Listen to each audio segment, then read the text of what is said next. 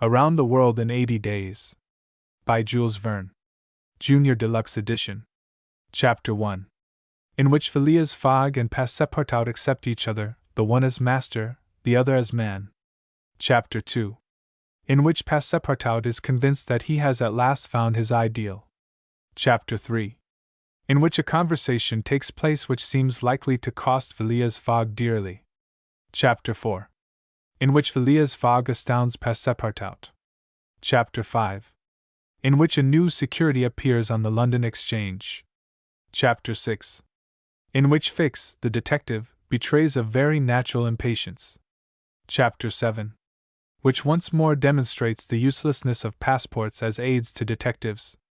Chapter 8. In which Passepartout talks rather more, perhaps, than is prudent. Chapter 9. In which the Red Sea and the Indian Ocean prove propitious to the designs of Phileas Fogg. Chapter 10. In which Passepartout is only too glad to get off with the loss of his shoes. Chapter 11. In which Phileas Fogg buys a curious means of conveyance at a fabulous price. Chapter 12. In which Phileas Fogg and his companions venture across the Indian forests, and what follows. Chapter 13. In which Passepartout receives a new proof that fortune favors the brave. Chapter 14. In which Phileas Fogg descends the whole length of the beautiful valley of the Ganges without ever thinking of seeing it. Chapter 15. In which the bag of banknotes disgorges some thousands of pounds more. Chapter 16. In which Fix does not seem to understand in the least what is said to him. Chapter 17. Showing what happened on the voyage from Singapore to Hong Kong. Chapter 18. In which Phileas Fogg, Passepartout, and Fix go each about his business. Chapter 19. In which Passepartout takes a too great interest in his master, and what comes of it. Chapter 20. In which Fix comes face to face with Phileas Fogg. Chapter 21. In which the master of the Tankadeer runs great risk of losing a reward of £200. Chapter 22. In which Passepartout finds out that, even at the Antipodes, it is convenient to have some money in one's pocket. Chapter 23. In which Passepartout's nose becomes outrageously long. Chapter 24. During which Mr. Fogg and party cross the Pacific Ocean. Chapter 25. In which a slight glimpse is had of San Francisco. Chapter 26. In which Phileas Fogg and party travel by the Pacific Railroad. Chapter 27. In which Passepartout undergoes, at a speed of 20 miles an hour, a course of Mormon history. Chapter 28. In which Passepartout does not succeed in making anybody listen to reason. Chapter 29. In which certain incidents are narrated which are only to be met with on American railroads. Chapter 30. In which Phileas Fogg simply does his duty. Chapter 31. Fix the detective considerably furthers the interests of Phileas Fogg. Chapter 32. In which Phileas Fogg engages in a direct struggle with bad fortune. Chapter 33. In which Phileas Fogg shows himself equal to the occasion. Chapter 34. In which Phileas Fogg at last reaches London. Chapter 35. In which Phileas Fogg does not have to repeat his orders to Passepartout twice. Chapter 36. In which Phileas Fogg's name is once more at a premium on the market. Chapter 37. In which it is shown that Phileas Fogg gained nothing by his tour around the world except happiness. Chapter 1. In which Phileas Fogg and Passepartout accept each other, the one as master, the other as man. Mr. Phileas Fogg lived, in 1872, at No. 7, Savile Row, Burlington Gardens. He was one of the most noticeable members of the Reform Club, though he seemed always to avoid attracting attention. This Phileas Fogg was a puzzling gentleman, about whom little was known, except that he was a polished man of the world. People said that he resembled the poet Byron, at least that his head was Byronic. But he was a bearded, peaceful Byron, who might live on 1,000 years without growing old. Certainly Phileas Fogg was an Englishman, but it was more doubtful whether he was a Londoner. He was never seen on 'Change, nor at the bank, nor in the counting rooms of this city. No ships ever came into London docks of which he was the owner. He had no public employment. He had never been entered at any of the Inns of Court, either at the Temple, or Lincoln's Inn, or Gray's Inn. Nor had he ever pleaded in the Court of Chancery, or in the Exchequer, or the Queen's Bench, or the ecclesiastical courts. He certainly was not a manufacturer, nor was he a merchant, or a gentleman farmer. His name was strange to the scientific and learned societies, and he never was known to take part in the sage deliberations of the Royal Institution, or the London Institution, the Artisans' Association, or the Institution of Arts and Sciences. He belonged, in fact, to none of the numerous societies which swarm in the English capital. Phileas Fogg was a member of the Reform, and that was all. The way in which he got admission to this exclusive club was simple enough. He was recommended by the Barings, with whom he had an open credit. His checks were regularly paid at sight from his account current, which was always flush. Was Phileas Fogg rich? Undoubtedly. But those who knew him best could not imagine how he had made his fortune, and Mr. Fogg was the last person to whom to go for the information. He was not lavish, nor, on the contrary, avaricious, for, whenever he knew that money was needed for a noble, useful, or benevolent purpose, he supplied it quietly and sometimes anonymously. He was, in short, the least communicative of men. He talked very little, and seemed all the more mysterious for his taciturn manner. His daily habits were quite open to observation, but whatever he did was so exactly the same thing that he had always done before, that the wits of the curious were fairly puzzled. Had he traveled? It was likely, for no one seemed to know the world more familiarly. There was no spot so secluded that he did not appear to have an intimate acquaintance with it. He often corrected, with a few clear words, the thousand conjectures advanced by members of the club as to lost and unheard of travelers, pointing out the true probabilities, and seeming as if gifted with a sort of second sight, so often did events justify his predictions. He must have traveled everywhere, at least in the spirit. It was at least certain that Phileas Fogg had not been away from London for many years. Those who were honored by a better acquaintance with him than the rest declared that nobody could pretend to have ever seen him anywhere else. His sole pastimes were reading the papers and playing whist. He often won at this game, which, as a quiet one, harmonized with his nature, but his winnings never went into his purse, being reserved as a fund for his charities. Mr. Fogg played, not to win, but for the sake of playing.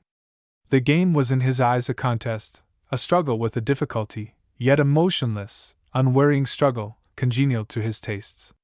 Phileas Fogg was not known to have either wife or children, which may happen to the most honest people, either relatives nor near friends, which is certainly more unusual. He lived alone in his house in Savile Row, where none ever entered. A single servant sufficed to serve him.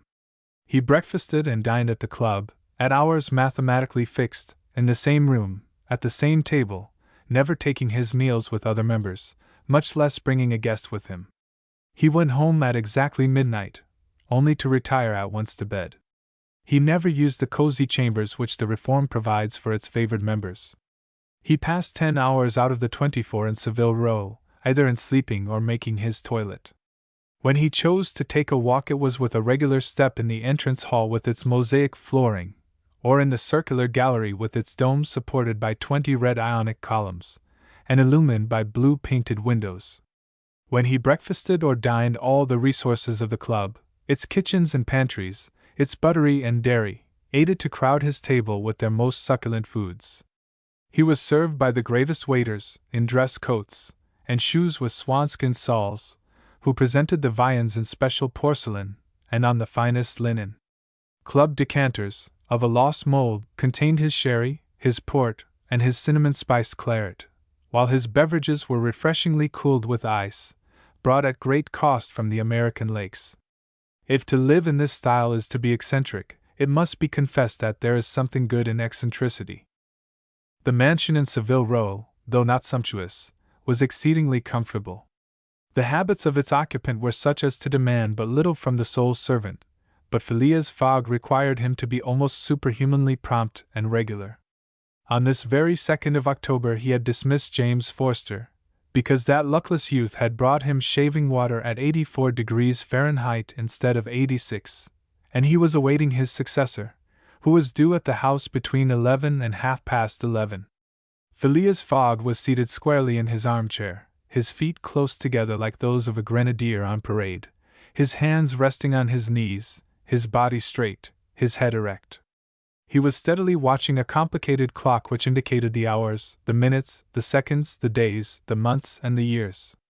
At exactly 11:30 Mr. Fogg would, according to his daily habit, quit Savile Row and go to the Reform. A rap at this moment sounded on the door of the cozy apartment where Phileas Fogg was seated, and James Forster, the dismissed servant, appeared. "The new servant," said he. A young man of 30 advanced and bowed. "You are a Frenchman, I believe?" asked Phileas Fogg. "And your name is John?" "Jean, if monsieur pleases," replied the newcomer. "Jean Passepartout, a surname which has clung to me because I have a natural aptness for going out of one business into another. I believe I'm honest, monsieur, but to be outspoken, I've had several trades. I've been an itinerant singer, a circus rider, when I used to vault like Leotard, and dance on a rope like Blondin. Then I got to be a professor of gymnastics, so as to make better use of my talents, and then I was a sergeant fireman at Paris, and assisted at many a big fire. But I left France 5 years ago, and wishing to taste the sweets of domestic life, took service as a valet here in England. Finding myself out of place, and hearing that Monsieur Phileas Fogg was the most exact and settled gentleman in the United Kingdom, I have come to Monsieur in the hope of living with him a tranquil life, and forgetting even the name of Passepartout." "Passepartout suits me," responded Mr. Fogg. "You are well recommended to me. I hear a good report of you. You know my conditions?" "Yes, monsieur." "Good. What time is it?" 22 minutes after 11. Returned Passepartout, drawing an enormous silver watch from the depths of his pocket. "You are too slow," said Mr. Fogg. "Pardon me, monsieur, it is impossible. You are 4 minutes too slow." "No matter. It's enough to mention the error. Now from this moment, 29 minutes after 11 a.m., this Wednesday, the 2nd of October, you are in my service." Phileas Fogg got up, took his hat in his left hand, put it on his head with an automatic motion, and went off without a word. Passepartout heard the street door shut once. It was his new master going out. He heard it shut again. It was his predecessor, James Forster, departing in his turn. Passepartout remained alone in the house in Savile Row. Chapter 2. In which Passepartout is convinced that he has at last found his ideal. "Faith," muttered Passepartout, somewhat flurried, "I've seen people at Madame Tussaud's as lively as my new master." Madame Tussaud's? People, let it be said, are of wax, and are much visited in London. Speech is all that is wanting to make them human. During his brief interview with Mr. Fogg, Passepartout had been carefully observing him.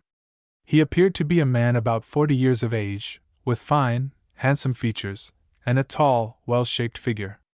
His hair and whiskers were light, his forehead compact and unwrinkled, his face rather pale, his teeth magnificent. His countenance possessed in the highest degree what physiognomists call repose in action, a quality of those who act rather than talk. Calm and phlegmatic, with a clear eye, Mr. Fogg seemed a perfect type of that English composure which Angelica Kauffmann has so skillfully represented on canvas. Seen in the various phases of his daily life, he gave the idea of being perfectly well balanced, as exactly regulated as a Leroy chronometer. Phileas Fogg was, indeed, exactitude personified, and this was betrayed even in the expression of his very hands and feet, for in men, as well as in animals, the limbs themselves are expressive of the passions. He was so exact that he was never in a hurry, was always ready, and was economical alike of his steps and his motions. He never took one step too many, and always went to his destination by the shortest cut. He made no superfluous gestures, and was never seen to be moved or agitated. He was the most deliberate person in the world, yet always reached his destination at the exact moment. He lived alone, and, so to speak, outside of every social relation, and as he knew that in this world account must be taken of friction, and that friction retards, he never rubbed against anybody. As for Passepartout, he was a true Parisian of Paris.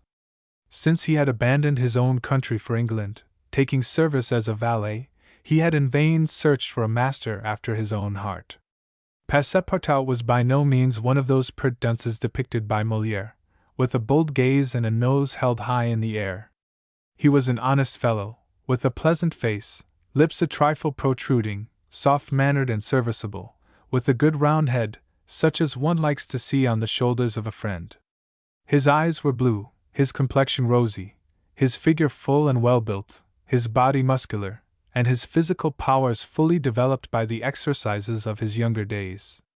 His brown hair was somewhat tumbled, for, while the ancient sculptors are said to have known 18 methods of arranging Minerva's tresses, Passepartout was familiar with but one way of fixing his own. 3 strokes of a large tooth comb completed his toilet.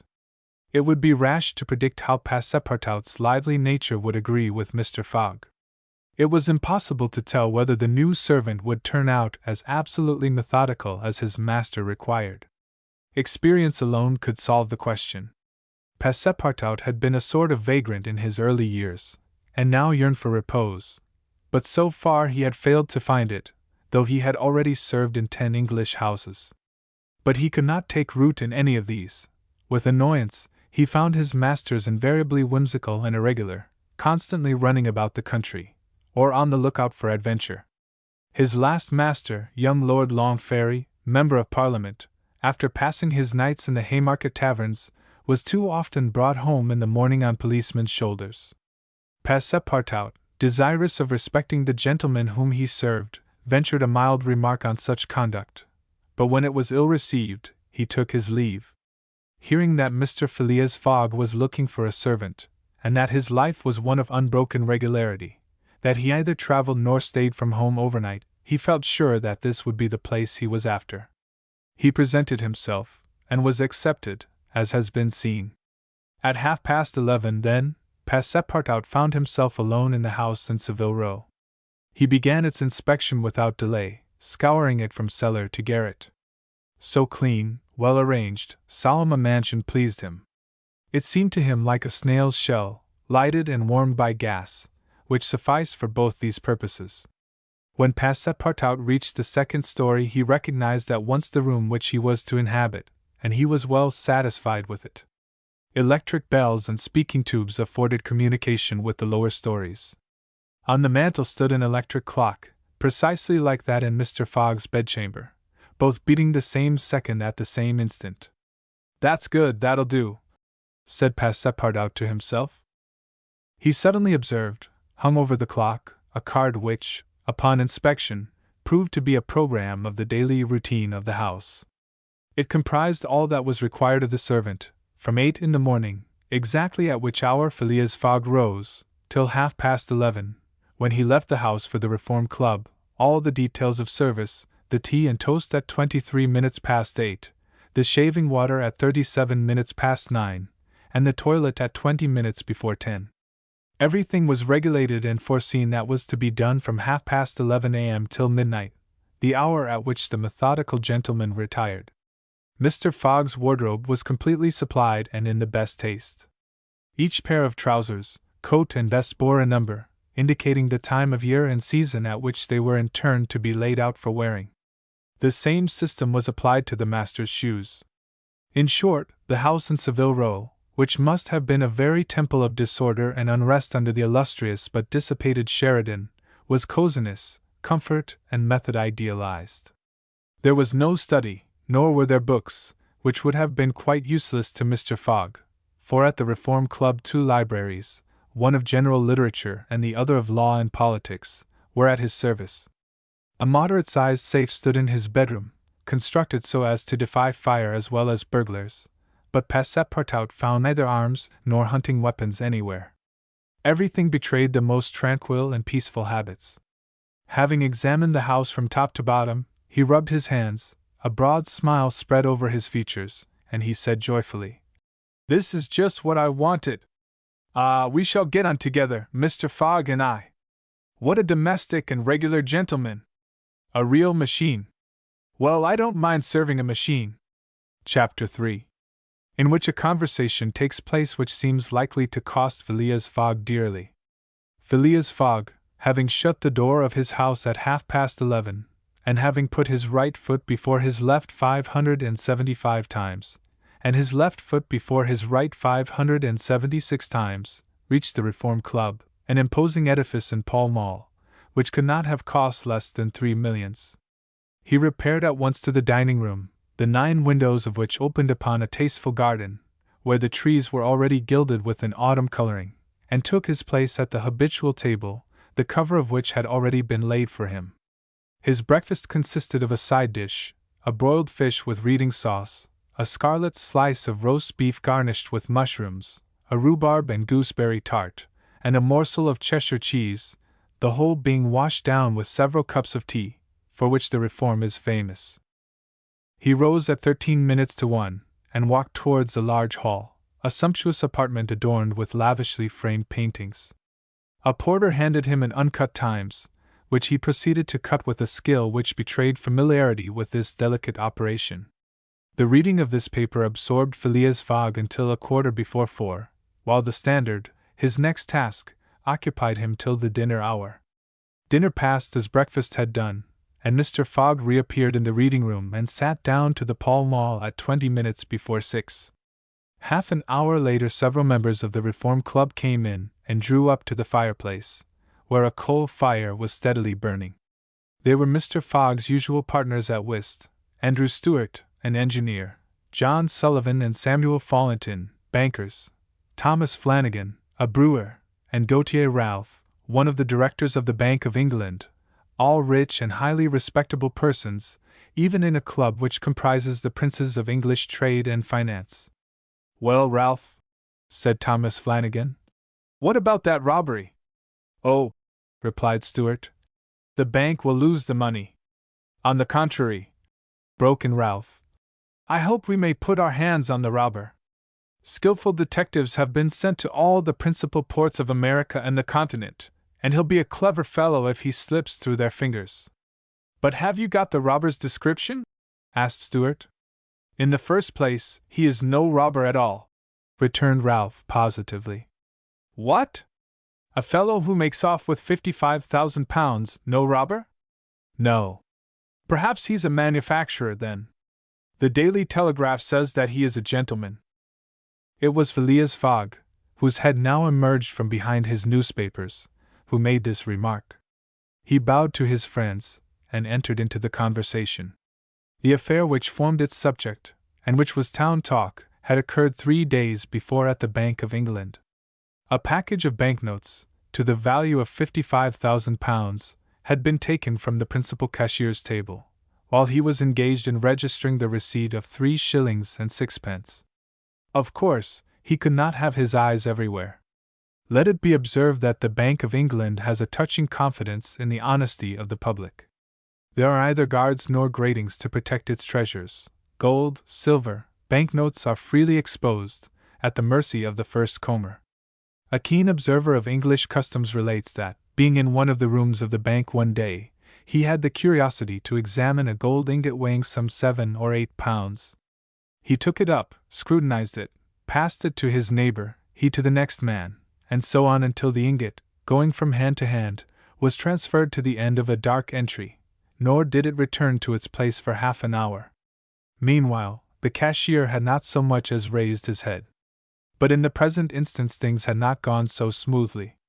The package of notes not being found when 5 o'clock sounded from the ponderous clock in the drawing office, the amount was passed to the account of profit and loss. As soon as the robbery was discovered, picked detectives hastened off to Liverpool, Glasgow, Havre, Suez, Brindisi, New York, and other ports, inspired by the promised reward of £2,000 and 5% on the sum that might be recovered. Detectives were also charged with narrowly watching those who arrived at or left London by rail, and a judicial examination was at once entered upon. There were real grounds for supposing, as the Daily Telegraph said, that the thief did not belong to a professional band. On the day of the robbery a well-dressed gentleman of polished manners, and with a well-to-do air, had been observed going to and fro in the paying room, where the crime was committed. A description of him was easily procured and sent to the detectives, and some hopeful spirits, of whom Ralph was one, did not despair of his apprehension. The papers and clubs were full of the affair, and everywhere people were discussing the probabilities of a successful pursuit. The Reform Club was especially agitated, several of its members being bank officials. Ralph would not concede that the work of the detectives was likely to be in vain, for he thought that the prize offered would greatly stimulate their zeal and activity. But Stuart was far from sharing this confidence, and, as they placed themselves at the whist table, they continued to argue the matter. Stuart and Flanagan played together, while Phileas Fogg had fallen in for his partner. As the game proceeded, the conversation ceased, excepting between the rubbers, when it revived again. "I maintain," said Stuart, "that the chances are in favor of the thief, who must be a shrewd fellow." "Well, but where can he fly to?" asked Ralph. "No country is safe for him." "Pshaw! Where could he go, then?" "Oh, I don't know that. The world is big enough." "It was once," said Phileas Fogg, in a low tone. "Cut, sir," he added, handing the cards to Thomas Flanagan. The discussion fell during the rubber, after which Stuart took up its thread. "What do you mean by once? Has the world grown smaller?" "Certainly," returned Ralph. "I agree with Mr. Fogg. The world has grown smaller, since a man can now go round it 10 times more quickly than 100 years ago. And that is why the search for this thief will be more likely to succeed. And also why the thief can get away more easily." "Be so good as to play, Mr. Stuart," said Phileas Fogg. But the incredulous Stuart was not convinced, and when the hand was finished, he said eagerly, "You have a strange way, Ralph, of proving that the world has grown smaller." "So, because you can go round it in 3 months." "In 80 days," interrupted Phileas Fogg. "That is true, gentlemen," added John Sullivan. "Only 80 days now that the section between Rahal and Allahabad, on the Great Indian Peninsula Railway, has been opened. Here is the estimate made by the Daily Telegraph. From London to Suez via Mont Cenis and Brindisi by rail and steamboats, 7 days from Suez to Bombay by steamer, 13 days from Bombay to Calcutta by rail, 3 days from Calcutta to Hong Kong by steamer, 13 days from Hong Kong to Yokohama, Japan by steamer, 6 days from Yokohama to San Francisco by steamer, 22 days from San Francisco to New York by rail, 7 days from New York to London by steamer and rail, 9 days. Total, 80 days. "Yes, in 80 days," exclaimed Stuart, who in his excitement made a false deal. "But that doesn't take into account bad weather, contrary winds, shipwrecks, railway accidents, and so on." "All included," returned Phileas Fogg, continuing to play despite the discussion. "But suppose the Hindus or Indians pull up the rails," replied Stuart. "Suppose they stop the trains, pillage the luggage vans, and scalp the passengers." "All included," calmly retorted Fogg, adding, as he threw down the cards, "2 trumps." Stuart, whose turn it was to deal, gathered them up, and went on. "You are right, theoretically, Mr. Fogg, but practically. Practically also, Mr. Stuart. I'd like to see you do it in 80 days. It depends on you. Shall we go?" "Heaven preserve me! But I would wager £4,000 that such a journey, made under these conditions, is impossible."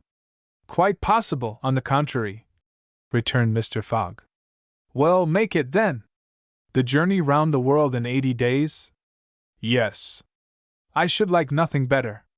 "When?" "At once. Only I warn you that I shall do it at your expense." "It's absurd," cried Stuart, who was beginning to be annoyed at the persistency of his friend. "Come, let's go on with the game." "Deal over again, then," said Phileas Fogg. "There's a false deal." Stuart took up the pack with a feverish hand, approached him. Her naked feet were smeared with mud, her head covered with a wretched bonnet, from which hung a tattered feather, and her shoulders shrouded in a ragged shawl. She mournfully asked for alms. Mr. Fogg took out the 20 guineas he had just won at whist, and handed them to the beggar, saying, "Here, my good woman. I'm glad that I met you," and passed on. Passepartout had a moist sensation about the eyes. His master's action touched his susceptible heart. 2 first-class tickets for Paris having been speedily purchased, Mr. Fogg was crossing the station to the train, when he perceived his 5 friends of the Reform Club.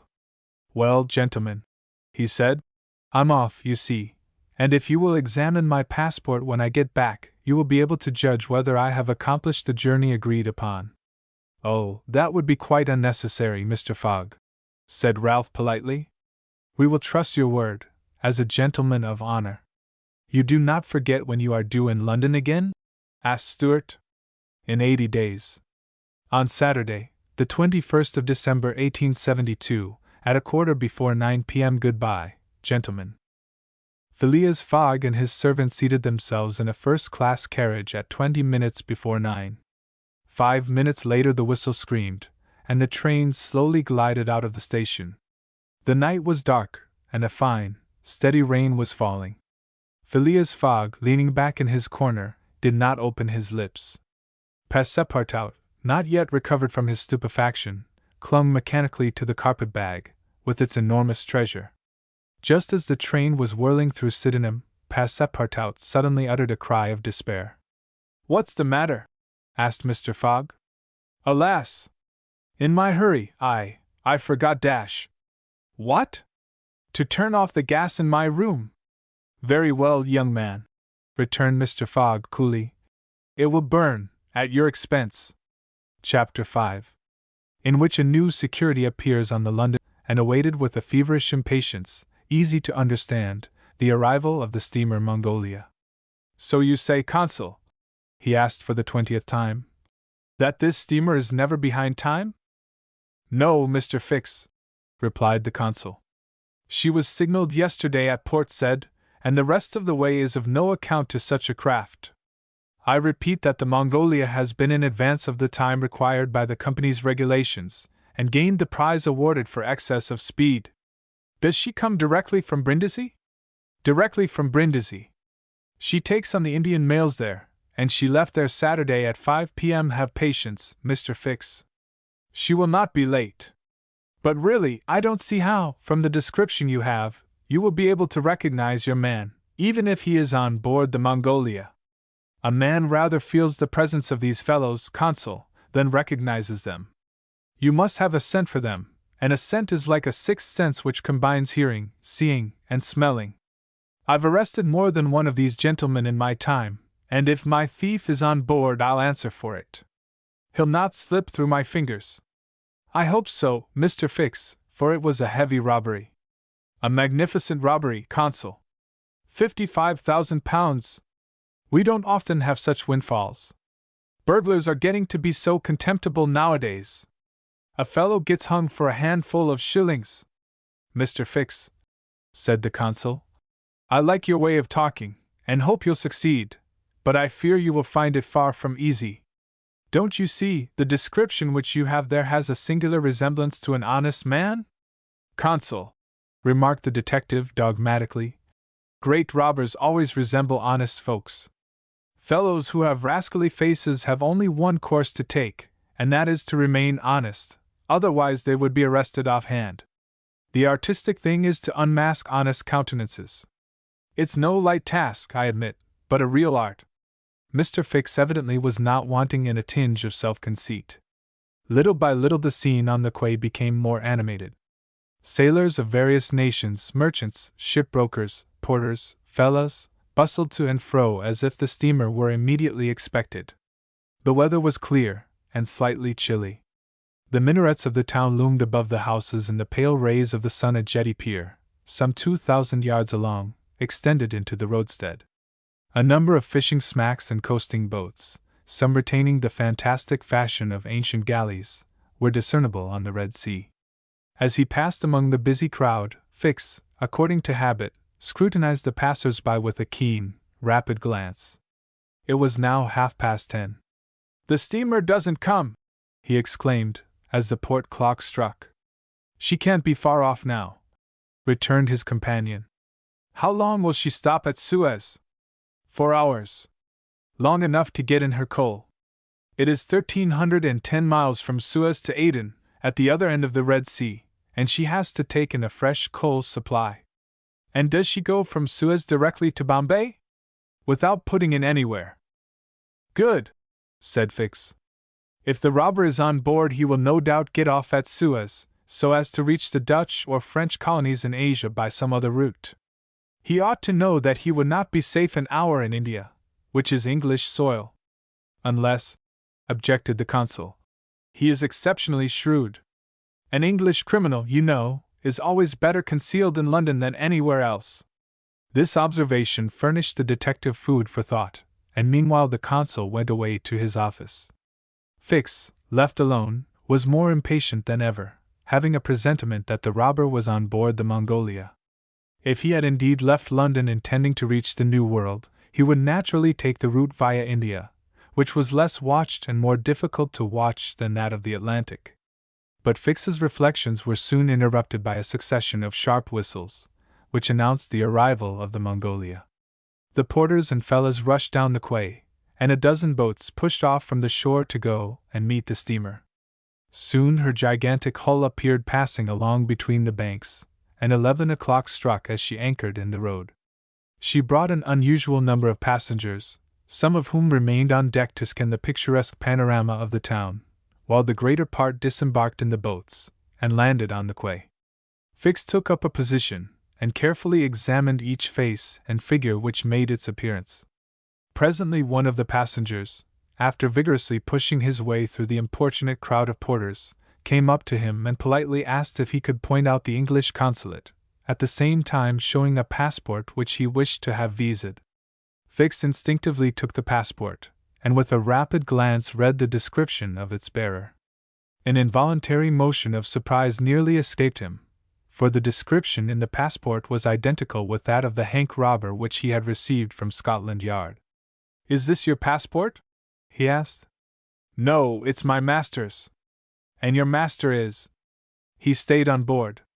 But he must go to the consul's in person, so as to establish his identity." "Oh, is that necessary?" "Quite indispensable." "And where is the consulate?" "There, on the corner of the square," said Fix, pointing to a house 200 steps off. "I'll go and fetch my master, who won't be much pleased, however, to be disturbed." The passenger bowed to Fix, and returned to the steamer.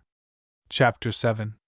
Which once more demonstrates the uselessness of passports as aids to detectives. The detective passed down the quay, and rapidly made his way to the consul's office, where he was at once admitted to the presence of that official. "Consul," he said without preamble, "I have strong reasons for believing that my man is a passenger on the Mongolia." And he narrated what had just passed concerning the passport. "Well, Mr. Fix," replied the consul, "I shall not be sorry to see the rascal's face, but perhaps he won't come here, that is, if he is the person you suppose him to be. A robber doesn't quite like to leave traces of his flight behind him, and besides, he is not obliged to have his passport countersigned. If he is as shrewd as I think he is, consul, he will come. To have his passport visaed? Yes. Passports are only good for annoying honest folks, and aiding in the flight of rogues. I assure you it will be quite the thing for him to do, but I hope you will not visa the passport." "Why not? If the passport is genuine, I have no right to refuse. Still, I must keep this man here until I can get a warrant to arrest him from London." "Ah, that's your lookout." "But I cannot." The consul did not finish his sentence, for as he spoke a knock was heard at the door, and 2 strangers entered, one of whom was the servant whom Fix had met on the quay. The other, who was his master, held out his passport with the request that the consul would do him the favor to visa it. The consul took the document, and carefully read it, while Fix observed, or rather devoured, the stranger with his eyes from a corner of the room. "You are Mr. Phileas Fogg?" said the consul, after reading the passport. "I am." "And this man is your servant?" "He is, a Frenchman named Passepartout." "You are from London?" "Yes." "And you are going?" "To Bombay." "Very good, sir. You know that a visa is useless, and that no passport is required?" "I know it, sir," replied Phileas Fogg. But I wish to prove, by your visa, that I came by Suez. Very well, sir. The consul proceeded to sign and date the passport, after which he added his official seal. Mr. Fogg paid the customary fee, coldly bowed, and went out, followed by his servant. Well? Queried the detective. Well, he looks and acts like a perfectly honest man, replied the consul. Possibly, but that is not the question. Do you think, consul, that this phlegmatic gentleman resembles, feature by feature, the robber whose description I have received? I concede that, but then, you know, all descriptions. I'll make certain of it, interrupted Fix. The servant seems to me less mysterious than the master. Besides, he's a Frenchman, and can't help talking. Excuse me for a little while, consul. Fix started off in search of Passepartout. Meanwhile, Mr. Fogg, after leaving the consulate, repaired to the quay, gave some orders to Passepartout, went off to the Mongolia in a boat, and descended to his cabin. He took up his notebook, which contained the following memoranda. Left London, Wednesday, October 2nd, at 8:45 p.m. Reached Paris, Thursday, October 3rd, at 7:20 a.m. Left Paris, Thursday, at 8:40 a.m. Reached Turin by Mont Cenis, Friday, October 4th, at 6:35 a.m. Left Turin, Friday, at 7:20 a.m. Arrived at Brindisi, Saturday, October 5th, at 4 p.m. Sailed on the Mongolia, Saturday, at 5 p.m. Reached Suez, Wednesday, October 9th, at 11 a.m. Total of hours spent, 158.5, or in days, 6 days and a half. These dates were inscribed in an itinerary divided into columns, indicating the month, the day of the month, and the day for the stipulated and actual arrivals at each principal point: Paris, Brindisi, Suez, Bombay, Calcutta, Singapore, Hong Kong, Yokohama, San Francisco, New York and London, from the 2nd of October to the 21st of December, and giving a space for setting down the gain made or the loss suffered on arrival at each locality. This methodical record thus contained an account of everything needed, and Mr. Fogg always knew whether he was behind or in advance of his time. On this Friday, October 9th, he noted his arrival at Suez, and observed that he had as yet neither gained nor lost. He sat down quietly to breakfast in his cabin, never once thinking of inspecting the town, being one of those Englishmen who are wont to see foreign countries through the eyes of their servants. Chapter 8. In which Passepartout talks rather more, perhaps, than is prudent. Fix soon rejoined Passepartout, who was lounging and looking about on the quay, as if he did not feel that he, at least, was obliged not to see anything. Well, my friend, said the detective, coming up with him, is your passport viséd? Ah, it's you, is it, monsieur? Responded Passepartout. Thanks, yes, the passport is all right. And you are looking about you? Yes, but we travel so fast that I seem to be journeying in a dream. So this is Suez? Yes. In Egypt? Certainly in Egypt. And in Africa? In Africa. In Africa, repeated Passepartout. Just think, monsieur, I had no idea that we should go farther than Paris, and all that I saw of Paris was between 20 minutes past 7 and 20 minutes before 9 in the morning, between the Northern and the Lyons stations, through the windows of a car, and in a driving rain. How I regret not having seen once more Père Lachaise and the circus in the Champs-Élysées. You are in a great hurry, then? I am not, but my master is. By the way, I must buy some shoes and shirts. We came away without trunks, only with a carpet-bag. I will show you an excellent shop for getting what you want. Really, monsieur, you are very kind. And they walked off together, Passepartout chatting volubly as they went along. Above all, he said, don't let me lose the steamer. You have plenty of time. It's only 12 o'clock. Passepartout pulled out his big watch. 12! He exclaimed. Why, it's only 8 minutes before 10. Your watch is slow. My watch! A family watch, monsieur, which has come down from my great-grandfather. It doesn't vary 5 minutes in the year. It's a perfect chronometer, look you. I see how it is, said Fix. You have kept London time, which is 2 hours behind that of Suez. You ought to regulate your watch at noon in each country. I regulate my watch? Never. Well, then, it will not agree with the sun. So much the worse for the sun, monsieur. The sun will be wrong, then. And the worthy fellow returned the watch to its fob with a defiant gesture. After a few minutes' silence, Fix resumed.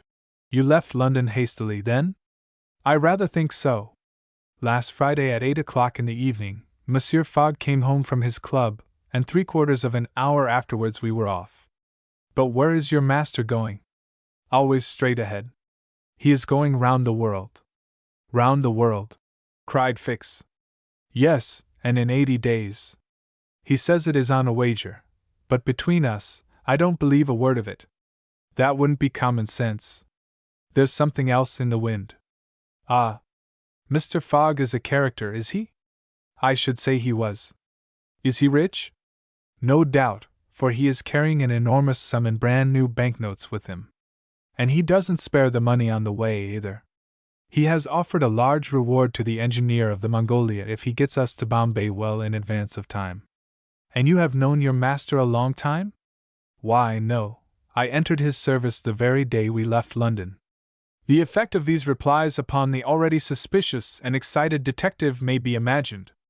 The hasty departure from London soon after the robbery, the large sum carried by Mr. Fogg, his eagerness to reach distant countries, the pretext of an eccentric and foolhardy bet, all confirmed Fix in his theory. He continued to pump poor Passepartout, and learned that he really knew little or nothing of his master, who lived a solitary existence in London, was said to be rich, though no one knew from where his riches came, and was mysterious and impenetrable in his affairs and habits. Fix felt sure that Phileas Fogg would not land at Suez, but was really going on to Bombay. Is Bombay far from here? Asked Passepartout. Pretty far. It is a 10 days' voyage by sea. And in what country is Bombay? India. In Asia? Certainly. The deuce. I was going to tell you, there's one thing that worries me, my burner. What burner? My gas burner, which I forgot to turn off, and which is at this moment burning, at my expense. I have calculated, monsieur, that I lose 2 shillings every 24 hours, exactly 6 pence more than I earn, and you will understand that the longer our journey. Did Fix pay any attention to Passepartout's trouble about the gas? It is not probable. He was not listening, but was cogitating a project. Passepartout and he had now reached the shop where Fix left his companion to make his purchases, after recommending him not to miss the steamer, and hurried back to the consulate. Now that he was fully convinced, Fix had quite recovered his equanimity. "Consul," said he, "I have no longer any doubt. I have spotted my man. He passes himself off as an odd stick who is going round the world in 80 days. Then he's a sharp fellow," returned the consul, "and counts on returning to London after putting the police of the 2 countries off his track." "We'll see about that," replied Fix. "But are you not mistaken?" "I am not mistaken. Why was this robber so anxious to prove, by the visa, that he had passed through Suez? Why? I have no idea, but listen to me." He reported in a few words the most important parts of his conversation with Passepartout. "In short," said the consul, "appearances are wholly against this man. And what are you going to do? Send a dispatch to London for a warrant of arrest to be dispatched instantly to Bombay, take passage on board the Mongolia, follow my rogue to India, and there, on English ground, arrest him politely, with my warrant in my hand, and my hand on his shoulder." Having uttered these words with a cool, careless air, the detective took leave of the consul, and repaired to the telegraph office, where he sent the dispatch which we have seen to the London police office. A quarter of an hour later found Fix, with a small bag in his hand, proceeding on board the Mongolia, and before many more moments, the noble steamer rode out at full steam upon the waters of the Red Sea. Chapter 9. In which the Red Sea and the Indian Ocean proved propitious to the designs of Phileas Fogg. The distance between Suez and Aden is precisely 1,310 miles, and the regulations of the company allowed the steamers 138 hours in which to traverse it. The Mongolia, thanks to the vigorous exertions of the engineer, seemed likely, so rapid was her speed, to reach her destination considerably within that time. The greater part of the passengers from Brindisi were bound for India, some for Bombay, others for Calcutta by way of Bombay, the nearest route there, now that a railway crosses the Indian peninsula. Among the passengers was a number of officials and military officers of various grades, the latter being either attached to the regular British forces or commanding the sepoy troops, and receiving high salaries ever since the central government has assumed the powers of the East India Company. What with the military men, a number of rich young Englishmen on their travels, and the hospitable efforts of the purser, the time passed quickly on the Mongolia. The best of fare was spread upon the cabin tables at breakfast, lunch, dinner, and the 8 o'clock supper, and the ladies scrupulously changed their attire twice a day. The hours were whirled away, when the sea was tranquil, with music, dancing, and games. But the Red Sea is full of caprice, and often boisterous, like most long and narrow gulfs. When the wind came from the African or Asian coast, the Mongolia, with her long hull, rolled fearfully. Then the ladies speedily disappeared below, the pianos were silent, singing and dancing suddenly ceased. Yet the good ship ploughed straight on, unretarded by wind or wave, towards the straits of Bab el-Mandeb. What was Phileas Fogg doing all this time? It might be thought that, in his anxiety, he would be constantly watching the changes of the wind, the disorderly raging of the billows, every change, in short, which might force the Mongolia to slacken her speed, and thus interrupt his journey. But if he thought of these possibilities, he did not betray the fact by any outward sign. Always the same impassible member of the Reform Club, whom no incident could surprise, as unvarying as the ship's chronometers, and seldom having the curiosity even to go upon the deck, he passed through the memorable scenes of the Red Sea with cold indifference. He did not care to recognize the historic towns and villages which, along its borders, raised their picturesque outlines against the sky, and betrayed no fear of the dangers of the Arabic Gulf, which the old historians always spoke of with horror, and upon which the ancient navigators never ventured without propitiating the gods by ample sacrifices. How did this eccentric personage pass his time on the Mongolia? He made his 4 hearty meals every day, regardless of the most persistent rolling and pitching on the part of the steamer, and he played whist indefatigably, for he had found partners as enthusiastic in the game as himself. A tax collector, on the way to his post at Goa, the Rev. Decimus Smith, returning to his parish at Bombay, and a brigadier general of the English army, who was about to rejoin his brigade at Benares, made up the party, and with Mr. Fogg, played whist by the hour together in absorbing silence. As for Passepartout, he, too, had escaped seasickness, and took his meals conscientiously in the forward cabin. He rather enjoyed the voyage, for he was well fed and well lodged, took a great interest in the scenes through which they were passing, and consoled himself with the delusion that his master's whim would end at Bombay. He was pleased, on the day after leaving Suez, to find on deck the obliging person with whom he had walked and chatted on the quays. "If I am not mistaken," he said, approaching this person, with his most amiable smile, "you are the gentleman who so kindly volunteered to guide me at Suez? Ah, I quite recognize you. You are the servant of the strange Englishman." "Just so, Monsieur Fix." "Monsieur Fix," resumed Passepartout. "I'm charmed to find you on board. Where are you bound?" "Like you, to Bombay." "That's capital. Have you made this trip before?" "Several times. I am one of the agents of the Peninsular Company." "Then you know India?" "Why, yes," replied Fix, who spoke cautiously. "A curious place, this India?" "Oh, very curious. Mosques, minarets, temples, fakirs, pagodas, tigers, snakes, elephants. I hope you will have ample time to see the sights." "I hope so, Monsieur Fix. You see, a man of sound sense ought not to spend his life jumping from a steamer upon a railway train, and from a railway train upon a steamer again, pretending to make the tour of the world in 80 days. No, all these gymnastics, you may be sure, will cease at Bombay." "And Mr. Fogg is getting on well?" asked Fix, in the most natural tone in the world. "Quite well, and I too. I eat like a famished ogre. It's the sea air. But I never see your master on deck." Never. He hasn't the least curiosity. Do you know, Mr. Passepartout, that this pretended tour in 80 days may conceal some secret errand, perhaps a diplomatic mission? Faith, Monsieur Fix, I assure you I know nothing about it, nor would I give half a crown to find out. After this meeting, Passepartout and Fix got into the habit of chatting together, the latter making it a point to gain the worthy man's confidence. He frequently offered him a glass of whiskey or pale ale in the steamer barroom, which Passepartout never failed to accept with graceful alacrity, mentally pronouncing Fix the best of good fellows. Meanwhile the Mongolia was pushing forward rapidly. On the 13th, Mocha, surrounded by its ruined walls where date trees were growing, was sighted, and on the mountains beyond vast coffee fields were seen. Passepartout was ravished to behold this celebrated place, and thought that, with its circular walls and dismantled fort, it looked like an immense coffee cup and saucer. The following night they passed through the Strait of Bab el Mandeb, which means in Arabic, the Bridge of Tears, and the next day they put in at Steamer Point, northwest of Aden Harbor, to take in coal. This matter of fueling steamers is a serious one at such distances from the coal mines. It costs the Peninsular Company some £800,000 a year.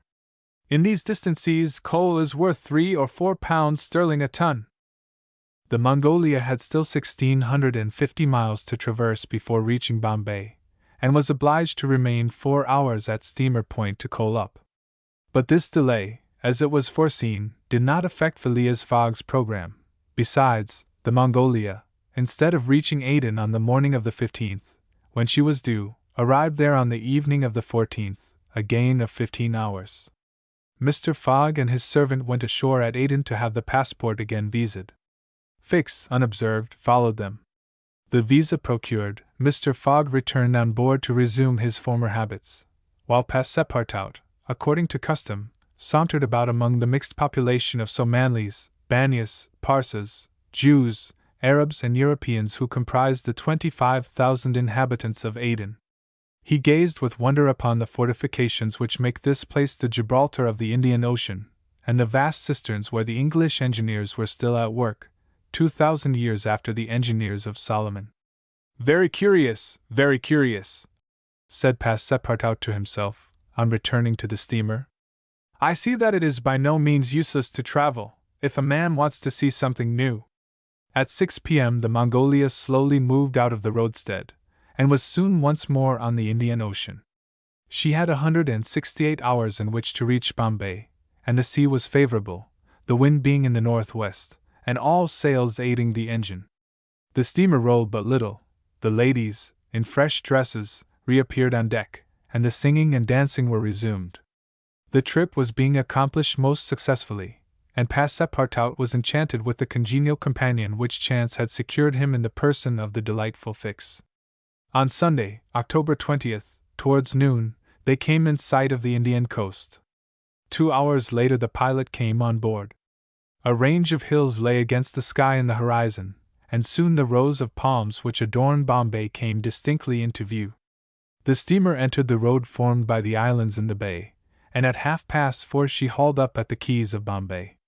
Phileas Fogg was in the act of finishing the 33rd rubber of the voyage, and his partner and himself having, by a bold stroke, captured all 13 of the tricks, concluded this fine campaign with a brilliant victory. The Mongolia was due at Bombay on the 22nd, she arrived on the 20th. This was a gain to Phileas Fogg of 2 days since his departure from London, and he calmly entered the fact in the itinerary, in the column of gains. Chapter 10. In which Passepartout is only too glad to get off with the loss of his shoes. Everybody knows that the great reverse triangle of land, with its base in the north and its apex in the south, which is called India, embraces 1,400,000 square miles, upon which is spread unequally a population of 180 millions of souls. The British Crown exercises a real and despotic dominion over the larger portion of this vast country, and has a Governor-General stationed at Calcutta, governors at Madras, Bombay and in Bengal, and a Lieutenant Governor at Agra. But British India, properly so called, only embraces 700,000 square miles, and a population of from 100 to 110 millions of inhabitants. A considerable portion of India is still free from British authority, and there are certain ferocious Rajas in the interior who are absolutely independent. The celebrated East India Company was all-powerful from 1756, when the English first gained a foothold on the spot where now stands the city of Madras, down to the time of the Great Sepoy insurrection. It gradually annexed province after province, purchasing them of the native chiefs, whom it seldom paid, and appointed the Governor-General and his subordinates, civil and military. But the East India Company has now passed away, leaving the British possessions in India directly under the control of the Crown. The aspect of the country, as well as the manners and distinctions of race, is daily changing. Formerly one was obliged to travel in India by the old unwieldy methods of going on foot or on horseback, in palanquins or unwieldy coaches. Now fast steamboats ply on the Indus and the Ganges, and a great railway, with branch lines joining the main line at many points on its route, traverses the peninsula from Bombay to Calcutta in 3 days. This railway does not run in a direct line across India. The distance between Bombay and Calcutta, as the bird flies, is only from 1,000 to 1,100 miles, but the deflections of the road increase this distance by more than a third. The general route of the Great Indian Peninsula Railway is as follows: leaving Bombay, it passes through Salsette, crossing to the continent opposite Tanna, goes over the chain of the Western Ghats, runs thence northeast as far as Burhampur, skirts the nearly independent territory of Bundelkhand, ascends to Allahabad, turns towards the east, meeting the Ganges at Benares, then departs from the river a little, and, descending southeastward by Burdivan and the French town of Chandanagar, ends at Calcutta. The passengers of the Mongolia went ashore at 4:30 p.m. At exactly 8 the train would start for Calcutta. Mr. Fogg, after bidding goodbye to his whist partners, left the steamer, gave his servant several errands to do, urged it upon him to be at the station promptly at 8, and with his regular step, which beat to the second, like an astronomical clock, directed his steps to the passport office. As for the wonders of Bombay, its famous city hall, its splendid library, its forts and docks, its bazaars, mosques, synagogues, its Armenian churches and the noble pagoda on Malabar Hill, with its 2 polygonal towers, he cared not a straw to see them. He would not deign to examine even the masterpieces of Elephanta, or the mysterious Hypagia, concealed southeast from the docks, or those fine remains of Buddhist architecture, the Kanherian grottos of the island of Salsette. Having transacted his business at the passport office, Phileas Fogg repaired quietly to the railway station, where he ordered dinner. Among the dishes served up to him, the landlord especially recommended a certain giblet of native rabbit, on which he prided himself. Mr. Fogg accordingly tasted the dish, but despite its spice sauce, found it far from palatable. He rang for the landlord, and on his appearance said, fixing his clear eyes upon him, "Is this rabbit, sir?" "Yes, my lord," the rogue boldly replied. "Rabbit from the jungles." "And this rabbit did not mew when he was killed?" "Mew, my lord!" "What, a rabbit mew?" "I swear to you." "Be so good, landlord, as not to swear, but remember this: cats were formerly considered, in India, as sacred animals." "That was a good time." "For the cats, my lord?" "Perhaps for the travelers as well." After which Mr. Fogg quietly continued his dinner.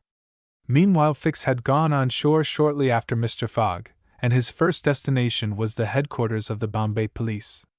He made himself known as a London detective, told his business at Bombay, and the position of affairs relative to the supposed robber, and nervously asked if a warrant had arrived from London. It had not reached the office; indeed, there had not yet been time for it to arrive. Fix was very disappointed, and tried to obtain an order of arrest from the director of the Bombay police.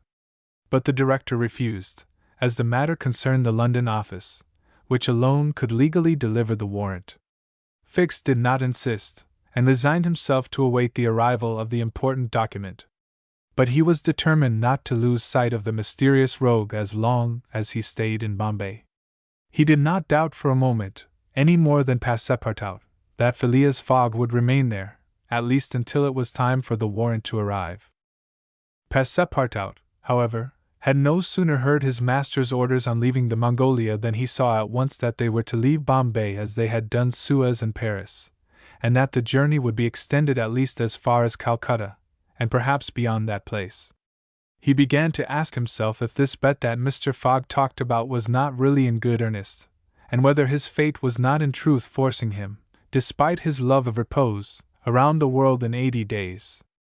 Having purchased the usual quota of shirts and shoes, he took a leisurely promenade about the streets, where crowds of people of many nationalities, Europeans, Persians with pointed caps, Banyas with round turbans, Sinds with square bonnets, Parsis with black mitres and long-robed Armenians, were collected. It happened to be the day of a Parsi festival. These descendants of the sect of Zoroaster, the most thrifty, civilized, intelligent and austere of the East Indians, among whom are counted the richest native merchants of Bombay, were celebrating a sort of religious carnival, with processions and shows, in the midst of which Indian dancing girls, clothed in rose-colored gauze, looped up with gold and silver, danced airily, but with perfect modesty, to the sound of viols and the clanging of tambourines. It is needless to say that Passepartout watched these curious ceremonies with staring eyes and gaping mouth, and that his countenance was that of the greenest booby imaginable. Unhappily for his master, as well as himself, his curiosity drew him unconsciously farther off than he intended to go. At last, having seen the Parsi carnival wind away in the distance, he was turning his steps towards the station, when he happened to see the splendid pagoda on Malabar Hill, and was seized with an irresistible desire to view its interior. He was quite ignorant that it is forbidden to Christians to enter certain Indian temples, and that even the faithful must not go in without first leaving their shoes outside the door. It may be said here that the wise policy of the British government severely punishes a disregard of the practices of the native religions. Passepartout, however, thinking no harm, went in like a simple tourist, and was soon lost in admiration of the splendid Brahmin ornamentation which everywhere met his eyes, when suddenly he found himself sprawling on the sacred flagging. He looked up to behold 3 enraged priests, who fell upon him, tore off his shoes and began to beat him with loud, savage exclamations. The agile Frenchman was soon upon his feet again, and lost no time in knocking down 2 of his long-gowned adversaries with his fists and vigorous kicks. Then, rushing out of the pagoda as fast as his legs could carry him, he escaped the 3rd priest by mingling with the crowd in the streets.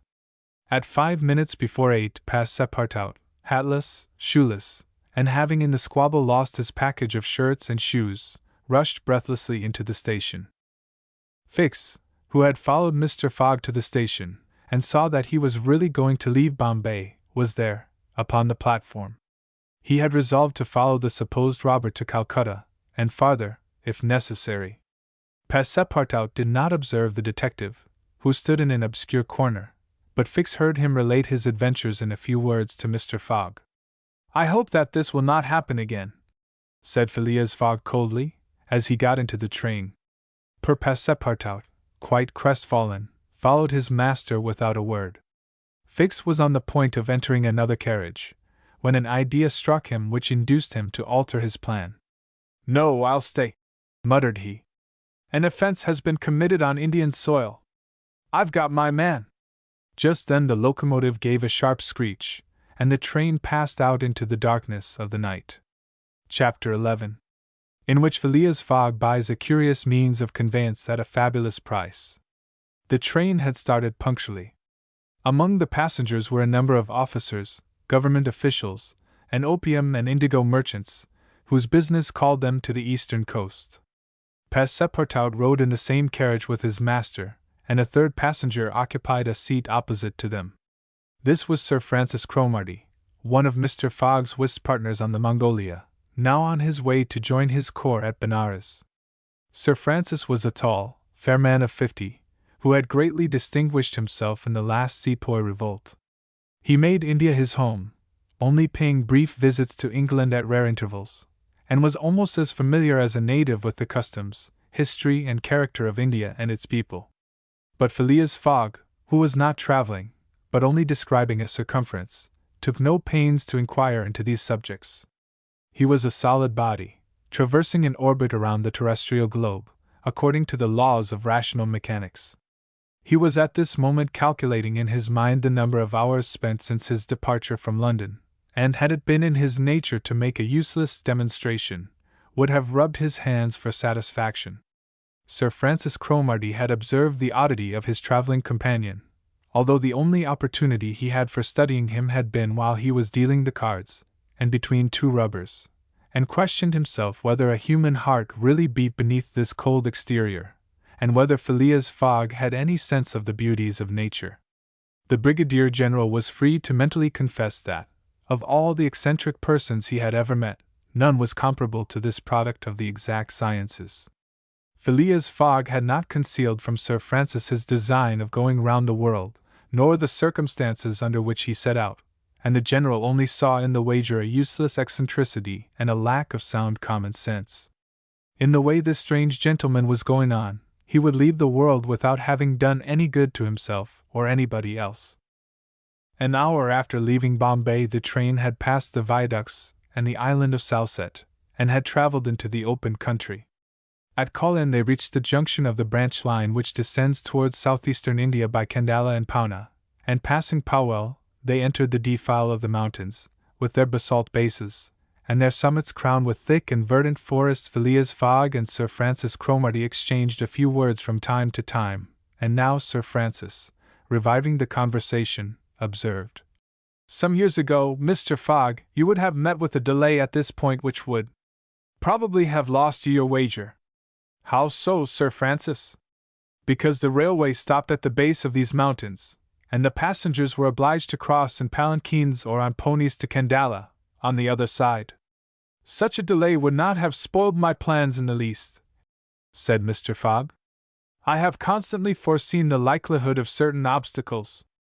"But, Mr. Fogg," pursued Sir Francis, "you run the risk of having some difficulty about this worthy fellow's adventure at the pagoda." Passepartout, his feet comfortably wrapped in his travelling blanket, was sound asleep and did not dream that anybody was talking about him. "The government is very severe about that kind of offense. It takes particular care that the religious customs of the Indians should be respected, and if your servant were caught—" "Very well, Sir Francis," replied Mr. Fogg. "If he had been caught he would have been condemned and punished, and then would have quietly returned to Europe. I don't see how this affair could have delayed his master." The conversation fell again. During the night the train left the mountains behind, and passed Nasik, and the next day proceeded over the flat, well-cultivated country of the Khandish, with its straggling villages, above which rose the minarets of the pagodas. This fertile territory is watered by numerous small rivers and limpid streams, mostly tributaries of the god Avery. Passepartout, on waking and looking out, could not realize that he was actually crossing India in a railway train. The locomotive, guided by an English engineer and fed with English coal, threw out its smoke upon cotton, coffee, nutmeg, clove and pepper plantations, while the steam curled in spirals around groups of palm trees, in the midst of which were seen picturesque bungalows, viharis, like abandoned monasteries, and marvelous temples enriched by the exhaustless ornamentation of Indian architecture. Then they came upon vast tracts extending to the horizon, with jungles inhabited by snakes and tigers, which fled at the noise of the train, succeeded by forests penetrated by the railway, and still haunted by elephants which, with pensive eyes, gazed at the train as it passed. The travelers crossed, beyond Milligam, the fatal country so often stained with blood by the sectaries of the goddess Kali. Not far off rose Ellora, with its graceful pagodas, and the famous Aurungabad, capital of the ferocious Aurangzeb, now the chief town of one of the detached provinces of the kingdom of the Nizam. It was thereabouts that Feringhia, the Thugji chief, king of the Stranglers, held his sway. These ruffians, united by a secret bond, strangled victims of every age in honor of the goddess Death, without ever shedding blood. There was a period when this part of the country could scarcely be traveled over without corpses being found in every direction. The English government has succeeded in greatly diminishing these murders, though the Thugjis still exist, and pursue the exercise of their horrible rites. At 12:30 the train stopped at Burhampur, where Passepartout was able to purchase some Indian slippers, ornamented with false pearls, in which, with evident vanity, he proceeded to encase his feet.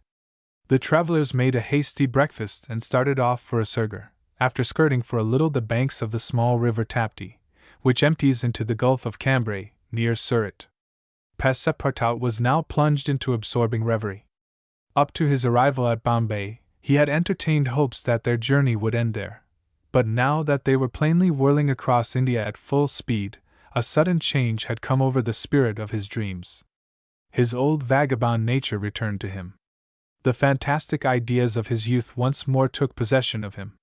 He came to regard his master's project as intended in good earnest, believed in the reality of the bet, and therefore in the tour of the world and the necessity of making it without fail within the designated period.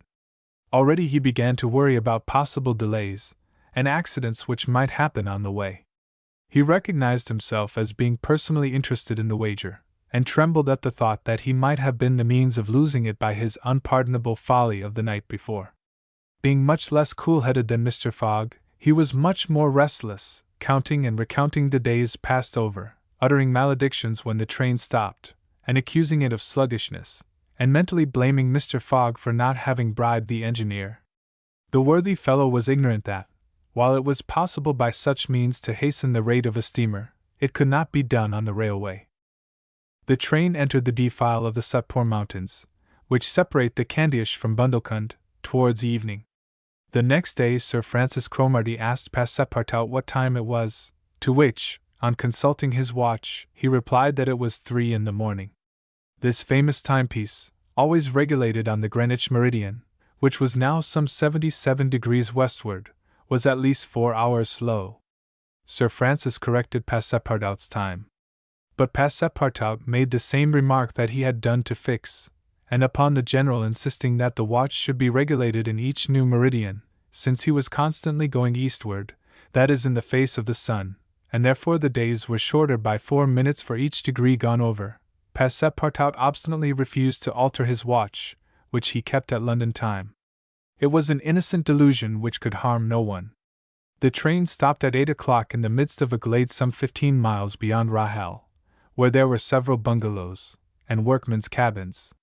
The conductor, passing along the carriages, shouted, "Passengers will get out here!" Phileas Fogg looked at Sir Francis Cromarty for an explanation, but the general did not know why a halt had been called in the midst of this forest of dates and acacias. Passepartout, not less surprised, rushed out and speedily returned, crying, "Monsieur, no more railway!" "What do you mean?" asked Sir Francis. "I mean to say that the train isn't going on." The general at once stepped out, while Phileas Fogg calmly followed him, and they proceeded together to the conductor. "Where are we?" asked Sir Francis. "At the hamlet of Colby." "Do we stop here?" "Certainly." "The railway isn't finished." "What? Not finished?" "No, there's still a matter of 50 miles to be laid from here to Allahabad, where the line begins again. But the papers announced the opening of the railway throughout." "What would you have, officer?" "The papers were mistaken." "Yet you sell tickets from Bombay to Calcutta," retorted Sir Francis, who was growing warm. "No doubt," replied the conductor. "But the passengers know that they must provide means of transportation for themselves from Colby to Allahabad." Sir Francis was furious. Passepartout would willingly have knocked the conductor down, and did not dare to look at his master. "Sir Francis," said Mr. Fogg quietly, "we will, if you please, look about for some means of conveyance to Allahabad. Mr. Fogg, this is a delay greatly to your disadvantage." "No, Sir Francis, it was foreseen." "What? You knew that the way?" "Not at all, but I knew that some obstacle or other would sooner or later arise on my route. Nothing, therefore, is lost. I have 2 days, which I have already gained, to sacrifice. A steamer leaves Calcutta for Hong Kong at noon, on the 25th. This is the 22nd, and we shall reach Calcutta in time." There was nothing to say to so confident a response. It was but too true that the railway came to a termination at this point. The papers were like some watches, which have a way of running too fast, and had been premature in their announcement of the completion of the line.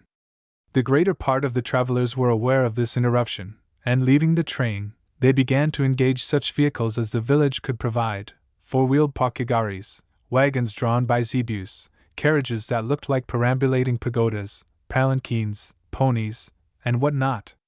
Mr. Fogg and Sir Francis Cromarty, after searching the village from end to end, came back without having found anything. "I shall go afoot," said Phileas Fogg. Passepartout, who had now rejoined his master, made a wry grimace, as he thought of his magnificent, but too frail Indian shoes. Happily he too had been looking about him, and after a moment's hesitation said, "Monsieur, I think I have found a means of conveyance." "What?" "An elephant. An elephant that belongs to an Indian who lives but 100 steps from here." "Let's go and see the elephant," replied Mr. Fogg. They soon reached a small hut, near which, enclosed within some high palings, was the animal in question. An Indian came out of the hut, and, at their request, conducted them within the enclosure. The elephant, which its owner had reared, not for a beast of burden, but for warlike purposes, was half domesticated.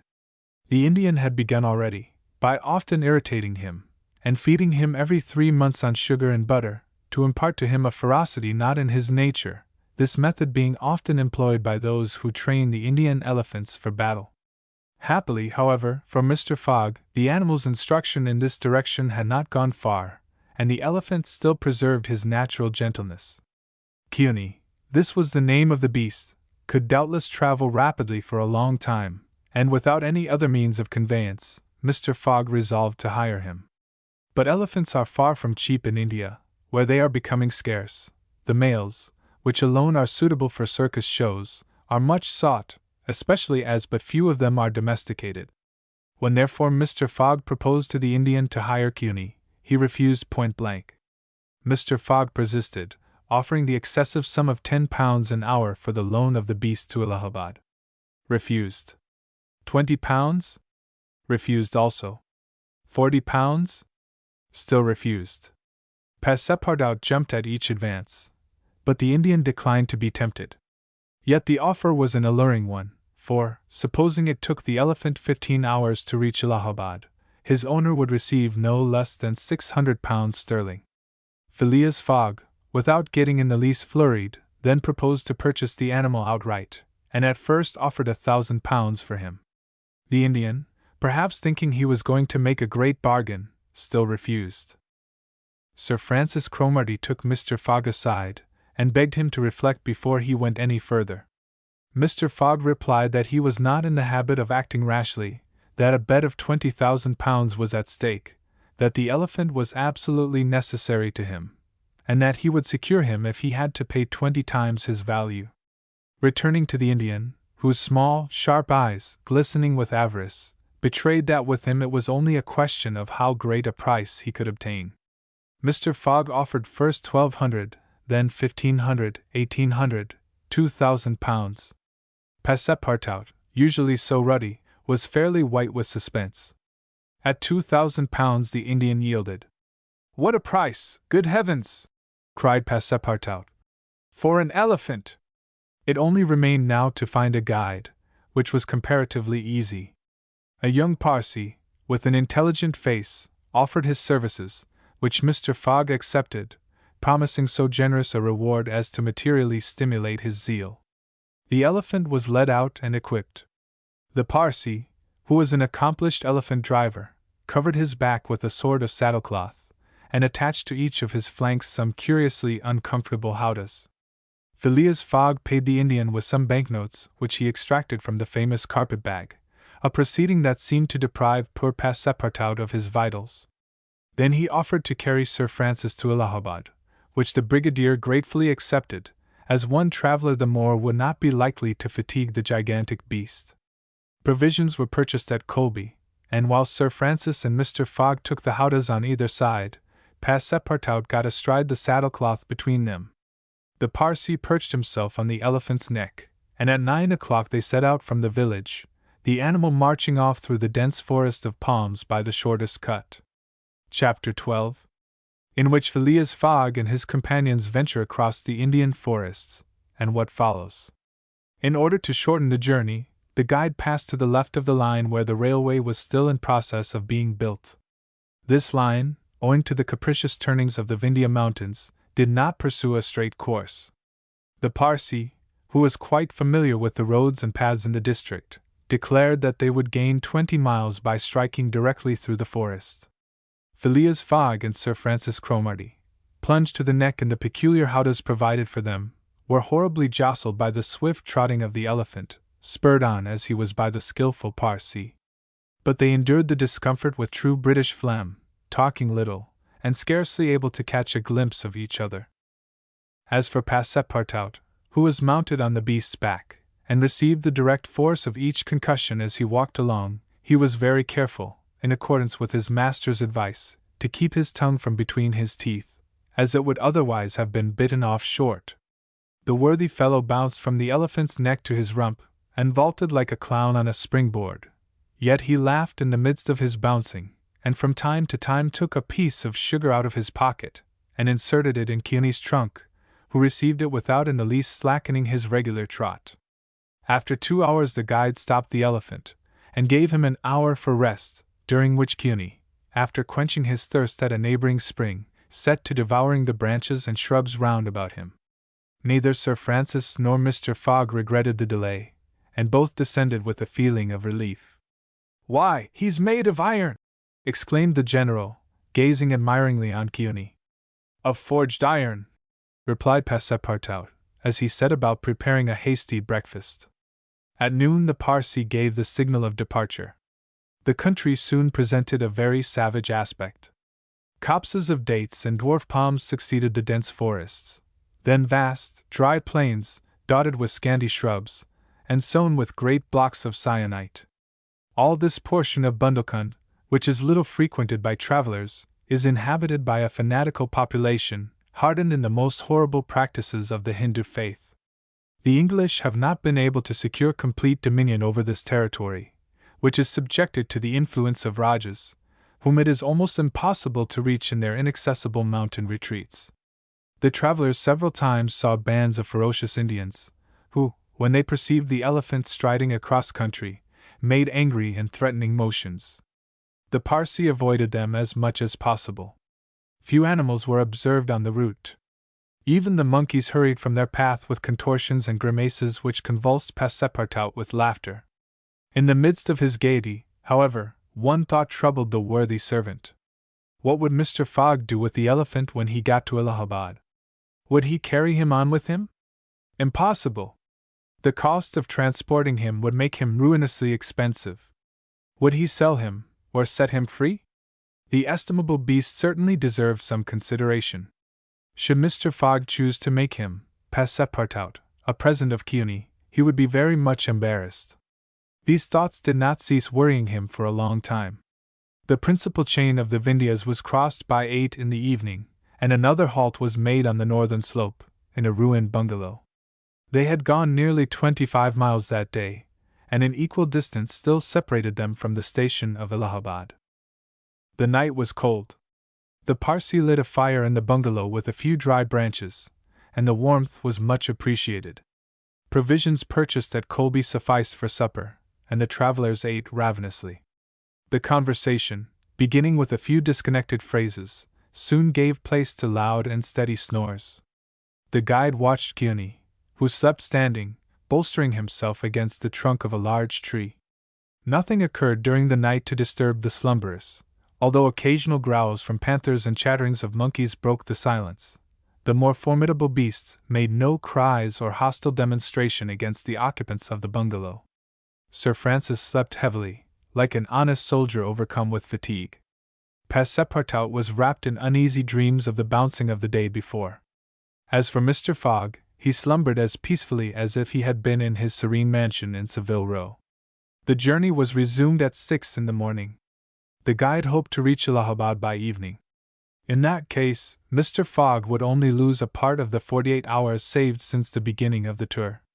Kearney, resuming his rapid gait, soon descended the lower spurs of the Vindhyas, and towards noon they passed by the village of Callinger, on the Kani, one of the branches of the Ganges. The guide avoided inhabited places, thinking it safer to keep the open country, which lies along the first depressions of the basin of the great river. Allahabad was now only 12 miles to the northeast. They stopped under a clump of bananas, the fruit of which, as healthy as bread and as succulent as cream, was eaten and appreciated. At 2 o'clock the guide entered a thick forest which extended several miles. He preferred to travel under cover of the woods. They had not as yet had any unpleasant encounters, and the journey seemed on the point of being successfully accomplished, when the elephant, becoming restless, suddenly stopped. It was then 4 o'clock. "What's the matter?" asked Sir Francis, putting out his head. "I don't know, officer," replied the Parsee, listening attentively to a confused murmur which came through the thick branches. The murmur soon became more distinct. It now seemed like a distant concert of human voices accompanied by brass instruments.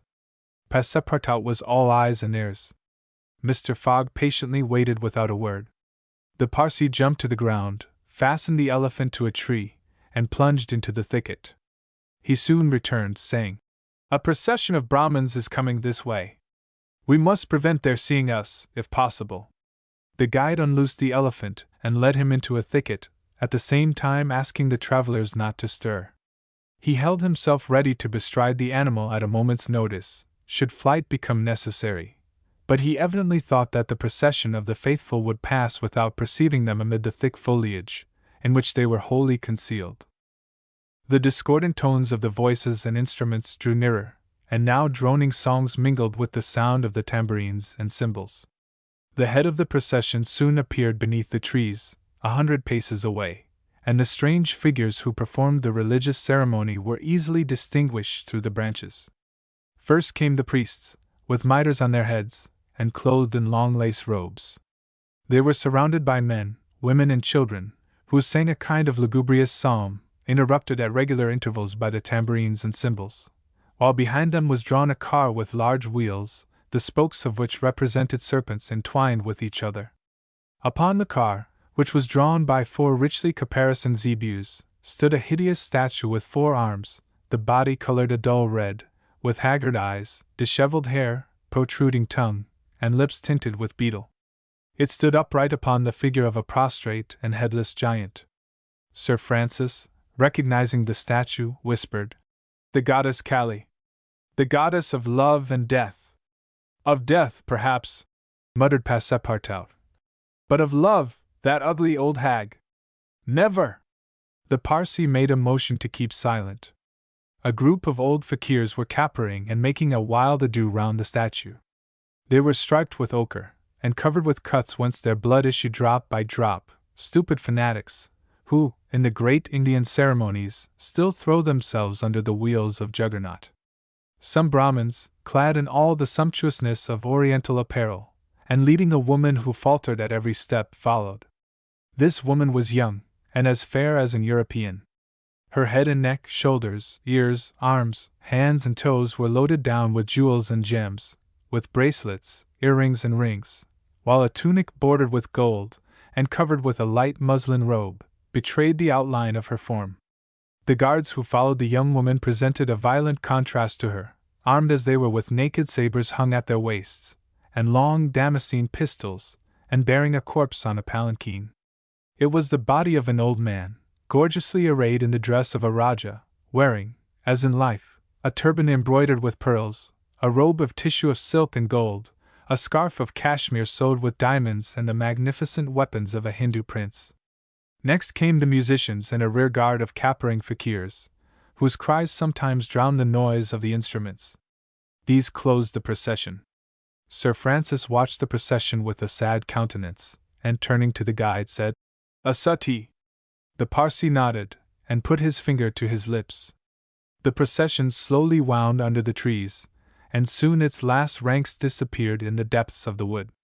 The songs gradually died away. Occasionally cries were heard in the distance, until at last all was silence again. Phileas Fogg had heard what Sir Francis said, and, as soon as the procession had disappeared, asked, "What is a suttee?" "A suttee," returned the general, "is a human sacrifice, but a voluntary one. The woman you have just seen will be burned tomorrow at the dawn of day." "Oh, the scoundrels!" cried Passepartout, who could not repress his indignation. "And the corpse?" asked Mr. Fogg. "Is that of the prince, her husband?" said the guide. "An independent Rajah of Bundelkund." "Is it possible?" resumed Phileas Fogg, his voice betraying not the least emotion. "That these barbarous customs still exist in India, and that the English have been unable to put a stop to them? These sacrifices do not occur in the larger portion of India," replied Sir Francis. "But we have no power over these savage territories, and especially here in Bundelkund. The whole district north of the Vindhyas is the theatre of incessant murders and pillage." "The poor wretch!" exclaimed Passepartout. "To be burned alive!" "Yes," returned Sir Francis, "burned alive. And if she were not, you cannot conceive what treatment she would be obliged to submit to from her relatives. They would shave off her hair, feed her on a scanty allowance of rice, treat her with contempt. She would be looked upon as an unclean creature, and would die in some corner, like a scurvy dog. The prospect of so frightful an existence drives these poor creatures to the sacrifice much more than love or religious fanaticism. Sometimes, however, the sacrifice is really voluntary, and it requires the active interference of the government to prevent it. Several years ago, when I was living at Bombay, a young widow asked permission of the governor to be burned along with her husband's body, but, as you may imagine, he refused. The woman left the town, took refuge with an independent Rajah, and there carried out her self-devoted purpose." While Sir Francis was speaking, the guide shook his head several times, and now said, "The sacrifice which will take place tomorrow at dawn is not a voluntary one." "How do you know?" "Everybody knows about this affair in Bundelkund." "But the wretched creature did not seem to be making any resistance," observed Sir Francis. "That was because they had intoxicated her with fumes of hemp and opium." "But where are they taking her?"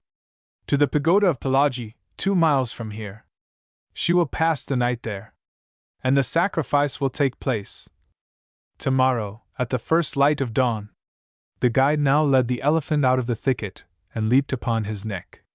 Just at the moment that he was about to urge Kearney forward with a peculiar whistle, Mr. Fogg stopped him, and turning to Sir Francis Cromarty said, "Suppose we save this woman."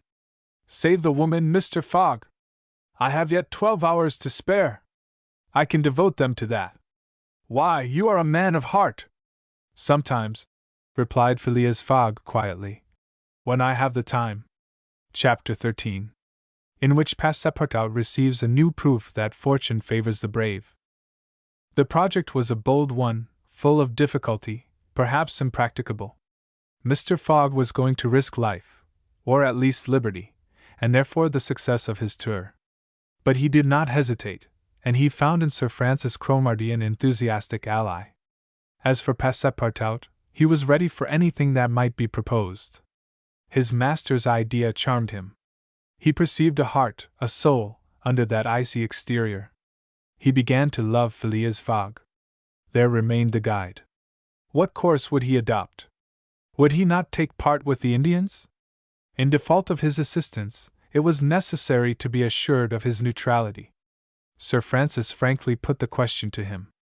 "Officer," replied the guide, "I am a Parsee, and this woman is a Parsee. Command me as you will." "Excellent," said Mr. Fogg. "However," resumed the guide, "it is certain not only that we shall risk our lives, but horrible tortures if we are taken." "That is foreseen," replied Mr. Fogg. "I think we must wait till night before acting." "I think so," said the guide. The worthy Indian then gave some account of the victim, who, he said, was a celebrated beauty of the Parsee race, and the daughter of a wealthy Bombay merchant. She had received a thoroughly English education in that city, and from her manners and intelligence, would be thought an European. Her name was Uda. Left an orphan, she was married against her will to the old Rajah of Bundelkund, and knowing the fate that awaited her, she escaped, was retaken, and devoted by the Rajah's relatives, who had an interest in her death, to the sacrifice from which it seemed she could not escape. The Parsee's narrative only confirmed Mr. Fogg and his companions in their generous design. It was decided that the guide should direct the elephant towards the pagoda of Pelagie, which he accordingly approached as quickly as possible.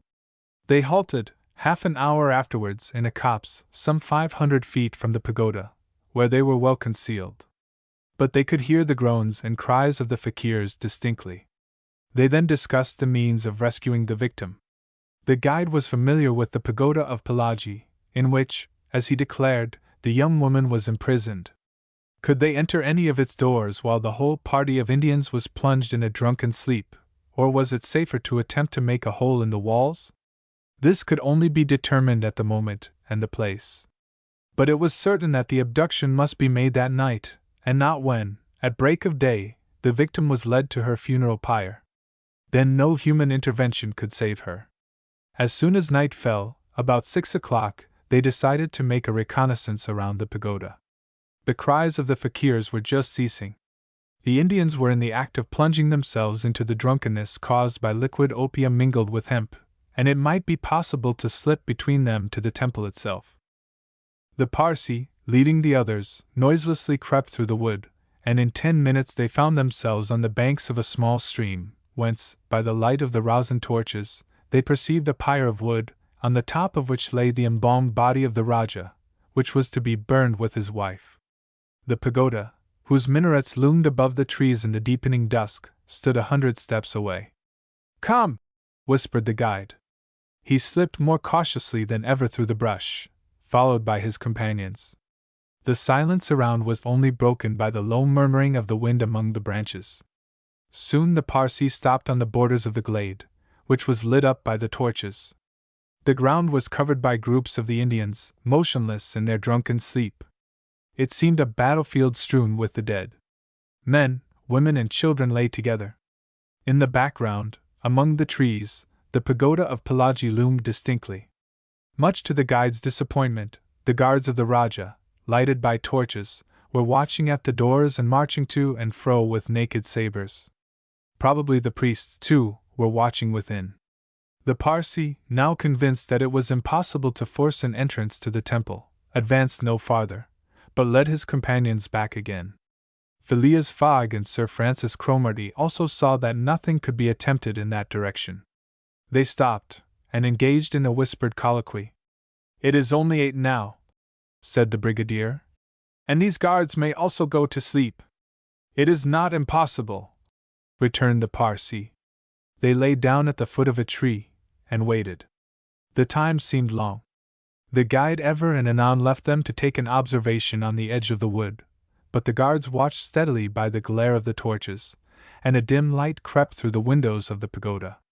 They waited till midnight, but no change took place among the guards, and it became apparent that their yielding to sleep could not be counted on. The other plan must be carried out. An opening in the walls of the pagoda must be made. It remained to ascertain whether the priests were watching by the side of their victim as assiduously as were the soldiers at the door. After a last consultation, the guide announced that he was ready for the attempt, and advanced, followed by the others. They took a roundabout way, so as to get at the pagoda on the rear. They reached the walls about 12:30, without having met anyone. Here there was no guard, nor were there either windows or doors. The night was dark.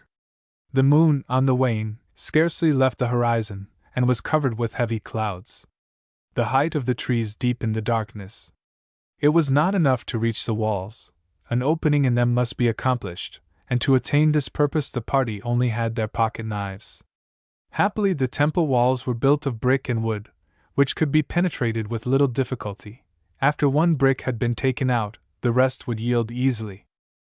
They set noiselessly to work, and the Parsee on one side and Passepartout on the other began to loosen the bricks so as to make an aperture 2 feet wide. They were getting on rapidly, when suddenly a cry was heard in the interior of the temple, followed almost instantly by other cries replying from the outside. Passepartout and the guide stopped. Had they been heard? Was the alarm being given? Common prudence urged them to retire, and they did so, followed by Phileas Fogg and Sir Francis. They again hid themselves in the wood, and waited till the disturbance, whatever it might be, ceased, holding themselves ready to resume their attempt without delay. But awkwardly enough, the guards now appeared at the rear of the temple, and there installed themselves, in readiness to prevent a surprise. It would be difficult to describe the disappointment of the party, thus interrupted in their work. They could not now reach the victim. How, then, could they save her? Sir Francis shook his fists, Passepartout was beside himself, and the guide gnashed his teeth with rage. The tranquil fog waited, without betraying any emotion. "We have nothing to do but to go away," whispered Sir Francis.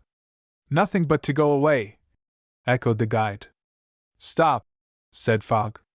"I am only due at Allahabad tomorrow before noon." "But what can you hope to do?" asked Sir Francis.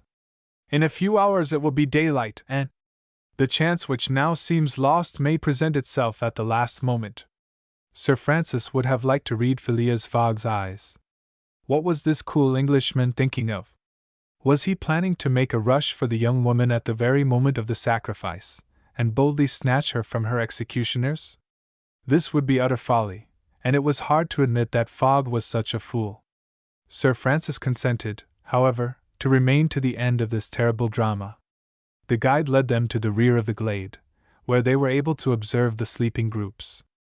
Meanwhile Passepartout, who had perched himself on the lower branches of a tree, was resolving an idea which had at first struck him like a flash, and which was now firmly lodged in his brain.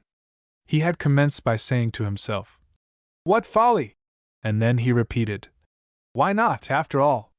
It's a chance, perhaps the only one, and with such sots." Thinking thus, he slipped, with the suppleness of a serpent, to the lowest branches, the ends of which bent almost to the ground. The hours passed, and the lighter shades now announced the approach of day, though it was not yet light. This was the moment. The slumbering multitude became animated, the tambourines sounded, songs and cries arose. The hour of the sacrifice had come. The doors of the pagoda swung open, and a bright light escaped from its interior, in the midst of which Mr. Fogg and Sir Francis saw the victim. She seemed, having shaken off the stupor of intoxication, to be striving to escape from her executioner. Sir Francis's heart throbbed, and convulsively seizing Mr. Fogg's hand, found in it an open knife. Just at this moment the crowd began to move. The young woman had again fallen into a stupor caused by the fumes of hemp, and passed among the fakirs, who escorted her with their wild, religious cries. Phileas Fogg and his companions, mingling in the rear ranks of the crowd, followed, and in 2 minutes they reached the banks of the stream, and stopped 50 paces from the pyre, upon which still lay the Rajah's corpse. In the semi-obscurity they saw the victim, quite senseless, stretched out beside her husband's body. Then a torch was brought, and the wood, heavily soaked with oil, instantly took fire. At this moment Sir Francis and the guide seized Phileas Fogg, who, in an instant of mad generosity, was about to rush upon the pyre. But he had quickly pushed them aside, when the whole scene suddenly changed. A cry of terror arose. The whole multitude prostrated themselves, terror-stricken, on the ground.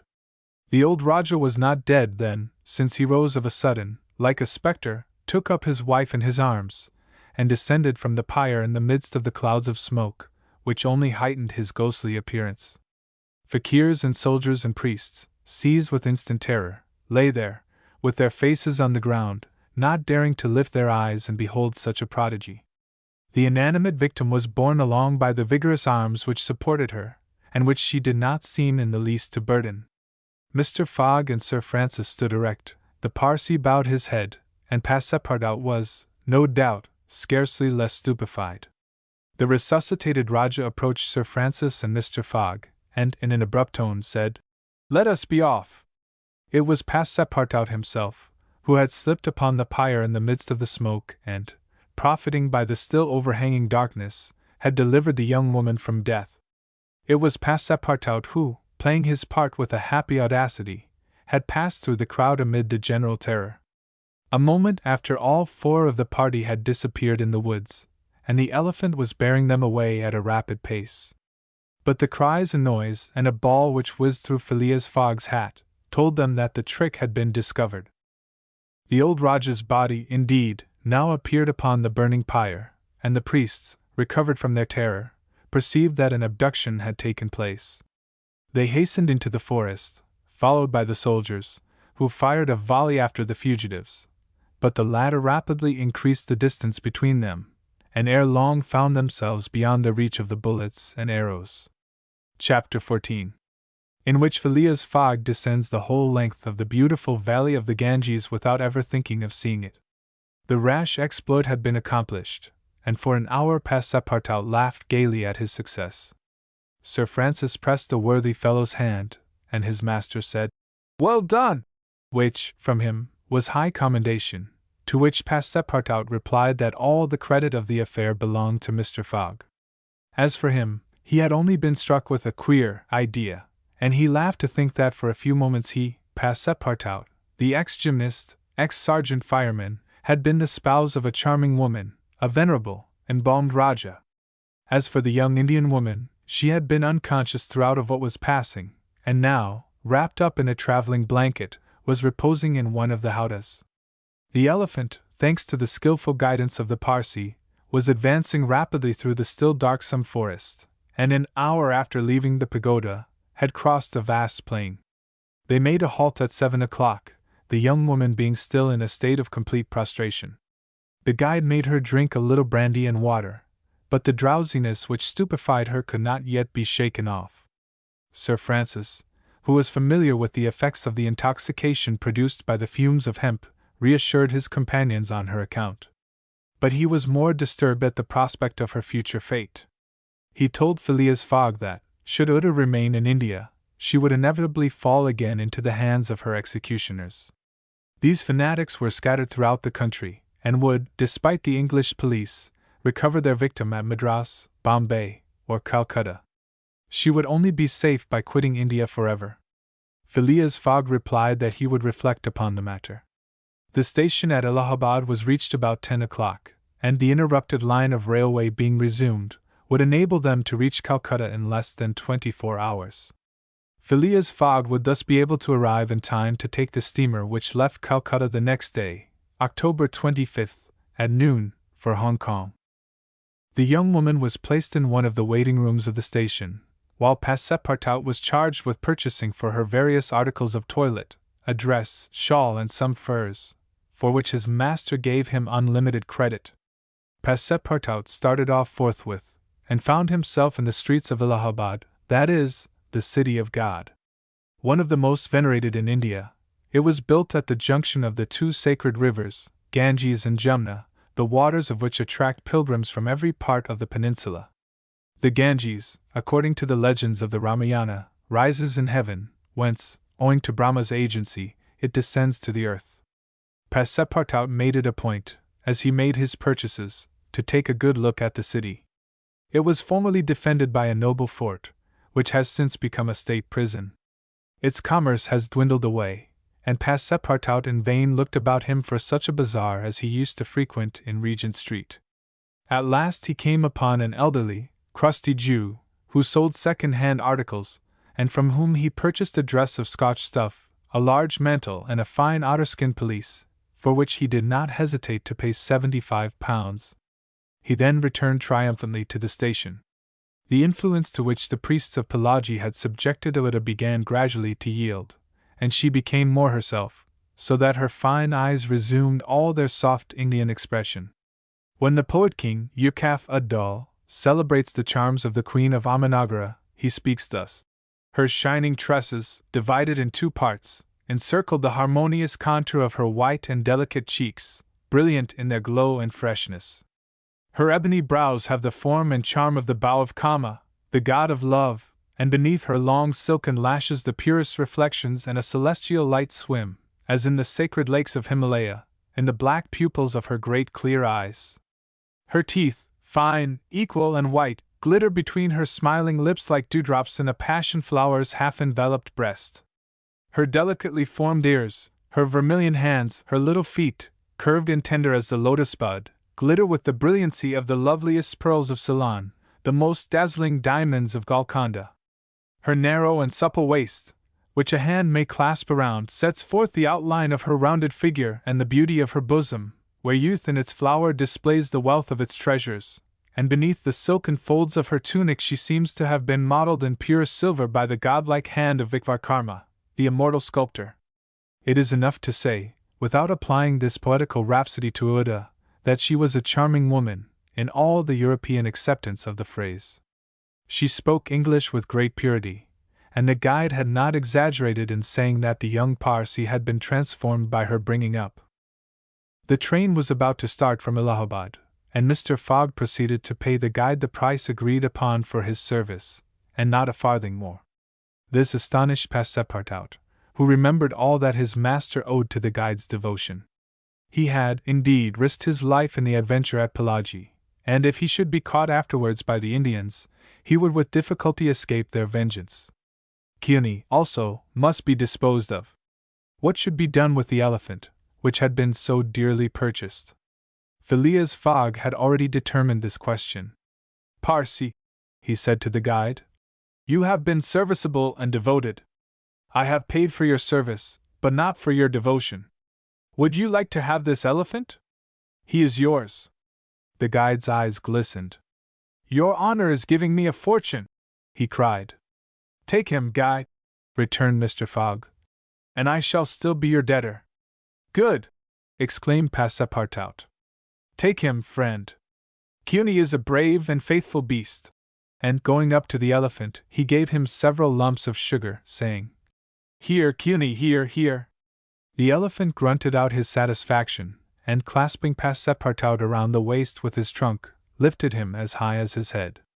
Passepartout, not in the least alarmed, caressed the animal, which replaced him gently on the ground. Soon after, Phileas Fogg, Sir Francis Cromarty and Passepartout, installed in a carriage with Uda, who had the best seat, were whirling at full speed towards Benares. It was a run of 80 miles, and was accomplished in 2 hours. During the journey, the young woman fully recovered her senses. What was her astonishment to find herself in this carriage, on the railway, dressed in European clothes, and with travelers who were quite strangers to her. Her companions first set about fully reviving her with a little liquor, and then Sir Francis narrated to her what had passed, dwelling upon the courage with which Phileas Fogg had not hesitated to risk his life to save her, and recounting the happy sequel of the venture, the result of Passepartout's rash idea. Mr. Fogg said nothing, while Passepartout, abashed, kept repeating that it wasn't worth telling. Oda pathetically thanked her deliverers, rather with tears than words. Her fine eyes interpreted her gratitude better than her lips. Then, as her thoughts strayed back to the scene of the sacrifice, and recalled the dangers which still menaced her, she shuddered with terror. Phileas Fogg understood what was passing in Oda's mind, and offered, in order to reassure her, to escort her to Hong Kong, where she might remain safely until the affair was hushed up, an offer which she eagerly and gratefully accepted. She had, it seems, a Parsi relation, who was one of the principal merchants of Hong Kong, which is wholly an English city, though on an island on the Chinese coast. At 12:30 the train stopped at Benares. The Brahmin legends assert that this city is built on the site of the ancient Kasi, which, like Muhammad's tomb, was once suspended between heaven and earth. But the Benares of today, which the Orientalists call the Athens of India, stands quite unpoetically on solid earth. Passepartout caught glimpses of its brick houses and clay huts, giving an aspect of desolation to the place, as the train entered it. Benares was Sir Francis Cromarty's destination. The troops he was rejoining were encamped some miles northward of the city. He bade adieu to Phileas Fogg, wishing him all success, and expressing the hope that he would come that way again in a less original but more profitable fashion. Mr. Fogg lightly pressed him by the hand. The parting of Uda, who did not forget what she owed to Sir Francis, betrayed more warmth. As for Passepartout, he received a hearty shake of the hand from the gallant general. The railway, on leaving Benares, passed for a while along the valley of the Ganges.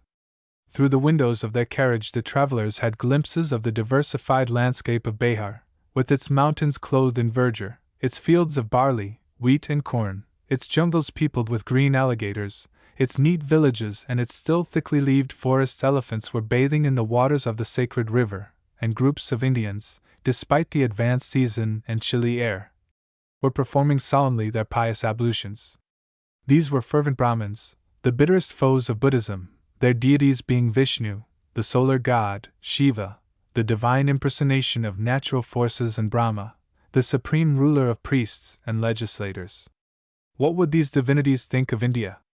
Anglicized as it is today, with steamers whistling and scudding along the Ganges, frightening the gulls which float upon its surface, the turtles swarming along its banks, and the faithful dwelling upon its borders? The panorama passed before their eyes like a flash, save when the steam concealed it fitfully from the view. The travelers could scarcely discern the fort of Chupani, 20 miles southwestward from Benares, the ancient stronghold of the Rajas of Behar, or Ghazipur and its famous rose-water factories, or the tomb of Lord Cornwallis, rising on the left bank of the Ganges, the fortified town of Buxar or Putna, a large manufacturing and trading place, where is held the principal opium market of India, or Mungher, a more than European town, for it is as English as Manchester or Birmingham, with its iron foundries, edge-tool factories, and high chimneys puffing clouds of black smoke heavenward. Night came on. The train passed on at full speed, in the midst of the roaring of the tigers, bears, and wolves which fled before the locomotive. The marvels of Bengal, Golconda, ruined Gore, Murshidabad, the ancient capital, Burwan, Hugli, and the French town of Chandernagor, where Passepartout would have been proud to see his country's flag flying, were hidden from their view in the darkness. Calcutta was reached at 7 in the morning, and the packet left for Hong Kong at noon, so that Phileas Fogg had 5 hours before him. According to his journal, he was due at Calcutta on the 25th of October, and that was the exact date of his actual arrival. He was therefore either behind nor ahead of time. The 2 days gained between London and Bombay had been lost, as has been seen, in the journey across India. But it is not to be supposed that Phileas Fogg regretted them. Chapter 15. In which the bag of banknotes disgorges some thousands of pounds more. The train entered the station. Passepartout jumped out first, followed by Mr. Fogg, who assisted his fair companion to descend. Phileas Fogg intended to proceed at once to the Hong Kong steamer, in order to get Oda comfortably settled for the voyage. He was unwilling to leave her while they were still on dangerous ground. Just as he was leaving the station, a policeman came up to him and said, "Mr. Phileas Fogg? I am he. Is this man your servant?" added the policeman, pointing to Passepartout. "Yes." "Be so good, both of you, as to follow me." Mr. Fogg betrayed no surprise whatever. The policeman was a representative of the law, and law is sacred to an Englishman. Passepartout tried to reason about the matter, but the policeman tapped him with his stick, and Mr. Fogg made him a signal to obey. "May this young lady go with us?" he asked. "She may," replied the policeman. Mr. Fogg, Oda, and Passepartout were conducted to a pockygari, a sort of four-wheeled carriage, drawn by 2 horses. They took their places and were driven away. No one spoke during the 20 minutes which elapsed before they reached their destination. They first passed through the Black Town, with its narrow streets, its miserable, dirty huts and squalid population, then through the European Town, which presented a relief in its bright brick mansions, shaded by coconut trees and bristling with masts, where, although it was early morning, elegantly dressed horsemen and handsome equipages were passing back and forth. The carriage stopped before a modest-looking house, which, however, did not have the appearance of a private mansion.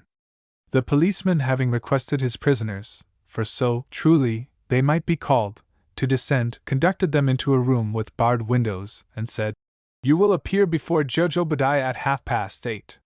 He then retired, and closed the door. "Why, we are prisoners!" exclaimed Passepartout, falling into a chair. Oda, with an emotion she tried to conceal, said to Mr. Fogg, "Sir, you must leave me to my fate. It is on my account that you receive this treatment. It is for having saved me." Phileas Fogg contented himself with saying that it was impossible. It was quite unlikely that he should be arrested for preventing a suttee. The complainants would not dare present themselves with such a charge. There was some mistake. Moreover, he would not, in any event, abandon Oda, but would escort her to Hong Kong. "But the steamer leaves at noon," observed Passepartout, nervously. "We shall be on board by noon," replied his master, placidly. It was said so positively that Passepartout could not help muttering to himself, "Parbleu, that's certain. Before noon we shall be on board." but he was by no means reassured. At 8:30 the door opened, the policeman appeared, and requesting them to follow him, led the way to an adjoining hall. It was evidently a courtroom, and a crowd of Europeans and natives already occupied the rear of the apartment. Mr. Fogg and his two companions took their places on a bench opposite the desks of the magistrate and his clerk. Immediately after, Judge Obadiah, a fat, round man, followed by the clerk, entered. He proceeded to take down a wig which was hanging on a nail, and put it hurriedly on his head. "The first case," he said. Then, putting his hand to his head, he exclaimed, "Heh!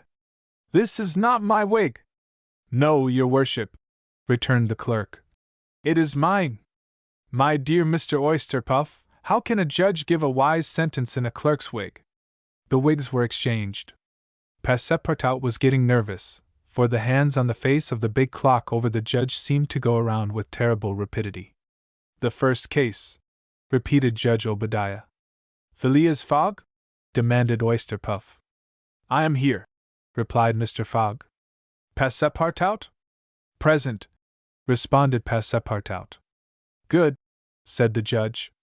"You have been looked for, prisoners, for 2 days on the trains from Bombay." "But of what are we accused?"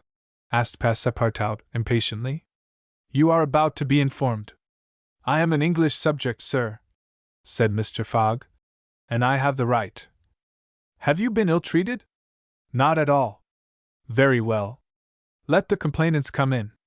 A door was swung open by order of the judge, and 3 Indian priests entered. "That's it," muttered Passepartout. "These are the rogues who were going to burn our young lady." The priests took their places in front of the judge, and the clerk proceeded to read in a loud voice a complaint of sacrilege against Phileas Fogg and his servant, who were accused of having violated a place held consecrated by the Brahmin religion. "You hear the charge?" asked the judge. "Yes, sir," replied Mr. Fogg, consulting his watch. "And I admit it." "You admit it?" "I admit it, and I wish to hear these priests admit, in their turn, what they were going to do at the pagoda of Pelagie." The priests looked at each other. They did not seem to understand what was said. "Yes," cried Passepartout warmly.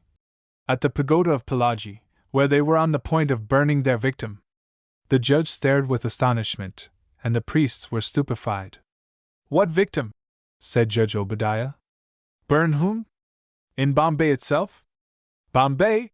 cried Passepartout.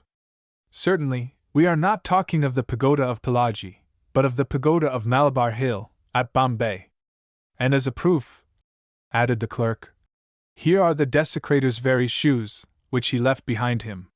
Whereupon he placed a pair of shoes on his desk. "My shoes!" cried Passepartout, in his surprise permitting this imprudent exclamation to escape him. The confusion of master and man, who had quite forgotten the affair at Bombay, for which they were now detained at Calcutta, may be imagined. Fix, the detective, had foreseen the advantage which Passepartout's escapade gave him, and delaying his departure for 12 hours, had consulted the priests of Malabar Hill. Knowing that the English authorities dealt very severely with this kind of misdemeanor, he promised them a goodly sum in damages, and sent them forward to Calcutta by the next train. Owing to the delay caused by the rescue of the young widow, Fix and the priests reached the Indian capital before Mr. Fogg and his servant. The magistrates had been already warned by a dispatch to arrest them should they arrive. Fix's disappointment, when he learned that Phileas Fogg had not made his appearance in Calcutta, may be imagined. He made up his mind that the robber had stopped somewhere on the route and taken refuge in the southern provinces. For 24 hours Fix watched the station with feverish anxiety. At last he was rewarded by seeing Mr. Fogg and Passepartout arrive, accompanied by a young woman, whose presence he was wholly at a loss to explain. He hastened for a policeman, and this was how the party came to be arrested and brought before Judge Obadiah. Had Passepartout been a little less preoccupied, he would have seen the detective settled in a corner of the courtroom, watching the proceedings with an interest easily understood, for the warrant had failed to reach him at Calcutta, as it had done at Bombay and Suez. Judge Obadiah had unfortunately caught Passepartout's rash exclamation, which the poor fellow would have given the world to recall. "The facts are admitted?" asked the judge. Admitted, replied Mr. Fogg coldly. Inasmuch, resumed the judge, as the English law protects equally and sternly the religions of the Indian people, and as the man Passepartout has admitted that he violated the sacred pagoda of Malabar Hill, at Bombay, on the 20th of October, I condemn the said Passepartout to imprisonment for 15 days and a fine of £300. 300! Cried Passepartout, startled at the largeness of the sum. Silence! Shouted the constable. And inasmuch, continued the judge, as it is not proved that the act was not done by the connivance of the master with the servant, and as the master in any case must be held responsible for the acts of his paid servant, I condemn Phileas Fogg to a week's imprisonment and a fine of £150. Fix rubbed his hands softly with satisfaction. If Phileas Fogg could be detained in Calcutta a week, it would be more than time for the warrant to arrive. Passepartout was stupefied. This sentence ruined his master. A wager of £20,000 lost, because he, like a precious fool, had gone into that abominable pagoda. Phileas Fogg, as self-composed as if the judgment did not in the least concern him, did not even lift his eyebrows while it was being pronounced. Just as the clerk was calling the next case, he rose and said, I offer bail. You have that right, returned the judge. Fix's blood ran cold, but he resumed his composure when he heard the judge announce that the bail required for each prisoner would be £1,000. I will pay it at once, said Mr. Fogg, taking a roll of bank bills from the carpet-bag, which Passepartout had by him, and placing them on the clerk's desk. This sum will be restored to you upon your release from prison, said the judge. Meanwhile, you are liberated on bail. Come, said Phileas Fogg to his servant. But let them at least give me back my shoes, cried Passepartout angrily. Ah, these are pretty dear shoes, he muttered, as they were handed to him. More than £1,000 apiece. Besides, they pinch my feet. Mr. Fogg, offering his arm to Uda, then departed, followed by the crestfallen Passepartout. Fix still nourished hopes that the robber would not, after all, leave the £2,000 behind him, but would decide to serve out his week in jail, and issued forth on Mr. Fogg's traces. That gentleman took a carriage, and the party were soon landed on one of the quays. The Rangoon was moored half a mile off in the harbor. Its signal of departure was hoisted at the masthead. 11 o'clock was striking. Mr. Fogg was an hour in advance of time. Fix saw them leave the carriage and push off in a boat for the steamer, and stamped his feet with disappointment. The rascal is off, after all, he exclaimed. £2,000 sacrificed. He's as prodigal as a thief. I'll follow him to the end of the world if necessary. But, at the rate he is going on, the stolen money will soon be exhausted. The detective was not far wrong in making this conjecture. Since leaving London, what with traveling expenses, bribes, the purchase of the elephant, bails and fines, Mr. Fogg had already spent more than £5,000 on the way, and the percentage of the sum recovered from the bank robber, promised to the detectives, was rapidly diminishing. Chapter 16. In which Fix does not seem to understand in the least what is said to him. The Rangoon, one of the Peninsular and Oriental Company's boats plying in the Chinese and Japanese seas, was a screw steamer, built of iron, weighing about 1,770 tons, and with engines of 400 horsepower. She was as fast, but not as well fitted up, as the Mongolia, and Oda was not as comfortably provided for on board her as Phileas Fogg could have wished. However, the trip from Calcutta to Hong Kong only comprised some 3,500 miles, occupying from 10 to 12 days, and the young woman was not difficult to please. During the first days of the journey Oda became better acquainted with her protector, and constantly gave evidence of her deep gratitude for what he had done. The phlegmatic gentleman listened to her, apparently at least, with coldness, neither his voice nor his manner betraying the slightest emotion, but he seemed to be always on the watch that nothing should be wanting to Oda's comfort.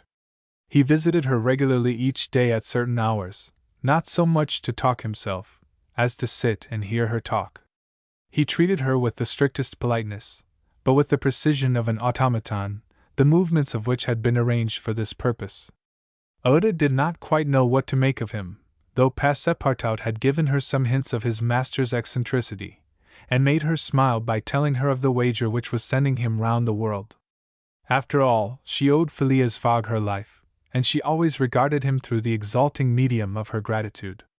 Oda confirmed the Parsi guide's narrative of her touching history. She did, indeed, belong to the highest of the native races of India. Many of the Parsi merchants have made great fortunes there by dealing in cotton. One of them, Sir Jametse Jijibe, was made a baronet by the English government. Oda was a relative of this great man, and it was his cousin, Jiji, whom she hoped to join at Hong Kong. Whether she would find a protector in him she could not tell, but Mr. Fogg tried to calm her anxieties, and to assure her that everything would be mathematically, he used the very word, arranged. Oda fastened her great eyes, clear as the sacred lakes of the Himalaya, upon him, but the intractable Fogg, as reserved as ever, did not seem at all inclined to throw himself into this lake.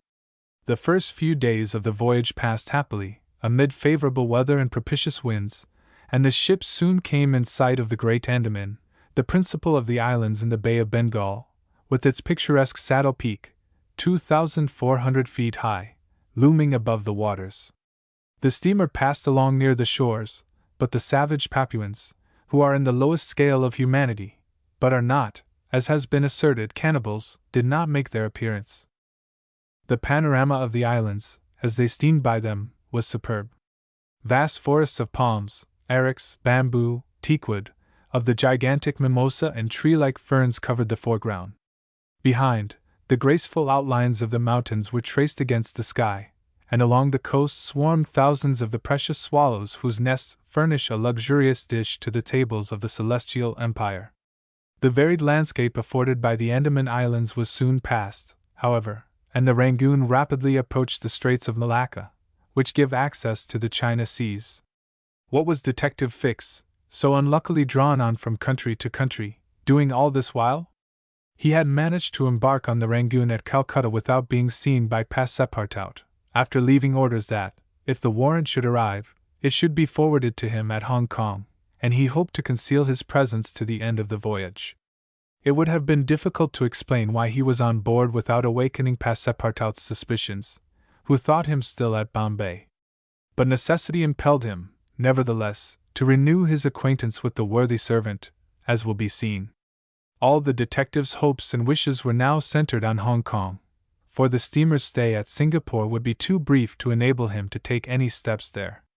The arrest must be made at Hong Kong, or the robber would probably escape him forever.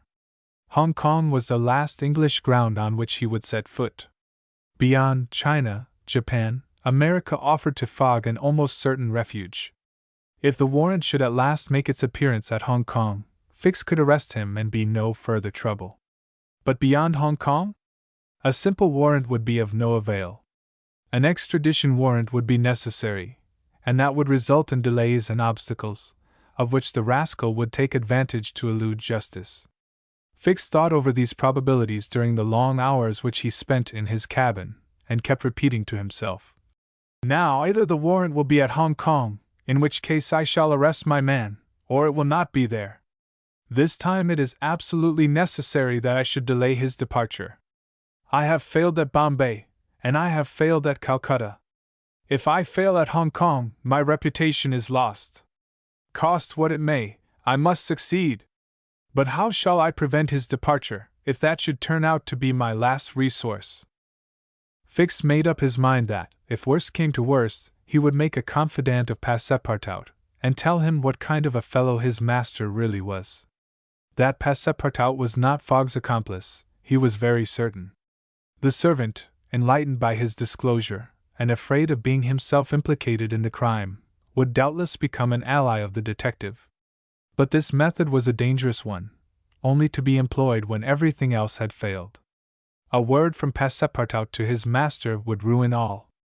The detective was therefore in a sore strait. But suddenly a new idea struck him. The presence of Oda on the Rangoon, in company with Phileas Fogg, gave him new material for reflection. Who was this woman? What combination of events had made her Fogg's traveling companion? They had evidently met somewhere between Bombay and Calcutta, but where? Had they met accidentally, or had Fogg gone into the interior purposely in quest of this charming damsel? Fix was fairly puzzled.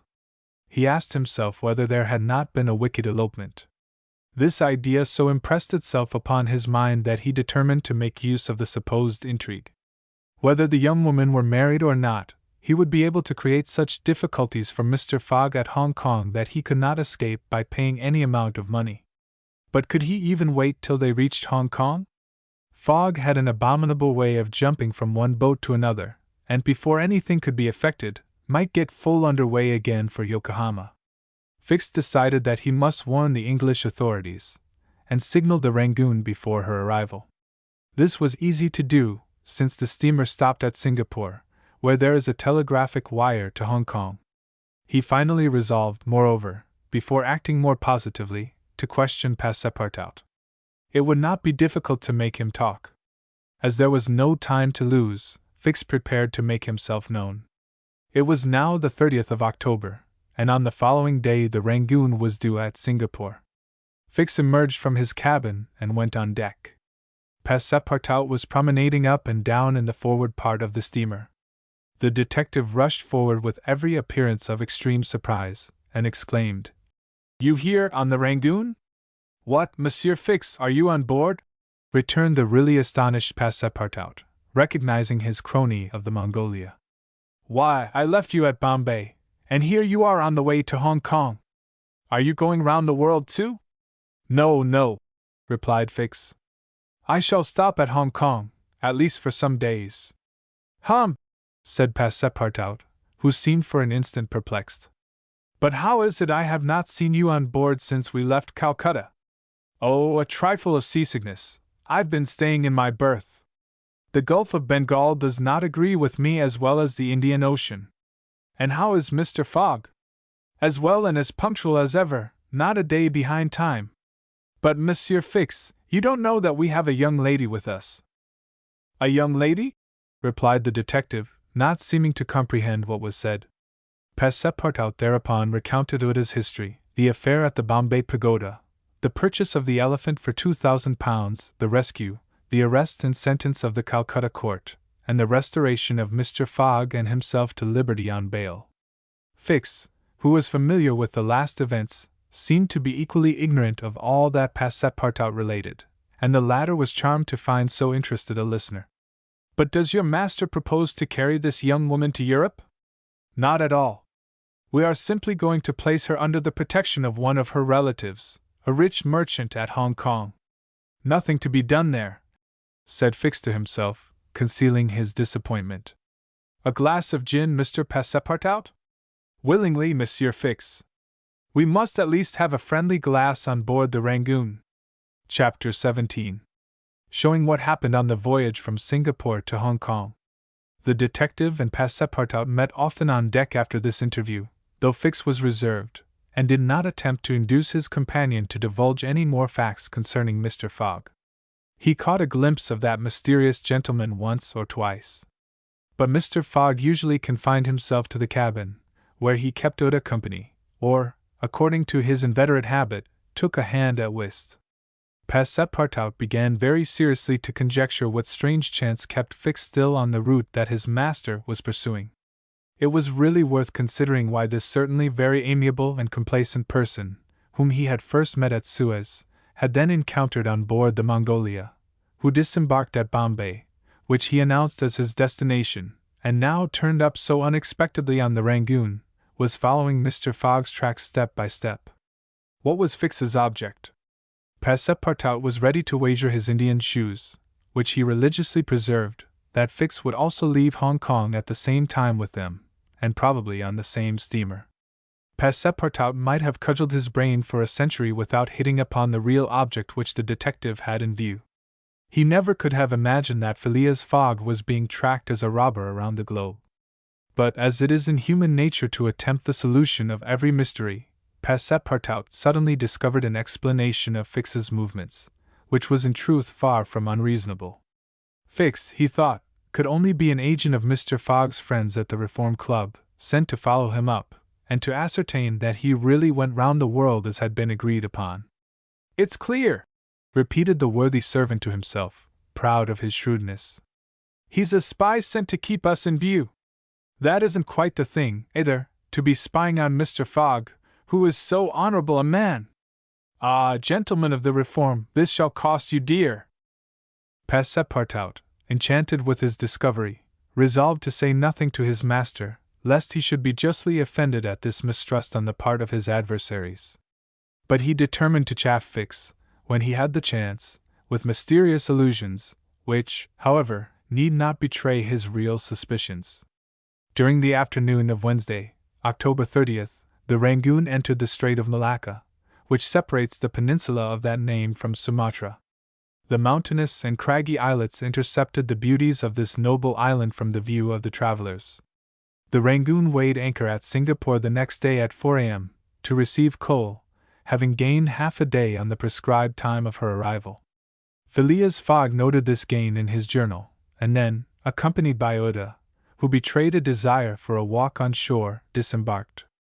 Fix, who suspected Mr. Fogg's every movement, followed them cautiously, without being himself perceived, while Passepartout, laughing in his sleeve at Fix's maneuvers, went about his usual errands.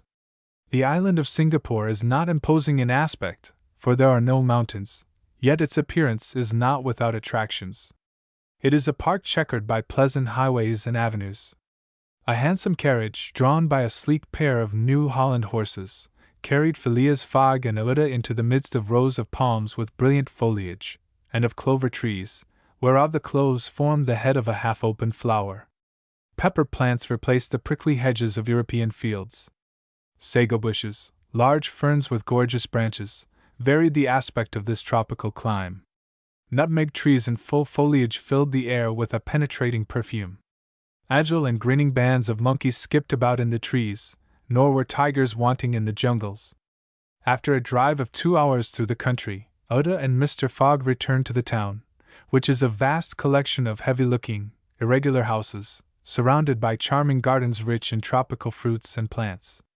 At 10 o'clock they re-embarked, closely followed by the detective, who had kept them constantly in sight. Passepartout, who had been purchasing several dozen mangoes, a fruit as large as good-sized apples, of a dark brown color outside and a bright red within, and whose white pulp, melting in the mouth, affords gourmands a delicious sensation, was waiting for them on deck. He was only too glad to offer some mangoes to Oda, who thanked him very gracefully for them. At 11 o'clock the Rangoon rode out of Singapore harbor, and in a few hours the high mountains of Malacca, with their forests, inhabited by the most beautifully furred tigers in the world, were lost to view. Singapore is distant some 1,300 miles from the island of Hong Kong, which is a little English colony near the Chinese coast. Phileas Fogg hoped to accomplish the journey in 6 days, so as to be in time for the steamer which would leave on the 6th of November for Yokohama, the principal Japanese port. The Rangoon had a large quota of passengers, many of whom disembarked at Singapore, among them a number of Indians, Ceylonese, Chinamen, Malays and Portuguese, mostly second-class travelers.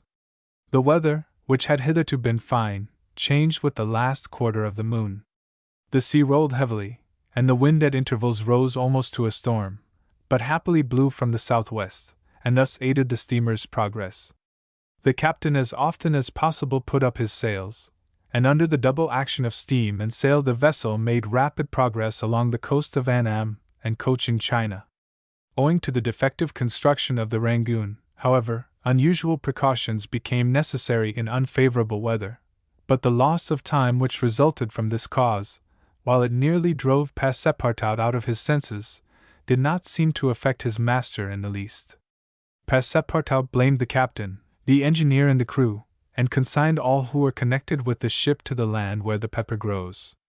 Perhaps the thought of the gas, which was remorselessly burning at his expense in Savile Row, had something to do with his hot impatience. "You are in a great hurry, then," said Fix to him one day, "to reach Hong Kong?" "A very great hurry. Mr. Fogg, I suppose, is anxious to catch the steamer for Yokohama?" "Terribly anxious."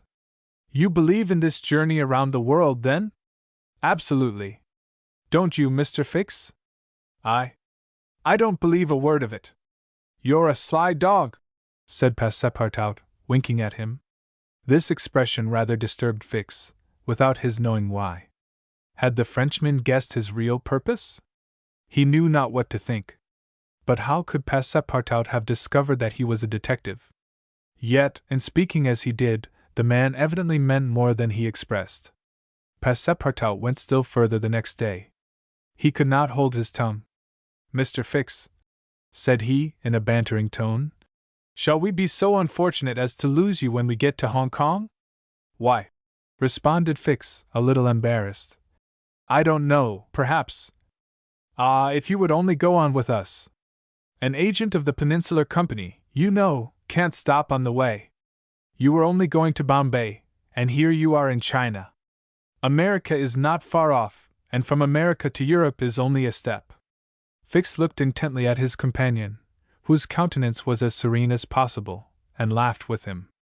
But Passepartout persisted in chaffing him by asking him if he made much by his present occupation. Yes and no, returned Fix. There is good and bad luck in such things. But you must understand that I don't travel at my own expense. Oh, I am quite sure of that, cried Passepartout, laughing heartily. Fix, fairly puzzled, descended to his cabin and gave himself up to his reflections. He was evidently suspected. Somehow or other the Frenchman had found out that he was a detective. But had he told his master? What part was he playing in all this? Was he an accomplice or not? Was the game then up? Fix spent several hours turning these things over in his mind, sometimes thinking that all was lost, then persuading himself that Fogg was ignorant of his presence, and then undecided what course it was best to take. Nevertheless, he preserved his coolness of mind, and at last resolved to deal plainly with Passepartout. If he did not find it practicable to arrest Fogg at Hong Kong, and if Fogg made preparations to leave that last foothold of English territory, he, Fix, would tell Passepartout all. Either the servant was the accomplice of his master, and in this case the master knew of his operations, and he should fail, or else the servant knew nothing about the robbery, and then his interest would be to abandon the robber. Such was the situation between Fix and Passepartout. Meanwhile Phileas Fogg moved about above them in the most majestic and unconscious indifference. He was passing methodically in his orbit around the world, regardless of the lesser stars which gravitated around him. Yet there was nearby what the astronomers would call a disturbing star, which might have produced an agitation in this gentleman's heart. But no! The charms of Oda failed to act, to Passepartout's great surprise, and the disturbances, if they existed, would have been more difficult to calculate than those of Uranus which led to the discovery of Neptune. It was every day an increasing wonder to Passepartout, who read in Oda's eyes the depths of her gratitude to his master. Phileas Fogg, though brave and gallant, must be, he thought, quite heartless. As to the sentiment which this journey might have awakened in him, there was clearly no trace of such a thing, while poor Passepartout existed in perpetual reveries. One day he was leaning on the railing of the engine-room, and was observing the engine, when a sudden pitch of the steamer threw the screw out of the water.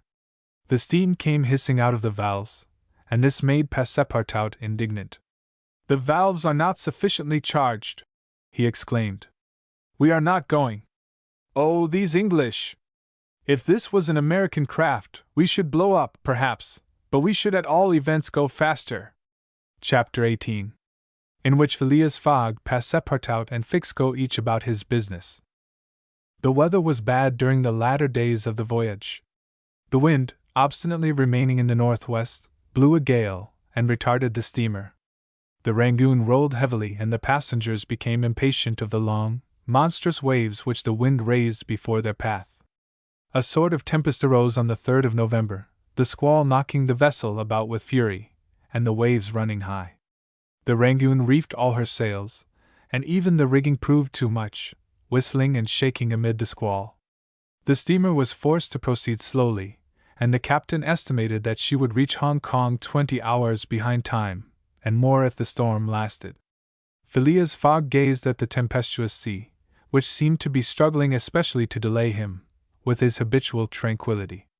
He never changed countenance for an instant, though a delay of 20 hours, by making him too late for the Yokohama boat, would almost inevitably cause the loss of the wager. But this man of nerve manifested neither impatience nor annoyance.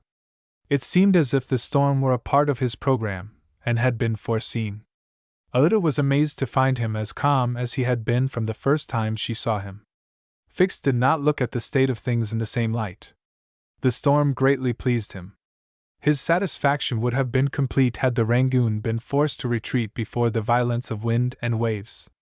Each delay filled him with hope, for it became more and more probable that Fogg would be obliged to remain some days at Hong Kong, and now the heavens themselves became his allies, with the gusts and squalls.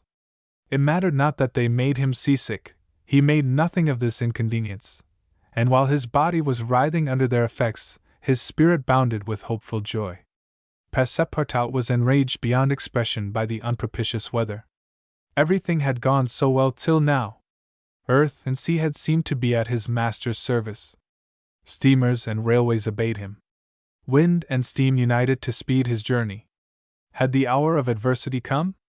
Passepartout was as much excited as if the £20,000 were to come from his own pocket. The storm exasperated him, the gale made him furious, and he longed to lash the obstinate sea into obedience. Poor fellow! Fix carefully concealed from him his own satisfaction, for, had he betrayed it, Passepartout could scarcely have restrained himself from personal violence. Passepartout remained on deck as long as the tempest lasted, being unable to remain quiet below, and taking it into his head to aid the progress of the ship by lending a hand with the crew. He overwhelmed the captain, officers and sailors, who could not help laughing at his impatience, with all sorts of questions. He wanted to know exactly how long the storm was going to last. He was referred to the barometer, which seemed to have no intention of rising. Passepartout shook it, but with no perceptible effect, for neither shaking nor maledictions could prevail upon it to change its mind. On the 4th, however, the sea became more calm, and the storm lessened its violence. The wind veered southward, and was once more favorable. Passepartout cleared up with the weather. Some of the sails were unfurled, and the Rangoon resumed its most rapid speed. The time lost could not, however, be regained. Land was not signaled until 5 o'clock on the morning of the 6th. The steamer was due on the 5th. Phileas Fogg was 24 hours behind, and the Yokohama steamer would, of course, be missed. The pilot went on board at 6, and took his place on the bridge, to guide the Rangoon through the channels to the port of Hong Kong. Passepartout longed to ask him if the steamer had left for Yokohama, but he dared not, for he wished to preserve the spark of hope, which still remained till the last moment. He had confided his anxiety to Fix, who, the sly rascal, tried to console him by saying that Mr. Fogg would be in time if he took the next boat. This only put Passepartout in a passion. Mr. Fogg, bolder than his servant, did not hesitate to approach the pilot, and tranquilly asked him if he knew when a steamer would leave Hong Kong for Yokohama. "At high tide tomorrow morning," answered the pilot. "Ah," said Mr. Fogg, without betraying any astonishment. Passepartout, who heard what passed, would willingly have embraced the pilot, while Fix would have been glad to twist his neck. "What is the steamer's name?" asked Mr. Fogg. "The Carnatic." "Ought she not to have gone yesterday?" "Yes, sir, but they had to repair one of her boilers, and so her departure was postponed till tomorrow." "Thank you," returned Mr. Fogg, descending mathematically to the saloon. Passepartout clasped the pilot's hand and shook it heartily in his delight, exclaiming, "Pilot, you are the best of good fellows!" The pilot probably does not know to this day why his responses won him this enthusiastic greeting. He remounted the bridge, and guided the steamer through the flotilla of junks, tonkas, and fishing boats which crowded the harbor of Hong Kong. At 1 o'clock the Rangoon was at the quay, and the passengers were going ashore. Chance had strangely favored Phileas Fogg, for if the Carnatic had not been forced to lie over for repairing her boiler, she would have left on the 6th of November, and the passengers for Japan would have been obliged to wait a week for the sailing of the next steamer. Mr. Fogg was, it is true, 24 hours behind his time, but this could not seriously imperil the remainder of his tour. The steamer which crossed the Pacific from Yokohama to San Francisco made a direct connection with that from Hong Kong, and it could not sail until the latter reached Yokohama. If Mr. Fogg was 24 hours late on reaching Yokohama, this time would no doubt be easily regained in the voyage of 22 days across the Pacific. He found himself, then, about 24 hours behind time, 35 days after leaving London. The Carnatic was announced to leave Hong Kong at 5 the next morning. Mr. Fogg had 16 hours in which to attend to his business there, which was to deposit Oda safely with her wealthy relative. On landing, he conducted her to a palanquin, in which they repaired to the club hotel. A room was engaged for the young woman, and Mr. Fogg, after seeing that she wanted for nothing, set out in search of her cousin Gigi. He instructed Passepartout to remain at the hotel until his return, that Oda might not be left entirely alone. Mr. Fogg repaired to the Exchange, where, he did not doubt, everyone would know so wealthy and considerable a person as the Parsi merchant. Meeting a broker, he made the inquiry, to learn that Gigi had left China 2 years before, and retiring from business with an immense fortune, had taken up his residence in Europe, in Holland. The broker thought, with the merchants of which country he had principally traded. Phileas Fogg returned to the hotel, begged a moment's conversation with Oda, and without more ado, told her that Gigi was no longer at Hong Kong, but probably in Holland. Oda at first said nothing. She passed her hand across her forehead, and reflected a few moments. Then, in her sweet, soft voice, she said, "What ought I to do, Mr. Fogg?" "It is very simple," responded the gentleman. "Go on to Europe." "But I cannot intrude." "You do not intrude, nor do you in the least embarrass my project. Passepartout, monsieur. Go to the Carnatic, and engage 3 cabins." Passepartout, delighted that the young woman, who was very gracious to him, was going to continue the journey with them, went off at a brisk gait to obey his master's order. Chapter 19. In which Passepartout takes a too great interest in his master, and what comes of it. Hong Kong is an island which came into the possession of the English by the Treaty of Nanking, after the War of 1842, and the colonizing genius of the English has created upon it an important city and an excellent port. The island is situated at the mouth of the Canton River, and is separated by about 60 miles from the Portuguese town of Macau, on the opposite coast. Hong Kong has beaten Macau in the struggle for the Chinese trade, and now the greater part of the transportation of Chinese goods finds its depot at the former place. Docks, hospitals, wharves, a Gothic cathedral, a government house, macadamized streets, give to Hong Kong the appearance of a town in Kent or Surrey transferred by some strange magic to the antipodes. Passepartout wandered, with his hands in his pockets, towards the Victoria Port, gazing as he went at the curious palanquins and other modes of conveyance, and the groups of Chinese, Japanese, and Europeans who passed to and fro in the streets. Hong Kong seemed to him not unlike Bombay, Calcutta, and Singapore, since, like them, it betrayed everywhere the evidence of English supremacy. At the Victoria Port he found a confused mass of ships of all nations, English, French, American, and Dutch, men of war and trading vessels, Japanese and Chinese junks, sempas, tonkas, and flower boats, which formed so many floating parterres.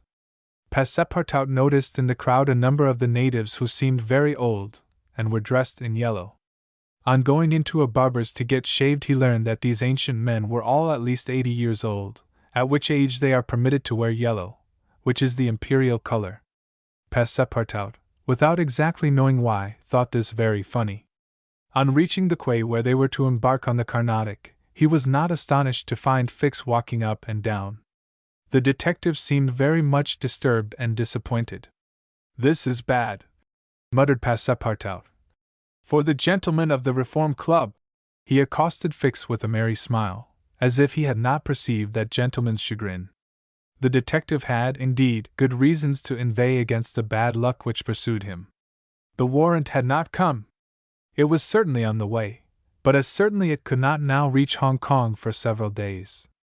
This being the last English territory on Mr. Fogg's route, the robber would escape, unless he could manage to detain him. "Well, Monsieur Fix," said Passepartout. "Have you decided to go with us as far as America?" "Yes," returned Fix through his set teeth. "Good!" exclaimed Passepartout, laughing heartily. "I knew you could not persuade yourself to separate from us. Come and engage your berth." They entered the steamer office and secured cabins for 4 persons. The clerk, as he gave them the tickets, informed them that, the repairs on the Carnatic having been completed, the steamer would leave that very evening, and not next morning, as had been announced. "That will suit my master all the better," said Passepartout. "I will go and let him know." Fix now decided to make a bold move. He resolved to tell Passepartout all. It seemed to be the only possible means of keeping Phileas Fogg several days longer at Hong Kong. He accordingly invited his companion into a tavern which caught his eye on the quay. On entering, they found themselves in a large room handsomely decorated, at the end of which was a large camp bed furnished with cushions. Several persons lay upon this bed in a deep sleep. At the small tables which were arranged about the room, some 30 customers were drinking English beer, porter, gin, and brandy, smoking, the while, long red clay pipes stuffed with little balls of opium mingled with essence of rose. From time to time one of the smokers, overcome with the narcotic, would slip under the table, whereupon the waiters, taking him by the head and feet, carried and laid him upon the bed. The bed already supported 20 of these stupefied sots. Fix and Passepartout saw that they were in a smoking house haunted by those wretched, cadaverous, idiotic creatures to whom the English merchants sell every year the miserable drug called opium, to the amount of £1,400,000, thousands devoted to one of the most despicable vices which afflict humanity. The Chinese government has in vain attempted to deal with the evil by stringent laws. It passed gradually from the rich, to whom it was at first exclusively reserved, to the lower classes, and then its ravages could not be arrested. Opium is smoked everywhere, at all times, by men and women, in the Celestial Empire. Once accustomed to it, the victims cannot dispense with it, except by suffering horrible bodily contortions and agonies. A great smoker can smoke as many as 8 pipes a day, but he dies in 5 years. It was in one of these dens that Fix and Passepartout, in search of a friendly glass, found themselves. Passepartout had no money, but willingly accepted Fix's invitation in the hope of returning the obligation at some future time. They ordered 2 bottles of port, to which the Frenchman did ample justice, while Fix observed him with close attention. They chatted about the journey, and Passepartout was especially merry at the idea that Fix was going to continue it with them. When the bottles were empty, however, he rose to go and tell his master of the change in the time of the sailing of the Carnatic. Fix caught him by the arm and said, "Wait a moment." "What for, Mr. Fix?" "I want to have a serious talk with you." "A serious talk?" cried Passepartout, drinking up the little wine that was left in the bottom of his glass. "Well, we'll talk about it tomorrow. I haven't time now." "Stay! What I have to say concerns your master." Passepartout, at this, looked attentively at his companion. Fix's face seemed to have a singular expression. He resumed his seat. "What is it that you have to say?" Fix placed his hand upon Passepartout's arm, and lowering his voice, said, "You have guessed who I am?" "Parbleu!" said Passepartout, smiling. "Then I'm going to tell you everything." "Now that I know everything, my friend." "Ah, that's very good. But go on, go on. First, though, let me tell you that those gentlemen have put themselves to a useless expense." "Useless," said Fix. "You speak confidently. It's clear that you don't know how large the sum is." "Of course I do," returned Passepartout. £20,000. "55,000," answered Fix, pressing his companion's hand. "What?" cried the Frenchman. "Has Monsieur Fogg dared £55,000? Well, there's all the more reason for not losing an instant," he continued, getting up hastily. Fix pushed Passepartout back in his chair, and resumed. £55,000, and if I succeed I get £2,000. If you'll help me, I'll let you have 500 of them. "Help you?" cried Passepartout, whose eyes were standing wide open. "Yes, help me keep Mr. Fogg here for 2 or 3 days." Why, what are you saying? Those gentlemen are not satisfied with following my master and suspecting his honor, but they must try to put obstacles in his way. I blush for them. What do you mean? I mean that it is a piece of shameful trickery. They might as well waylay Mr. Fogg and put his money in their pockets. That's just what we count on doing. It's a conspiracy, then, cried Passepartout, who became more and more excited as the liquor mounted in his head, for he drank without perceiving it. A real conspiracy! And gentlemen, too! Bah! Fix began to be puzzled. Members of the Reform Club, continued Passepartout. You must know, Monsieur Fix, that my master is an honest man, and that, when he makes a wager, he tries to win it fairly. But who do you think I am? Asked Fix, looking at him intently. Parbleu! An agent of the members of the Reform Club, sent out here to interrupt my master's journey. But though I found you out some time ago, I've taken good care to say nothing about it to Mr. Fogg. He knows nothing, then? Nothing, replied Passepartout, again emptying his glass. The detective passed his hand across his forehead, hesitating before he spoke again. What should he do? Passepartout's mistake seemed sincere, but it made his design more difficult. It was evident that the servant was not the master's accomplice, as Fix had been inclined to suspect. Well, said the detective to himself, as he is not an accomplice, he will help me. He had no time to lose. Fogg must be detained at Hong Kong, so he resolved to make a clean breast of it. Listen to me, said Fix abruptly. I am not, as you think, an agent of the members of the Reform Club. Bah! Retorted Passepartout, with an air of raillery. I am a police detective, sent out here by the London office. You a detective? I will prove it. Here is my commission. Passepartout was speechless with astonishment when Fix displayed this document, the genuineness of which could not be doubted. Mr. Fogg's wager, resumed Fix, is only a pretext, of which you and the gentlemen of the Reform are dupes. He had a motive for securing your innocent complicity. But why? Listen. On the 28th of last September, a robbery of £55,000 was committed at the Bank of England by a person whose description was fortunately secured. Here is this description. It answers exactly to that of Mr. Phileas Fogg. What nonsense! Cried Passepartout, striking the table with his fist. My master is the most honorable of men. How can you tell? You know scarcely anything about him. You went into his service the day he came away, and he came away on a foolish pretext, without trunks, and carrying a large amount in banknotes. And yet you are bold enough to assert that he is an honest man. Yes, yes, repeated the poor fellow, mechanically. Would you like to be arrested as his accomplice? Passepartout, overcome by what he had heard, held his head between his hands, and did not dare to look at the detective. Phileas Fogg, the savior of Oda, that brave and generous man, a robber. And yet how many presumptions there were against him. Passepartout tried to reject the suspicions which forced themselves upon his mind. He did not wish to believe that his master was guilty. Well, what do you want of me? He said at last with an effort. See here, replied Fix. I have tracked Mr. Fogg to this place, but as yet I have failed to receive the warrant of arrest for which I sent to London. You must help me to keep him here in Hong Kong.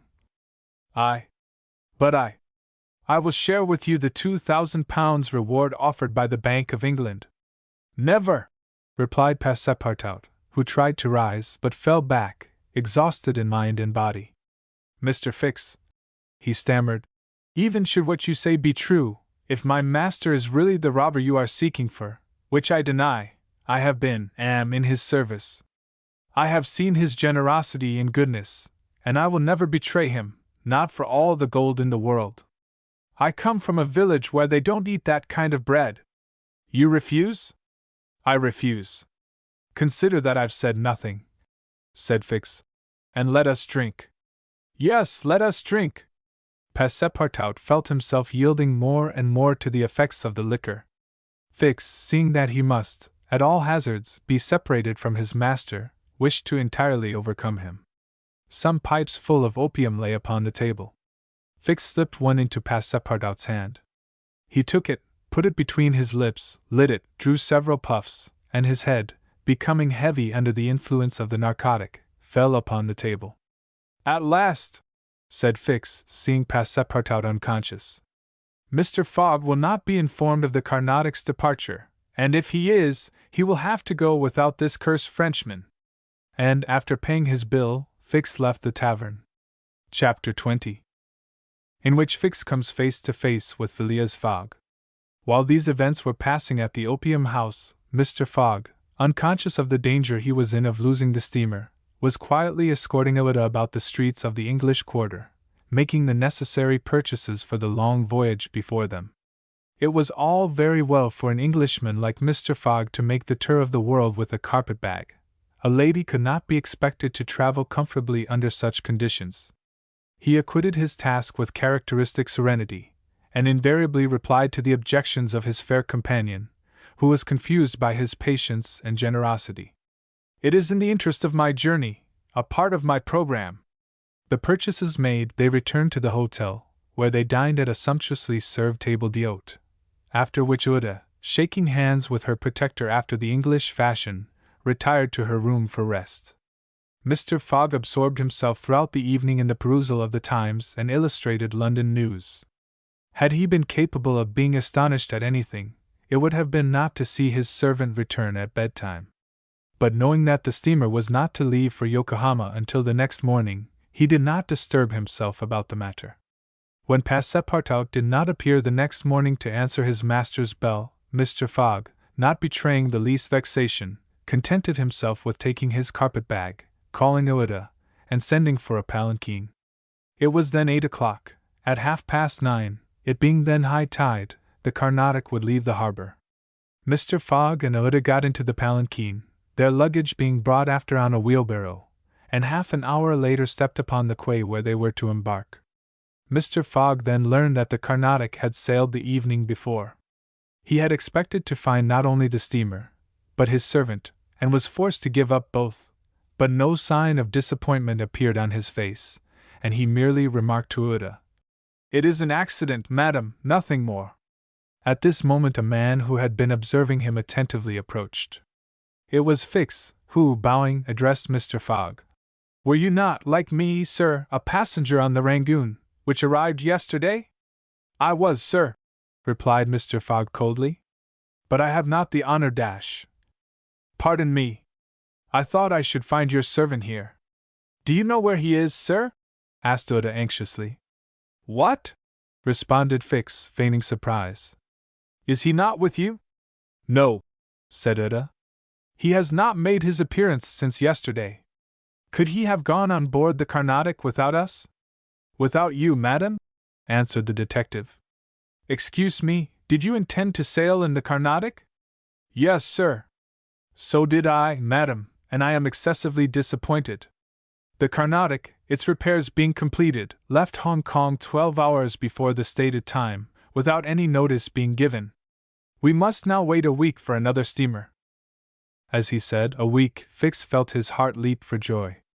Fogg detained at Hong Kong for a week! There would be time for the warrant to arrive, and fortune at last favored the representative of the law. His horror may be imagined when he heard Mr. Fogg say, in his placid voice, "But there are other vessels besides the Carnatic, it seems to me, in the harbor of Hong Kong." And offering his arm to Aouda, he directed his steps towards the docks in search of some craft about to start. Fix, stupefied, followed. It seemed as if he were attached to Mr. Fogg by an invisible thread. Chance, however, appeared really to have abandoned the man it had hitherto served so well. For 3 hours Phileas Fogg wandered about the docks, with the determination, if necessary, to charter a vessel to carry him to Yokohama. But he could only find vessels which were loading or unloading, and which could not therefore set sail. Fix began to hope again. But Mr. Fogg, far from being discouraged, was continuing his search, resolved not to stop if he had to resort to Macao, when he was accosted by a sailor on one of the wharves. "Is your honor looking for a boat? Have you a boat ready to sail?" "Yes, your honor, a pilot boat, number 43, the best in the harbor. Does she go fast? Between 8 and 9 knots the hour. Will you look at her? Yes. Your honor will be satisfied with her. Is it for a sea excursion? No, for a voyage. A voyage? Yes, will you agree to take me to Yokohama? The sailor leaned on the railing, opened his eyes wide, and said, Is your honor joking? No. I have missed the Carnatic, and I must get to Yokohama by the 14th at the latest, to take the boat for San Francisco. I am sorry, said the sailor, but it is impossible. I offer you £100 per day, and an additional reward of £200 if I reach Yokohama in time. Are you in earnest? Very much so. The pilot walked away a little distance, and gazed out to sea, evidently struggling between the anxiety to gain a large sum and the fear of venturing so far. Fix was in mortal suspense. Mr. Fogg turned to Uda and asked her, You would not be afraid, would you, madam? Not with you, Mr. Fogg, was her answer. The pilot now returned, shuffling his hat in his hands. Well, pilot? Said Mr. Fogg. Well, your honor, replied he. I could not risk myself, my men, or my little boat of scarcely 20 tons on so long a voyage at this time of year.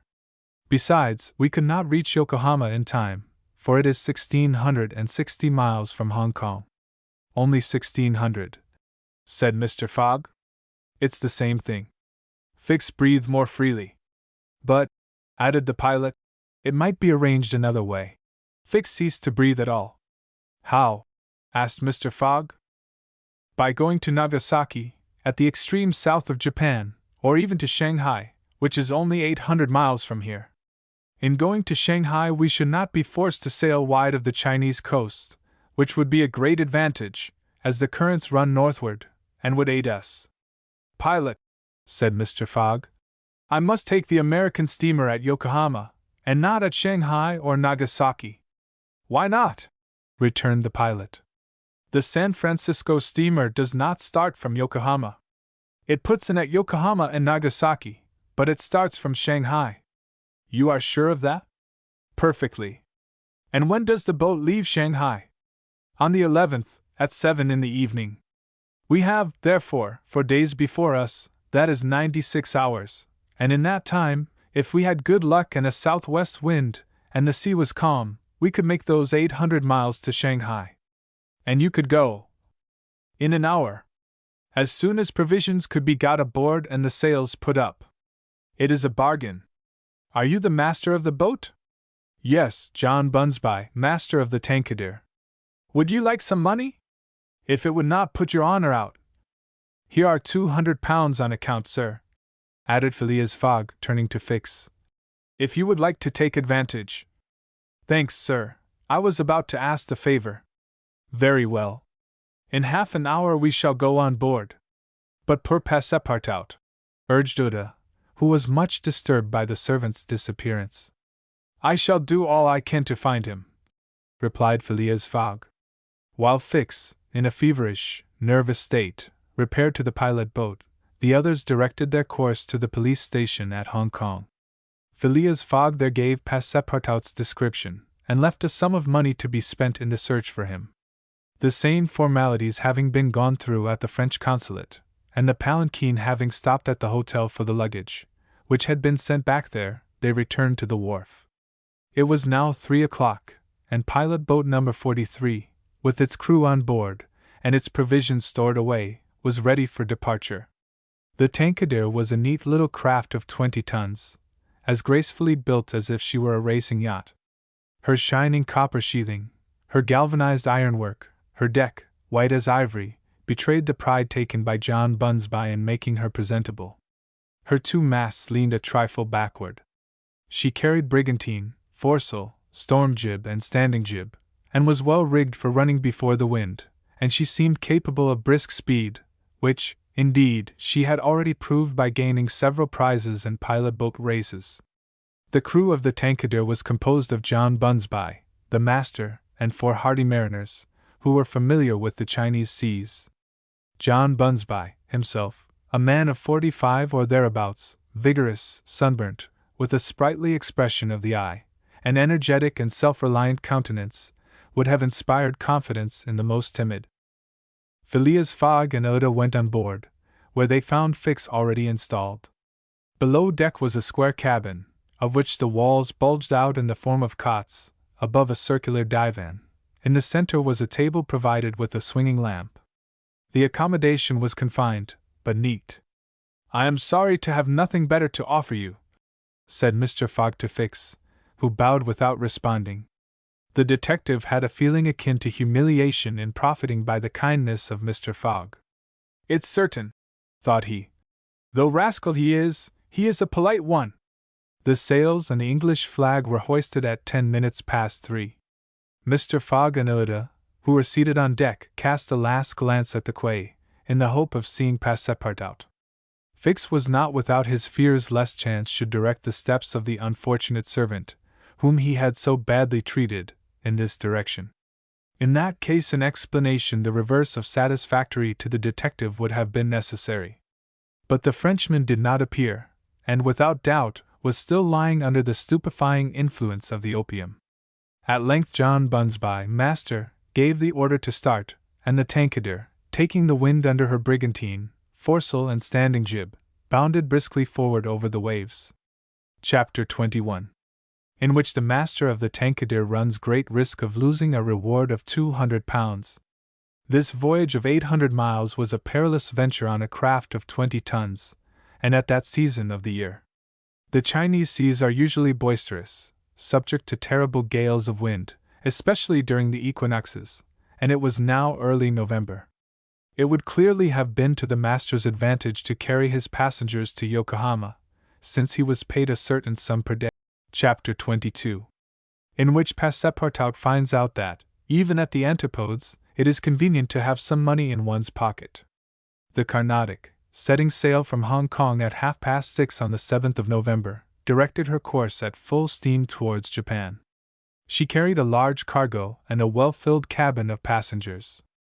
2 staterooms in the rear were, however, unoccupied, those which had been engaged by Phileas Fogg. The next day a passenger with a half-stupefied eye, staggering gait and disordered hair, was seen to emerge from the second cabin, and to totter to a seat on deck. It was Passepartout.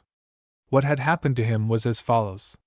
Shortly after Fix left the opium den, 2 waiters had lifted the unconscious Passepartout, and had carried him to the bed reserved for the smokers. 3 hours later, pursued even in his dreams by a fixed idea, the poor fellow awoke, and struggled against the stupefying influence of the narcotic. The thought of a duty unfulfilled shook off his torpor, and he hurried from the abode of drunkenness. Staggering and holding himself up by keeping against the walls, falling down and creeping up again, and irresistibly impelled by a kind of instinct, he kept crying out, "The Carnatic! The Carnatic!" The steamer lay puffing alongside the quay, on the point of starting. Passepartout had but few steps to go, and rushing upon the plank, he crossed it, and fell unconscious on the deck, just as the Carnatic was moving off. Several sailors, who were evidently accustomed to this sort of scene, carried the poor Frenchman down into the second cabin, and Passepartout did not wake until they were 150 miles away from China. Thus he found himself the next morning on the deck of the Carnatic, and eagerly inhaling the exhilarating sea breeze. The pure air sobered him. He began to collect his sense, which he found a difficult task, but at last he recalled the events of the evening before, Fix's revelation, and the opium house. "It is evident," he said to himself, "that I have been abominably drunk. What will Mr. Fogg say?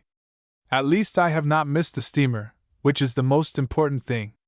Then, as Fix occurred to him, "As for that rascal, I hope we are well rid of him, and that he has not dared, as he proposed, to follow us on board the Carnatic. A detective on the track of Mr. Fogg, accused of robbing the Bank of England. Pshaw! Mr. Fogg is no more a robber than I am a murderer. Should he divulge Fix's real errand to his master? Would it do to tell the part the detective was playing? Would it not be better to wait until Mr. Fogg reached London again, and then impart to him that an agent of the Metropolitan Police had been following him round the world, and have a good laugh over it? No doubt, at least, it was worth considering. The first thing to do was to find Mr. Fogg, and apologize for his singular behavior. Passepartout got up and proceeded, as well as he could with the rolling of the steamer, to the afterdeck. He saw no one who resembled either his master or Uda. "Good!" muttered he. "Uda has not gotten up yet, and Mr. Fogg has probably found some partners at whist." He descended to the saloon. Mr. Fogg was not there. Passepartout had only, however, to ask the purser the number of his master's stateroom. The purser replied that he did not know any passenger by the name of Fogg. "I beg your pardon," said Passepartout persistently. "He is a tall gentleman, quiet and not very talkative, and has with him a young lady." "There is no young lady on board," interrupted the purser. "Here is a list of the passengers. You may see for yourself." Passepartout scanned the list, but his master's name was not upon it. All at once an idea struck him. "Ah! Am I on the Carnatic?" "Yes." "On the way to Yokohama?" "Certainly." Passepartout had for an instant feared that he was on the wrong boat, but, though he was really on the Carnatic, his master was not there. He felt thunderstruck on a seat. He saw it all now. He remembered that the time of sailing had been changed, that he should have informed his master of that fact, and that he had not done so. It was his fault, then, that Mr. Fogg and Uda had missed the steamer. Yes, but it was still more the fault of the traitor who, in order to separate him from his master, and detain the latter at Hong Kong, had inveigled him into getting drunk. He now saw the detective's trick, and at this moment Mr. Fogg was certainly ruined, his bet was lost, and he himself perhaps arrested and imprisoned. At this thought Passepartout tore his hair. Ah, if Fix ever came within his reach, what a settling of accounts there would be! After his first depression, Passepartout became calmer, and began to study his situation. It was certainly not an enviable one. He found himself on the way to Japan, and what should he do when he got there? His pocket was empty. He had not a solitary shilling, not so much as a penny. His passage had fortunately been paid for in advance, and he had 5 or 6 days in which to decide upon his future course. He fell to at meals with an appetite, and ate for Mr. Fogg, Uda, and himself. He helped himself as generously as if Japan were a desert, where nothing to eat was to be looked for. At dawn on the 13th the Carnatic entered the port of Yokohama.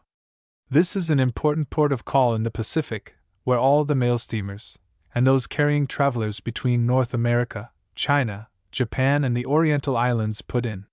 It is situated in the Bay of Yedo, and at but a short distance from that second capital of the Japanese Empire, and the residence of the Tycoon, the civil emperor, before the Mikado, the spiritual emperor, absorbed his office in his own. The Carnatic anchored at the quay near the custom house, in the midst of a crowd of ships bearing the flags of all nations.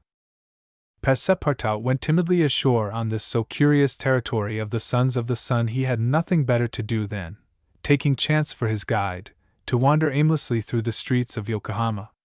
He found himself at first in a thoroughly European quarter, the houses having low fronts, and being adorned with verandas, beneath which he caught glimpses of neat peristyles.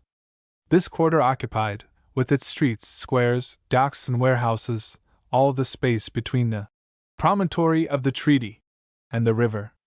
Here, as at Hong Kong and Calcutta, were mixed crowds of all races, Americans and English, Chinamen and Dutchmen, mostly merchants ready to buy or sell anything. The Frenchman felt himself as much alone among them as if he had dropped down in the midst of Hottentots. He had, at least, one resource, to call on the French and English consuls at Yokohama for assistance. But he shrank from telling the story of his adventures, intimately connected as it was with that of his master, and before doing so, he determined to exhaust all other means of aid. As chance did not favor him in the European quarter, he penetrated that inhabited by the native Japanese, determined, if necessary, to push on to Yedo. The Japanese quarter of Yokohama is called Benten, after the goddess of the sea, who is worshipped on the islands round about. There Passepartout beheld beautiful fir and cedar groves, sacred gates of a singular architecture, bridges half hid in the midst of bamboos and reeds, temples shaded by immense cedar trees. He saw holy retreats where there were sheltered Buddhist priests and sectaries of Confucius, and interminable streets, where a perfect harvest of rose-tinted and red-cheeked children, who looked as if they had been cut out of Japanese screens, and who were playing in the midst of short-legged poodles and yellowish cats, had been gathered. The streets were crowded with people. Priests were passing in processions, beating their dreary tambourines. Police and custom-house officers with pointed hats encrusted with lace, and carrying 2 sabers hung to their waists. Soldiers, clad in blue cotton with white stripes, and bearing guns. The Mikado's guards, enveloped in silken doubles, hauberks and coats of mail, and numbers of military folk of all ranks. For the military profession is as much respected in Japan as it is despised in China, went hither and thither in groups and pairs. Passepartout saw, too, begging friars, long-robed pilgrims and simple civilians, with their warped and jet-black hair, big heads, long busts, slender legs, short stature and complexions varying from copper color to a dead white, but never yellow, like the Chinese, from whom the Japanese widely differ. He did not fail to observe the curious equipages, carriages and palanquins, barrows supplied with sails and litters made of bamboo, nor the women, whom he thought not especially handsome, who took little steps with their little feet, upon which they wore canvas shoes, straw sandals and clogs of worked wood, and who displayed tight-looking eyes, flat chests, teeth fashionably blackened and gowns crossed with silken scarfs, tied in an enormous knot behind, an ornament which the modern Parisian ladies seemed to have borrowed from the dames of Japan. Passepartout wandered for several hours in the midst of this motley crowd, looking in at the windows of the rich and curious shops, the jewelry establishments glittering with quaint Japanese ornaments, the restaurants decked with streamers and banners, the tea-houses, where the odorous beverage was being drunk with sake, a liquor concocted from the fermentation of rice, and the comfortable smoking-houses, where they were puffing, not opium, which is almost unknown in Japan, but a very fine, stringy tobacco. He went until he found himself in the fields, in the midst of vast rice plantations. There he saw dazzling camellias expanding themselves, with flowers which were giving forth their last colors and perfumes, not on bushes, but on trees, and within bamboo enclosures, cherry, plum, and apple trees, which the Japanese cultivate rather for their blossoms than their fruit, and which queerly fashioned, grinning scarecrows protected from the sparrows, pigeons, ravens, and other voracious birds. On the branches of the cedars were perched large eagles. Amid the foliage of the weeping willows were herons, solemnly standing on one leg. On every hand were crows, ducks, hawks, wild birds, and a multitude of cranes, which the Japanese consider sacred, and which to their minds symbolize long life and prosperity. As he was strolling along, Passepartout saw some violets among the shrubs. "Good," said he. "I'll have some supper." But on smelling them, he found that they were odorless. No chance there, thought he. The worthy fellow had certainly taken good care to eat as hearty a breakfast as possible before leaving the Carnatic. But, as he had been walking about all day, the demands of hunger were growing. He observed that the butcher's stalls contain neither mutton, goat, nor pork. Knowing also that it is a sacrilege to kill cattle, which are preserved solely for farming, he made up his mind that meat was far from plentiful in Yokohama, nor was he mistaken.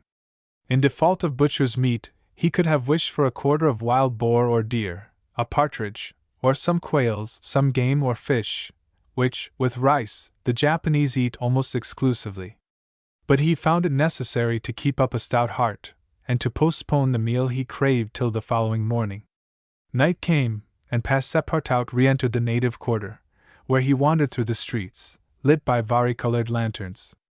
He looked on at the dancers, who were executing skillful steps and boundings, and the astrologers who stood in the open air with their telescopes.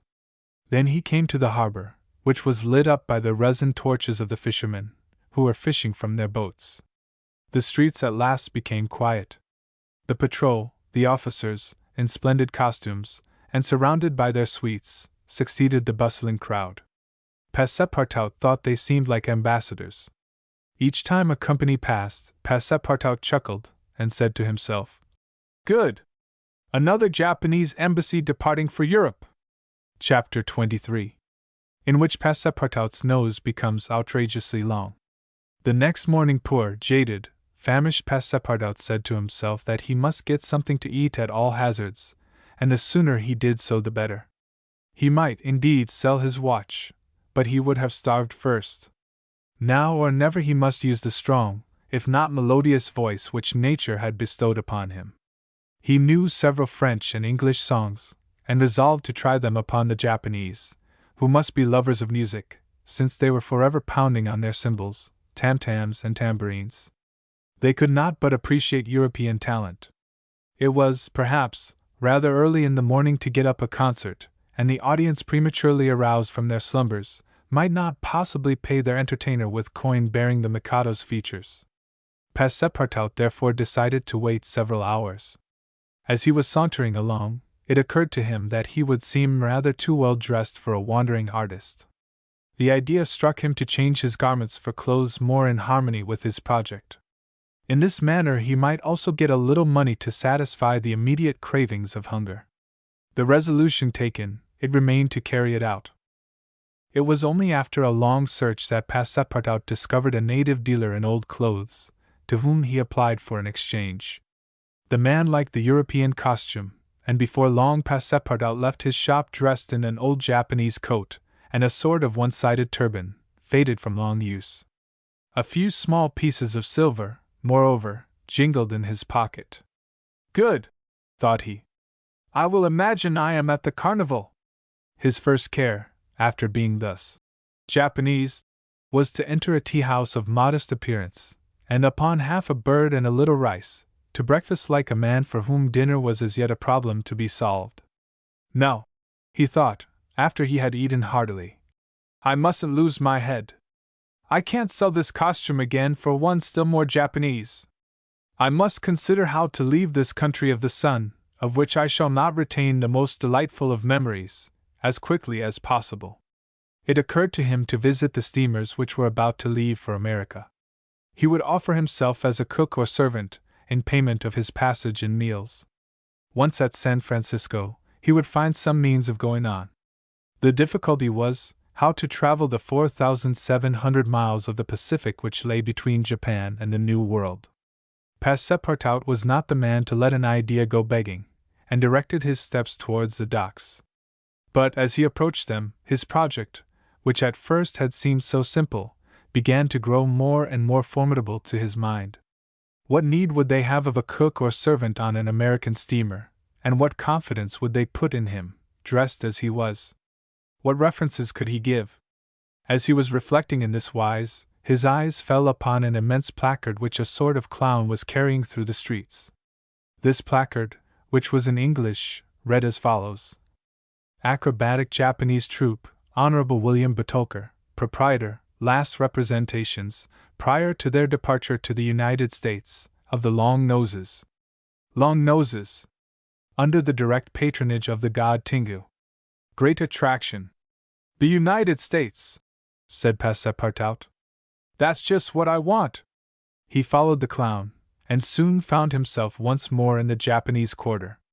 A quarter of an hour later he stopped before a large cabin, adorned with several clusters of streamers, the exterior walls of which were designed to represent, in violent colors and without perspective, a company of jugglers. This was the Honorable William Betolker's establishment. That gentleman was a sort of Barnum, the director of a troupe of mountebanks, jugglers, clowns, acrobats, equilibrists and gymnasts, who, according to the placard, was giving his last performances before leaving the Empire of the Sun for the States of the Union. Passepartout entered and asked for Mr. Betolker, who straightway appeared in person. "What do you want?" said he to Passepartout, whom he at first took for a native. "Would you like a servant, sir?" asked Passepartout. "A servant!" cried Mr. Betolker, caressing the thick gray beard which hung from his chin. "I already have two who are obedient and faithful, have never left me, and serve me for their nourishment, and here they are," added he, holding out his two robust arms, furrowed with veins as large as the strings of a bass viol. "So I can be of no use to you?" "None." "The devil! I should so like to cross the Pacific with you." "Ah," said the Honorable Mr. Betolker. You are no more a Japanese than I am a monkey. Why are you dressed up in that way? A man dresses as he can. That's true. You are a Frenchman, aren't you? Yes. A Parisian of Paris. Then you ought to know how to make grimaces? Why? Replied Passepartout, a little vexed that his nationality should cause this question. We Frenchmen know how to make grimaces, it is true, but not any better than the Americans do. True. Well, if I can't take you as a servant, I can as a clown. You see, my friend, in France they exhibit foreign clowns, and in foreign parts French clowns. Ah, you are pretty strong, eh? Especially after a good meal. And you can sing? Yes, returned Passepartout, who had formerly sung in street concerts. But can you sing standing on your head, with a top spinning on your left foot, and a saber balanced on your right? Humph! I think so, replied Passepartout, recalling the exercises of his younger days. Well, that's enough, said the Honorable William Betulker. The engagement was concluded there and then. Passepartout had at last found something to do. He was engaged to act in the celebrated Japanese troupe. It was not a very dignified position, but within a week he would be on his way to San Francisco. The performance, so noisily announced by the Honorable Mr. Betulker, was to commence at 3 o'clock, and soon the deafening instruments of a Japanese orchestra resounded at the door. Passepartout, though he had not been able to study or rehearse a part, was designated to lend the aid of his sturdy shoulders in the great exhibition of the human pyramid, executed by the long noses of the god Tingu. This great attraction was to close the performance. Before 3 o'clock the large shed was crowded with spectators, Europeans and natives, Chinese and Japanese, men, women and children, who precipitated themselves upon the narrow benches and into the boxes opposite the stage. The musicians took up a position inside, and were vigorously performing on their gongs, tam-tams, flutes, bones, tambourines and immense drums. The performance was much like all acrobatic displays. But it must be confessed that the Japanese are the first equilibrists in the world. One, with a fan and some bits of paper, performed the graceful trick of the butterflies and the flowers. Another traced in the air, with the odorous smoke of his pipe, a series of blue words, which composed a compliment to the audience. A third juggled with some lighted candles, which he extinguished successively as they passed his lips, and relit again without interrupting for an instant his juggling. Another reproduced the most singular combinations with a spinning top. In his hands the revolving tops seemed to be animated with a life of their own in their interminable whirling. They ran over pipe stems, the edges of sabers, wires and even hairs stretched across the stage. They turned around on the edges of large glasses, crossed bamboo ladders, dispersed into all the corners, and produced strange musical effects by the combination of their various pitches of tone.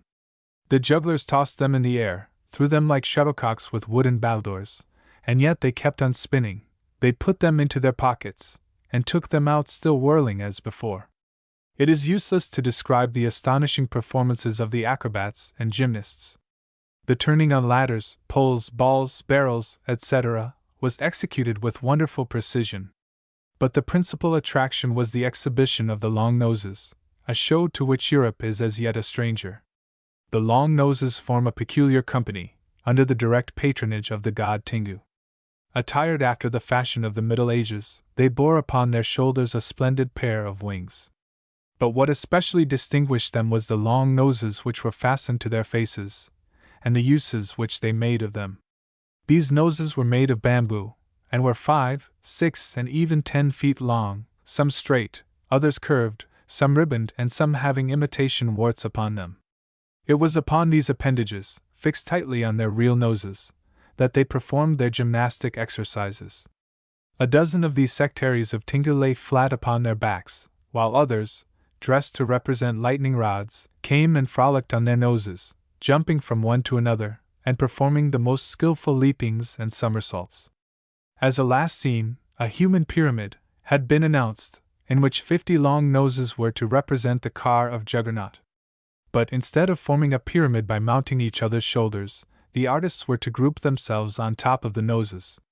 It happened that the performer who had hitherto formed the base of the car had left the troupe, and as, to fill this part, only strength and adroitness were necessary, Passepartout had been chosen to take his place. The poor fellow really felt sad when, melancholy reminiscence of his youth, he donned his costume, adorned with vari-colored wings, and fastened to his natural feature a false nose 6 feet long. But he cheered up when he thought that this nose was winning him something to eat. He went upon the stage, and took his place beside the rest who were to compose the base of the car of Juggernaut. They all stretched themselves on the floor, their noses pointing to the ceiling. A second group of artists stood on these long appendages, then a third above these, then a fourth, until a human monument reaching to the very cornices of the theater soon arose on top of the noses. This elicited loud applause, in the midst of which the orchestra was just striking up a deafening air. When the pyramid tottered, the balance was lost, one of the lower noses vanished from the pyramid, and the human monument was shattered like a castle built of cards. It was Passepartout's fault. Abandoning his position, clearing the footlights without the aid of his wings, and clambering up to the right-hand gallery, he fell at the feet of one of the spectators, crying, "Ah, my master! My master! You here?" "Myself." "Very well, then let us go to the steamer, young man." Mr. Fogg, Oda, and Passepartout passed through the lobby of the theater to the outside, where they encountered the Honorable Mr. Betulker, furious with rage. He demanded damages for the breakage of the pyramid, and Phileas Fogg appeased him by giving him a handful of banknotes. At 6:30, the very hour of departure, Mr. Fogg and Ellida, followed by Passepartout, who in his hurry had retained his wings and nose 6 feet long, stepped upon the American steamer. Chapter 24. During which Mr. Fogg and party crossed the Pacific Ocean. What happened when the pilot boat came in sight of Shanghai will be easily guessed. The signals made by the Tankadere had been seen by the captain of the Yokohama steamer, who, seeing the flag at half-mast, had directed his course towards the little craft. Phileas Fogg, after paying the stipulated price of his passage to John Bunsby, and rewarding that worthy with the additional sum of £550, boarded the steamer with Oda and Fix, and they started at once for Nagasaki and Yokohama. They reached their destination on the morning of the 14th of November. Phileas Fogg lost no time in going on board the Carnatic, where he learned, to Oda's great delight, and perhaps to his own, though he betrayed no emotion, that Passepartout, a Frenchman, had really arrived on her the day before. The San Francisco steamer was announced to leave that very evening, and it became necessary to find Passepartout, if possible, without delay. Mr. Fogg applied in vain to the French and English consuls, and, after wandering through the streets a long time, began to despair of finding his missing servant. Chance, or perhaps a kind of presentiment, at last led him into the Honorable Mr. Betulker's theater. He certainly would not have recognized Passepartout in the eccentric mountebank's costume, but the latter, lying on his back, perceived his master in the gallery. He could not help starting, which so changed the position of his nose as to bring the pyramid pell-mell upon the stage. All this Passepartout learned from Oda, who told him what had taken place on the voyage from Hong Kong to Shanghai on the Tankadere, in company with one Mr. Fix. Passepartout did not change countenance on hearing this name. He thought that the time had not yet arrived to divulge to his master what had taken place between the detective and himself.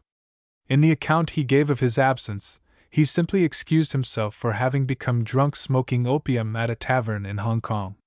Mr. Fogg heard this narrative coldly, without a word. Then he furnished his man with funds necessary to obtain clothing more in harmony with his position. Within an hour the Frenchman had cut off his nose and parted with his wings, and retained nothing about him which recalled the secretary of the god Tengu. The steamer which was about to depart from Yokohama to San Francisco belonged to the Pacific Mail Steamship Company, and was named the General Grant.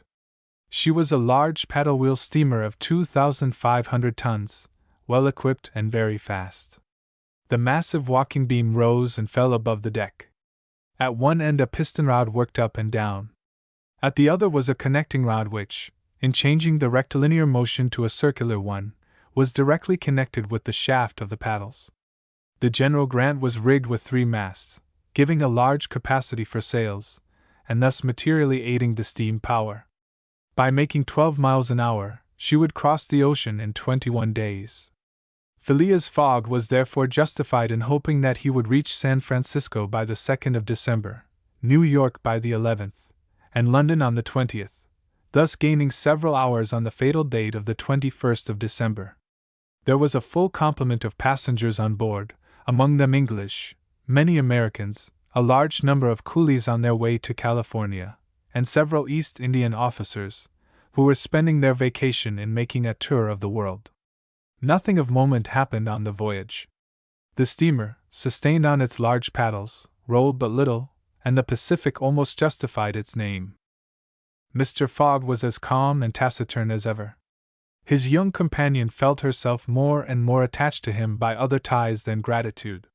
His silent but generous nature impressed her more than she thought, and it was almost unconsciously that she yielded to emotions which did not seem to have the least effect upon her protector. Aouda took the keenest interest in his plans, and became impatient at any incident which seemed likely to retard his journey. She often chatted with Passepartout, who did not fail to perceive the state of the lady's heart. Being the most faithful of servants, he never exhausted his eulogies of Phileas Fogg's honesty, generosity, and devotion. He took pains to calm Aouda's doubts of a successful termination of the journey, telling her that the most difficult part of it had passed, that now they were beyond the fantastic countries of Japan and China, and were fairly on their way to civilized places again.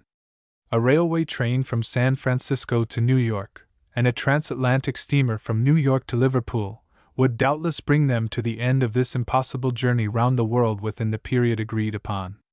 On the 9th day after leaving Yokohama, Phileas Fogg had traveled exactly 1/2 of the terrestrial globe. The General Grant passed, on the 23rd of November, the 180th meridian, and was at the very antipodes of London.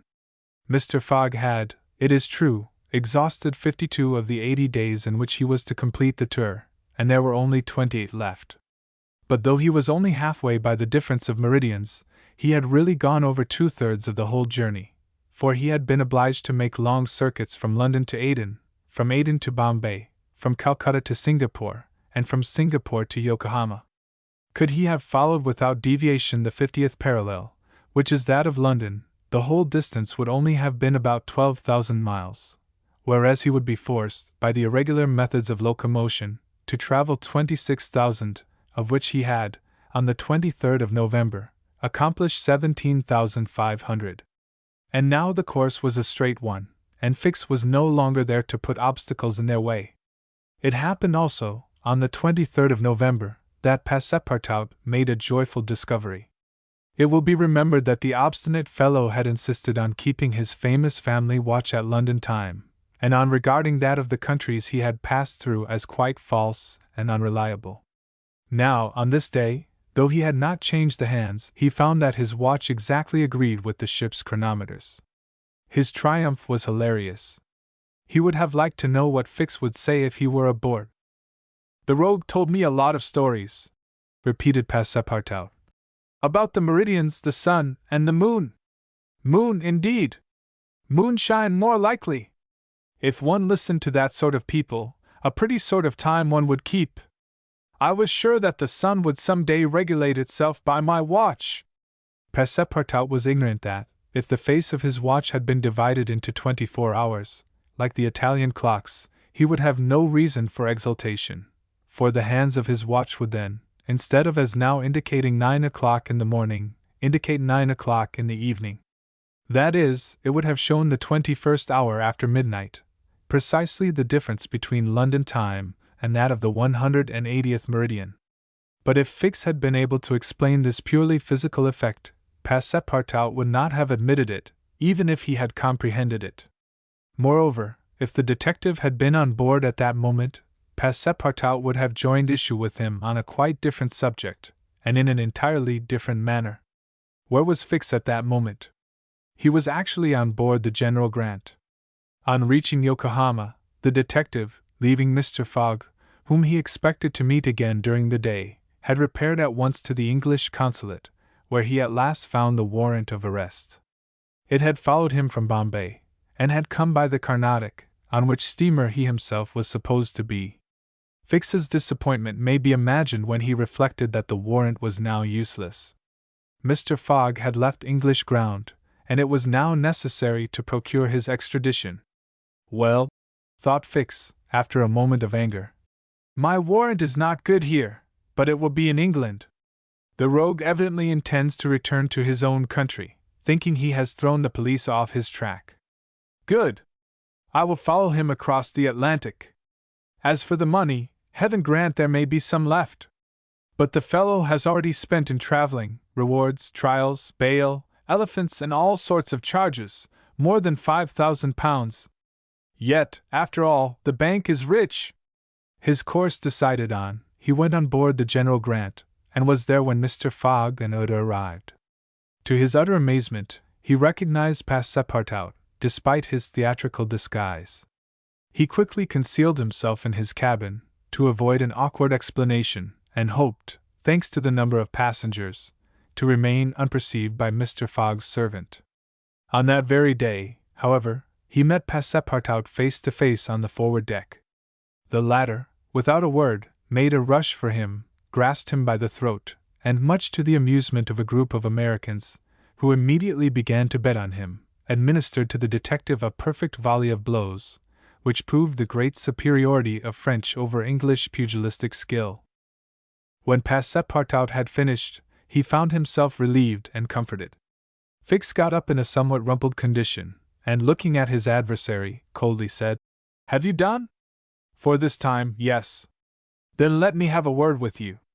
"But in your master's interests." Passepartout seemed to be vanquished by Fix's coolness, for he quietly followed him, and they sat down aside from the rest of the passengers. "You have given me a thrashing," said Fix. "Good, I expected it. Now listen to me. Up to this time I have been Mr. Fogg's adversary. I am now in his game." "Aha!" cried Passepartout. "You are convinced he is an honest man?" "No," replied Fix coldly. "I think him a rascal. Sh. Don't budge, and let me speak. As long as Mr. Fogg was on English ground, it was for my interest to detain him there until my warrant of arrest arrived. I did everything I could to keep him back. I sent the Bombay priests after him. I got you intoxicated at Hong Kong. I separated you from him, and I made him miss the Yokohama steamer." Passepartout listened, with closed fists.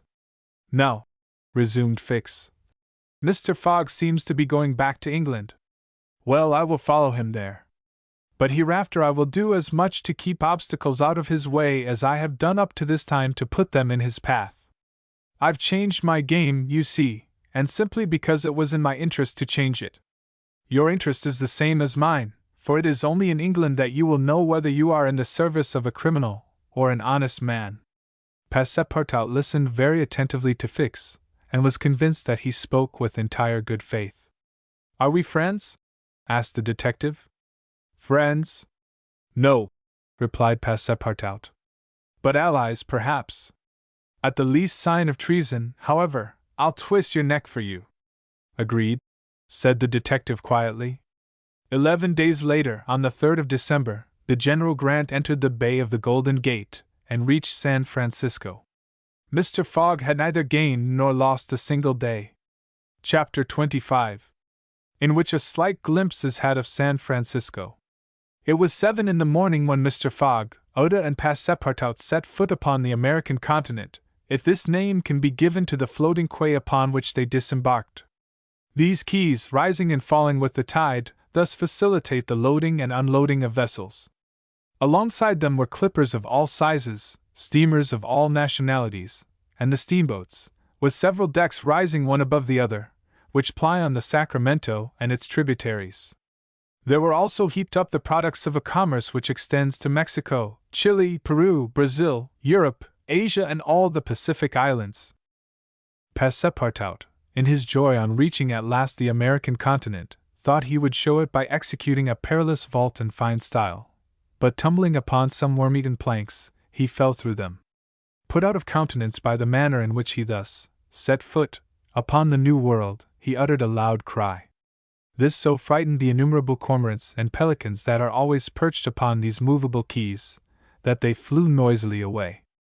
Mr. Fogg, on reaching shore, proceeded to find out at what hour the first train left for New York, and learned that this was at 6 p.m. He had, therefore, an entire day to spend in the Californian city. Taking a carriage for $3, he and Oda entered it, while Passepartout mounted the box beside the driver, and they set out for the International Hotel. From his exalted position, Passepartout observed with much curiosity the wide streets, the low, evenly ranged houses, the Anglo-Saxon Gothic churches, the great docks, the palatial wooden and brick warehouses, the numerous conveyances, omnibuses, horse cars, and upon the sidewalks, not only Americans and Europeans, but Chinese and Indians. Passepartout was surprised at all he saw. San Francisco was no longer the legendary city of 1849, a city of banditti, assassins and incendiaries, who had flocked here in crowds in pursuit of plunder. Formerly a paradise of outlaws, where they gambled with gold dust, a revolver in one hand and a bowie knife in the other, it was now a great commercial emporium. The lofty tower of its city hall overlooked the whole panorama of the streets and avenues, which cut each other at right angles, and in the midst of which appeared pleasant, verdant squares. Beyond appeared the Chinese quarter, seemingly imported from the Celestial Empire in a toy box. Sombreros and red shirts and plumed Indians were rarely to be seen, but there were silk hats and black coats everywhere worn by a multitude of nervously active, gentlemanly-looking men. Some of the streets, especially Montgomery Street, which is to San Francisco what Regent Street is to London, the Boulevard des Italiens to Paris and Broadway to New York, were lined with splendid and spacious stores, which exposed in their windows the products of the entire world. When Passepartout reached the International Hotel, it did not seem to him as if he had left England at all. The ground floor of the hotel was occupied by a large bar, a sort of restaurant freely open to all passers-by, who might partake of dried beef, oyster soup, biscuits and cheese, without taking out their purses. Payment was made only for the ale, porter, or sherry which was drunk. This seemed very American to Passepartout. The hotel refreshment rooms were comfortable, and Mr. Fogg and Oda, installing themselves at a table, were abundantly served on diminutive plates by negroes of darkest hue. After breakfast, Mr. Fogg, accompanied by Oda, started for the English consulate to have his passport visaed. As he was going out, he met Passepartout, who asked him if it would not be well, before taking the train, to purchase some dozens of Enfield rifles and Colt's revolvers. He had been listening to stories of attacks upon the trains by the Sioux and Pawnees. Mr. Fogg thought it a useless precaution, but told him to do as he thought best, and went on to the consulate. He had not proceeded 200 steps, however, when, by the greatest chance in the world, he met Fix. The detective seemed wholly taken by surprise. What? Had Mr. Fogg and himself crossed the Pacific together, and not met on the steamer? At least Fix felt honored to behold once more the gentleman to whom he owed so much, and, as his business recalled him to Europe, he should be delighted to continue the journey in such pleasant company. Mr. Fogg replied that the honor would be his, and the detective, who was determined not to lose sight of him, begged permission to accompany them in their walk about San Francisco, a request which Mr. Fogg readily granted. They soon found themselves in Montgomery Street, where a great crowd was collected. The sidewalks, street, horse-car rails, the shop doors, the windows of the houses and even the roofs, were full of people. Men were going about carrying large posters, and flags and streamers were floating in the wind, while loud cries were heard on every hand. Hurrah for Cammerfield! Hurrah for Mandiba! It was a political meeting, at least so Fix guessed. He said to Mr. Fogg, "Perhaps we had better not mingle with the crowd. There may be danger in it." "Yes," returned Mr. Fogg. "And blows, even if they are political, are still blows." Fix smiled at this remark, and in order to be able to see without being jostled about, the party took up a position on the top of a flight of steps situated at the upper end of Montgomery Street. Opposite them, on the other side of the street, between a coal wharf and a petroleum warehouse, a large platform had been erected in the open air, towards which the current of the crowd seemed to be directed. For what purpose was this meeting? What was the occasion of this excited assemblage? Phileas Fogg could not imagine. Was it to nominate some high official, a governor or member of Congress? It was not improbable, so agitated was the multitude before them. Just at this moment there was an unusual stir in the human mass. All the hands were raised in the air. Some, tightly closed, seemed to disappear suddenly in the midst of the cries, an energetic way, no doubt, of casting a vote. The crowd swayed back, the banners and flags wavered, disappeared an instant, then reappeared in tatters. The undulations of the human surge reached the steps, while all the heads floundered on the surface like a sea agitated by a squall. Many of the black hats disappeared, and the greater part of the crowd seemed to have diminished in height. "It is evidently a meeting," said Fix, "and its object must be an exciting one.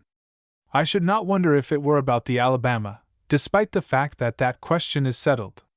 "Perhaps," replied Mr. Fogg simply. "At least there are two champions in presence of each other, the Honorable Mr. Cammerfield and the Honorable Mr. Mandeville."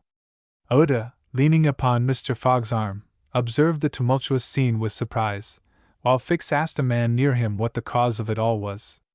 Before the man could reply, a fresh agitation arose. Hurrahs and excited shouts were heard. The staffs of the banners began to be used as offensive weapons, and fists flew about in every direction. Thumps were exchanged from the tops of the carriages and omnibuses which had been blocked up in the crowd. Boots and shoes went whirling through the air, and Mr. Fogg thought he even heard the crack of revolvers mingling in the din. The crowd approached the stairway, and flowed over the lower step. One of the parties had evidently been repulsed, but the mere onlookers could not tell whether Mandeville or Cammerfield had gained the upper hand. "It would be prudent for us to retire," said Fix, who was anxious that Mr. Fogg should not receive any injury, at least until they got back to London. "If there is any question about England in all this, and we were recognized, I fear it would go hard with us." "An English subject," began Mr. Fogg. He did not finish his sentence, for a terrific hubbub now arose on the terrace behind the flight of steps where they stood, and there were frantic shouts of "Hurrah for Mandeville! Hip, hip, hurrah!" It was a band of voters coming to the rescue of their allies, and taking the Cammerfield forces in flank. Mr. Fogg, Oda and Fix found themselves between two fires. It was too late to escape. The torrent of men, armed with loaded canes and sticks, was irresistible. Phileas Fogg and Fix were roughly hustled in their attempts to protect their fair companion. The former, as cool as ever, tried to defend himself with the weapons which nature has placed at the end of every Englishman's arm, but in vain. A big brawny fellow with a red beard, flushed face and broad shoulders, who seemed to be the chief of the band, raised his clenched fist to strike Mr. Fogg, whom he would have given a crushing blow, had not Fix rushed in and received it in his stead. An enormous bruise immediately made its appearance under the detective's silk hat, which was completely smashed in. "Yankee!" exclaimed Mr. Fogg, darting a contemptuous look at the ruffian. "Englishman!" returned the other. "We will meet again." "When you please." "What is your name?" "Phileas Fogg." "And yours?" "Colonel Stamp Proctor." The human tide now swept by, after overturning Fix, who speedily got upon his feet again, though with tattered clothes. Happily, he was not seriously hurt. His traveling overcoat was divided into two unequal parts, and his trousers resembled those of certain Indians, which fit less compactly than they are easy to put on. Oda had escaped unharmed, and Fix alone bore marks of the fray in his black and blue bruise. "Thanks," said Mr. Fogg to the detective, as soon as they were out of the crowd. "No thanks are necessary," replied Fix. "But let us go." "Where?" "To a tailor's." Such a visit was, indeed, necessary. The clothing of both Mr. Fogg and Fix was in rags, as if they had themselves been actively engaged in the contest between Cammerfield and Mandeville. An hour after, they were once more suitably attired, and with the litter returned to the International Hotel. Passepartout was waiting for his master, armed with half a dozen six-barreled revolvers. When he perceived Fix, he knit his brows, but Oda having, in a few words, told him of their adventure, his countenance resumed its placid expression. Fix evidently was no longer an enemy, but an ally. He was faithfully keeping his word. Dinner over, the coach which was to convey the passengers and their luggage to the station drew up to the door. As he was getting in, Mr. Fogg said to Fix, "You have not seen this Colonel Proctor again?" "No. I will come back to America to find him," said Phileas Fogg calmly. "It would not be right for an Englishman to permit himself to be treated in that way without retaliating." The detective smiled, but did not reply. It was clear that Mr. Fogg was one of those Englishmen who, while they do not tolerate dueling at home, fight abroad when their honor is attacked. At 6:15 the travelers reached the station, and found the train ready to depart. As he was about to enter it, Mr. Fogg called a porter, and said to him, "My friend, was there not some trouble today in San Francisco?" "It was a political meeting, sir," replied the porter. "But I thought there was a great deal of disturbance in the streets." "It was only a meeting assembled for an election." "The election of a general-in-chief, no doubt?" asked Mr. Fogg. "No, sir, of a justice of the peace." Phileas Fogg got into the train, which started off at full speed. Chapter 26, in which Phileas Fogg and party travel by the Pacific Railroad. From ocean to ocean, so say the Americans, and these 4 words compose the general designation of the Great Trunk Line, which crosses the entire width of the United States. The Pacific Railroad is, however, really divided into 2 distinct lines: the Central Pacific, between San Francisco and Ogden, and the Union Pacific, between Ogden and Omaha. 5 main lines connect Omaha with New York.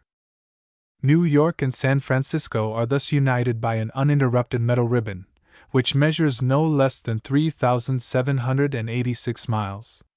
Between Omaha and the Pacific the railway crosses a territory which is still infested by Indians and wild beasts, and a large tract which the Mormons, after they were driven from Illinois in 1845, began to colonize. The journey from New York to San Francisco took, formerly, under the most favorable conditions, at least 6 months. It is now accomplished in 7 days. In 1862, in spite of the Southern members of Congress, who wished a more southerly route, it was decided to lay the road between the 41st and 42nd parallels. President Lincoln himself fixed the end of the line at Omaha, in Nebraska. The work was started at once and pursued with true American energy. The rapidity with which it went on did not injuriously affect its good execution. The road grew, on the prairies, 1.5 miles a day.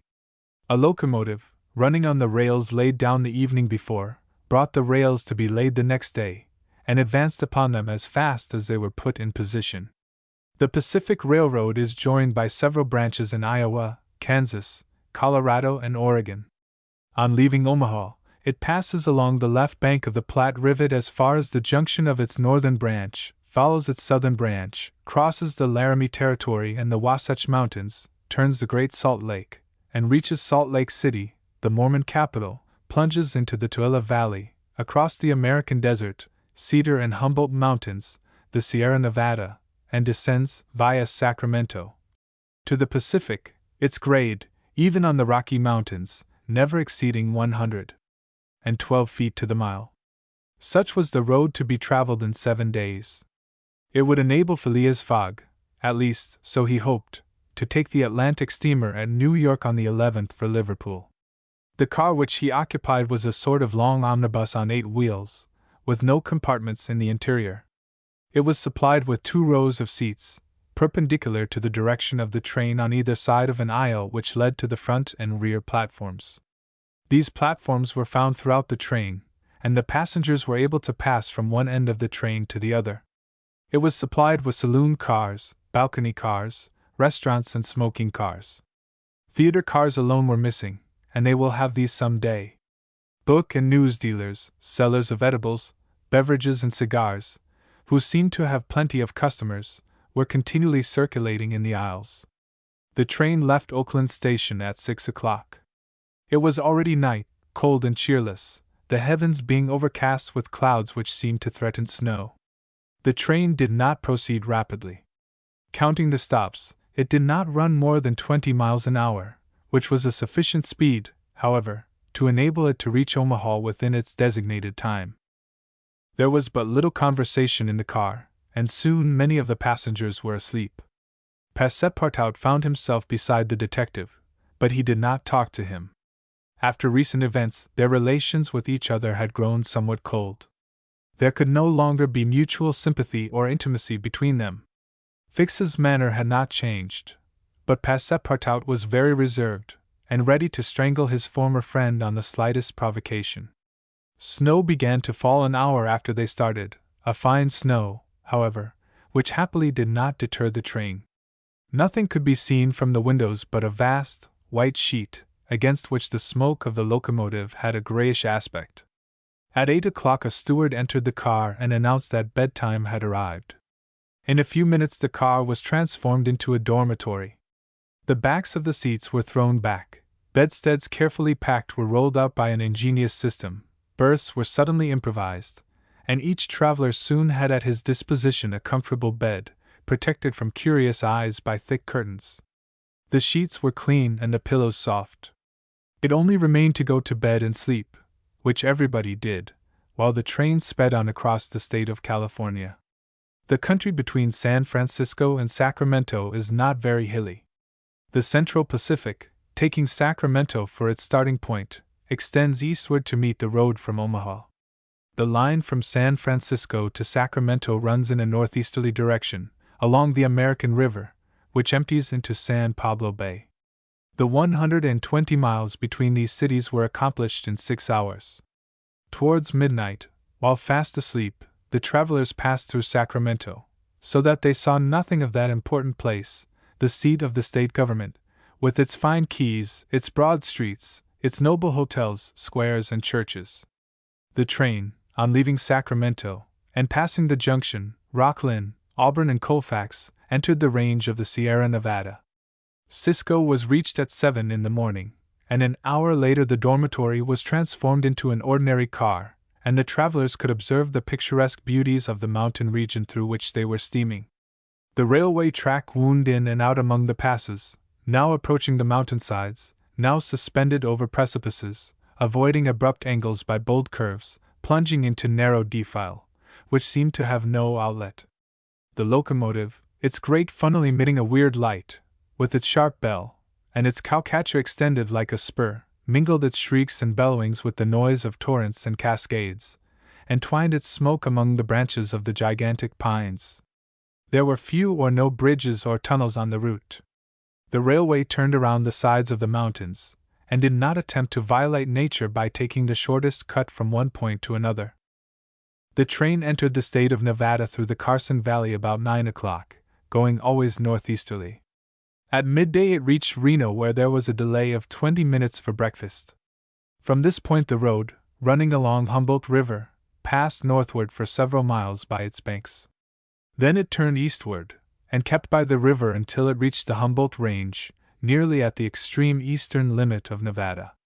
After breakfast, Mr. Fogg and his companions resumed their places in the car, and observed the varied landscape which unfolded as they passed along, the vast prairies, the mountains lining the horizon, and the creeks, with their frothy, foaming streams. Sometimes a great herd of buffaloes, massing together in the distance, seemed like a movable dam. These innumerable multitudes of beasts often form an insurmountable obstacle to the passage of the trains.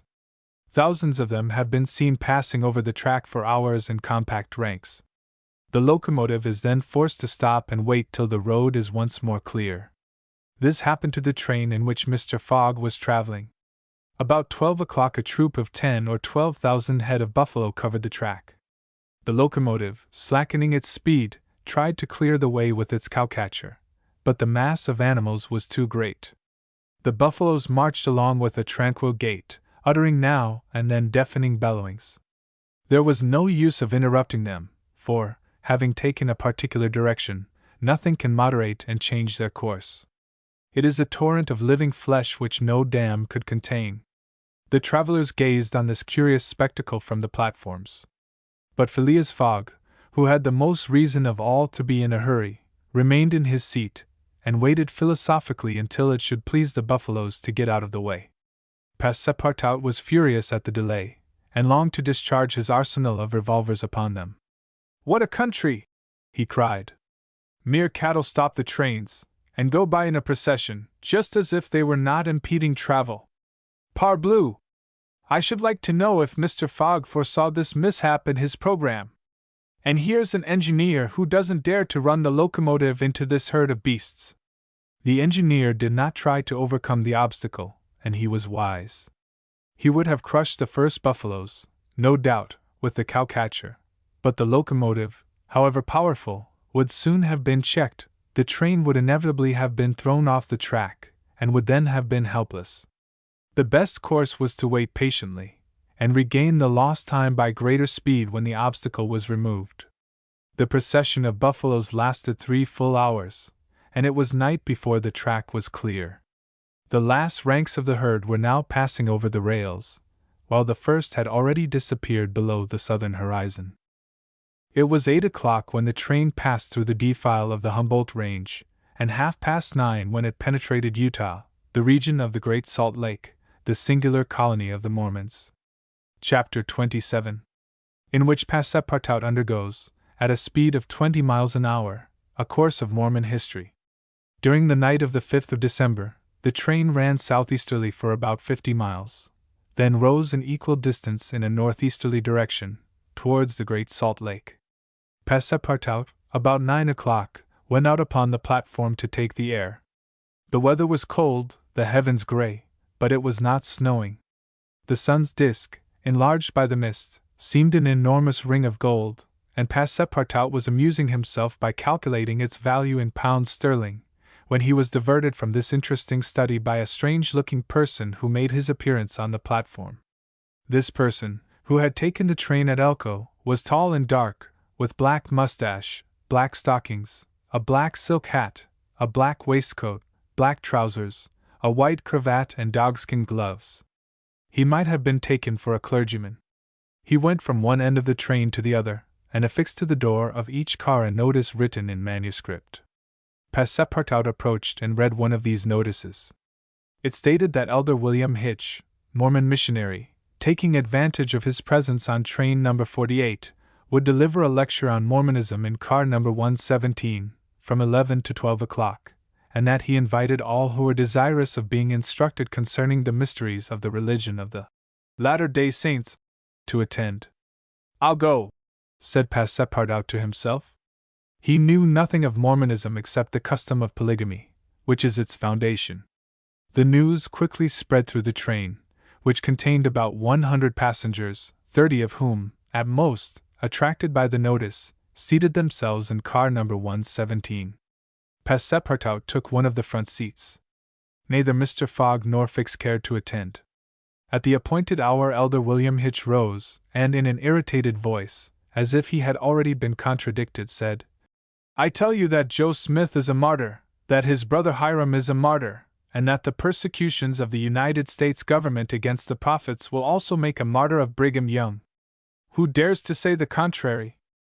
No one ventured to contradict the missionary, whose excited tone contrasted curiously with his naturally calm expression. No doubt his anger arose from the hardships to which the Mormons were actually subjected.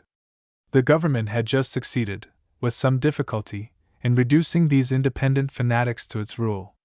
It had made itself master of Utah, and subjected that territory to the laws of the Union, after imprisoning Brigham Young on a charge of rebellion and polygamy.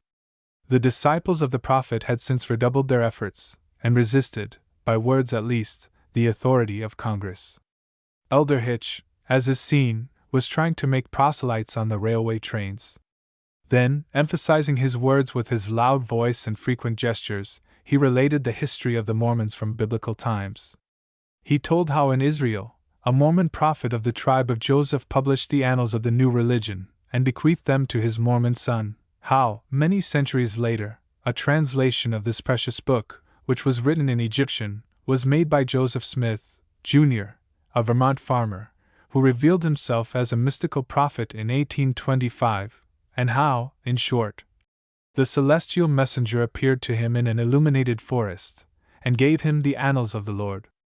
Several of the audience, not being much interested in the missionary's narrative, here left the car, but Elder Hitch, continuing his lecture, related how Smith, Jr., with his father, 2 brothers, and a few disciples, founded the Church of the Latter-day Saints, which, adopted not only in America, but in England, Norway, and Sweden and Germany, counts many artisans, as well as men engaged in the liberal professions, among its members, how a colony was established in Ohio, a temple erected there at a cost of $200,000, and a town built at Kirkland, how Smith became an enterprising banker, and received from a simple mummy showman a papyrus scroll written by Abraham and several famous Egyptians.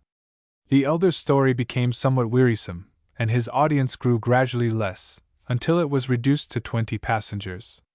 But this did not disconcert the enthusiast, who proceeded with the story of Joseph Smith's bankruptcy in 1837, and how his ruined creditors gave him a coat of tar and feathers, his reappearance some years afterwards, more honorable and honored than ever, at Independence, Missouri, the chief of a flourishing colony of 3,000 disciples, and his pursuit thence by outraged Gentiles, and retirement in the far west. 10 hearers only were now left, among them honest Passepartout, who was listening with all ears. Thus he learned that, after long persecutions, Smith reappeared in Illinois, and in 1839 founded a community at Nauvoo, on the Mississippi, numbering 25,000 souls, of which he became mayor, chief justice, and general-in-chief, that he announced himself, in 1843, as a candidate for the presidency of the United States, and that finally, being drawn into ambush at Carthage, he was thrown into prison and assassinated by a band of men disguised in masks. Passepartout was now the only person left in the car.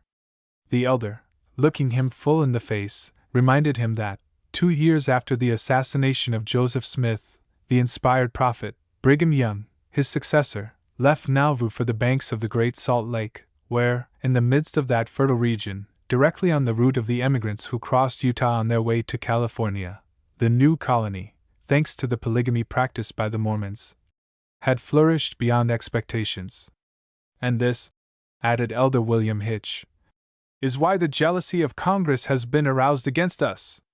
Why have the soldiers of the Union invaded the soil of Utah? Why has Brigham Young, our chief, been imprisoned, in contempt of all justice? Shall we yield to force? Never!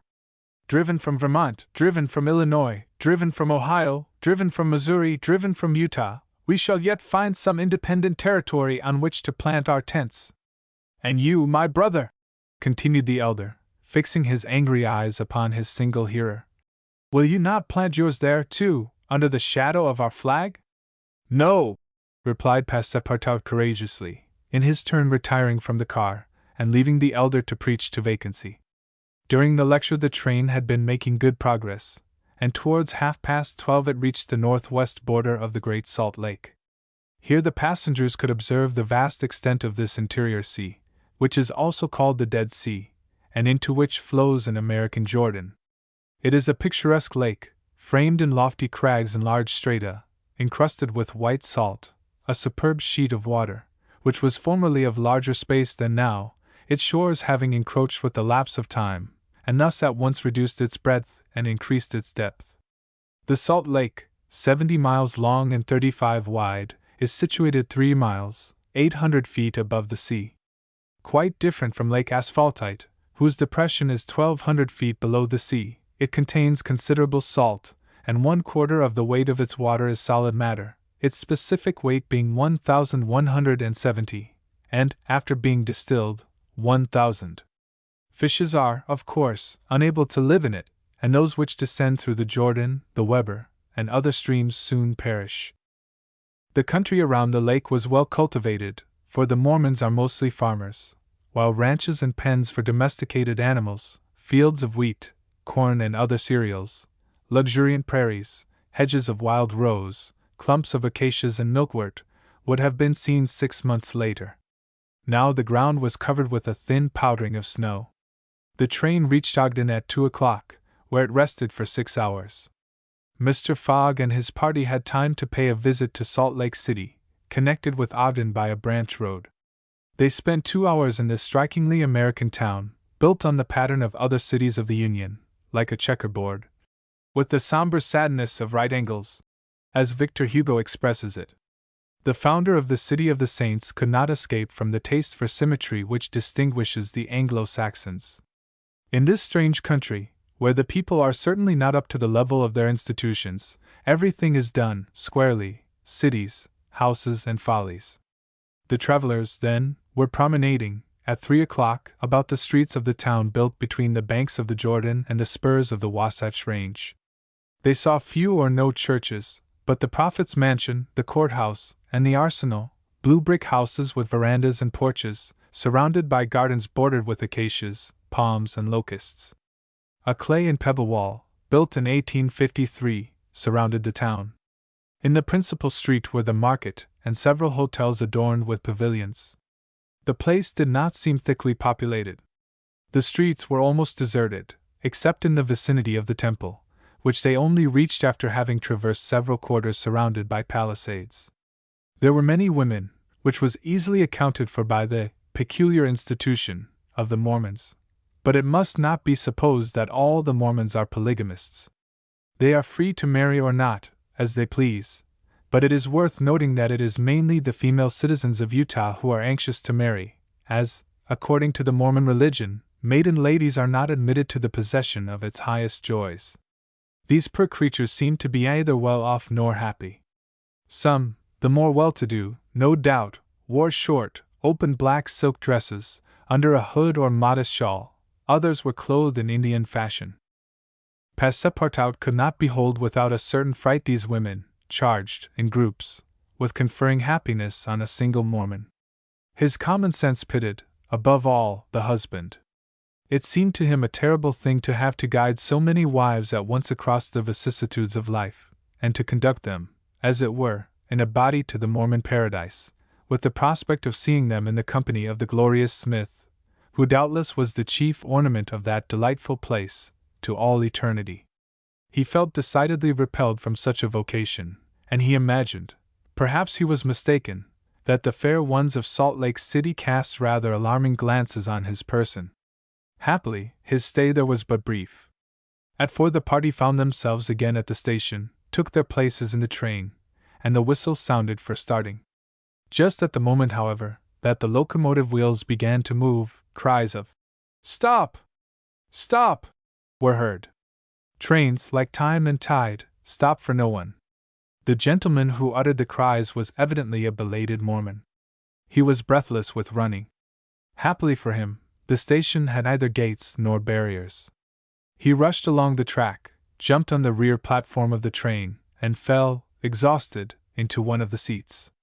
Passepartout, who had been anxiously watching this amateur gymnast, approached him with lively interest, and learned that he had taken flight after an unpleasant domestic scene. When the Mormon had recovered his breath, Passepartout ventured to ask him politely how many wives he had, for, from the manner in which he had decamped, it might be thought that he had 20 at least. "One, sir," replied the Mormon, raising his arms heavenward. "One, and that is enough." Chapter 28. In which Passepartout does not succeed in making anybody listen to reason. The train, on leaving Great Salt Lake at Ogden, passed northward for an hour as far as Weber River, having completed nearly 900 miles from San Francisco. From this point it took an easterly direction towards the jagged Wasatch Mountains. It was in the section included between this range and the Rocky Mountains that the American engineers found the most formidable difficulties in laying the road, and that the government granted a subsidy of $48,000 per mile, instead of $16,000 allowed for the work done on the plains. But the engineers, instead of violating nature, avoided its difficulties by winding around, instead of penetrating the rocks.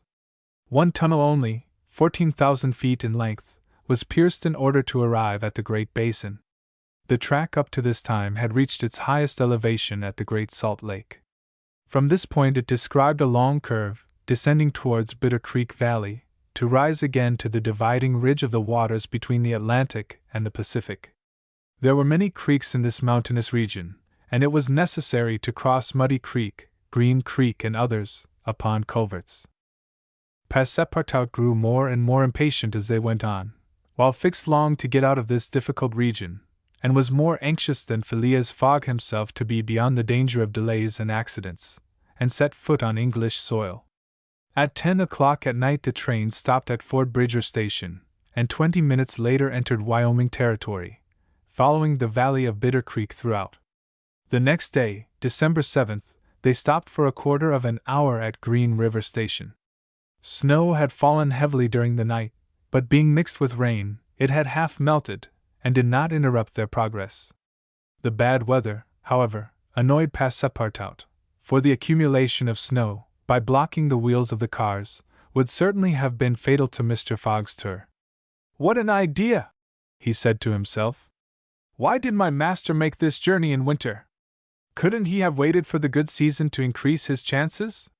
While the worthy Frenchman was absorbed in the state of the sky and the depression of the temperature, Oda was experiencing fears from a totally different cause. Several passengers had got off at Green River, and were walking up and down the platforms.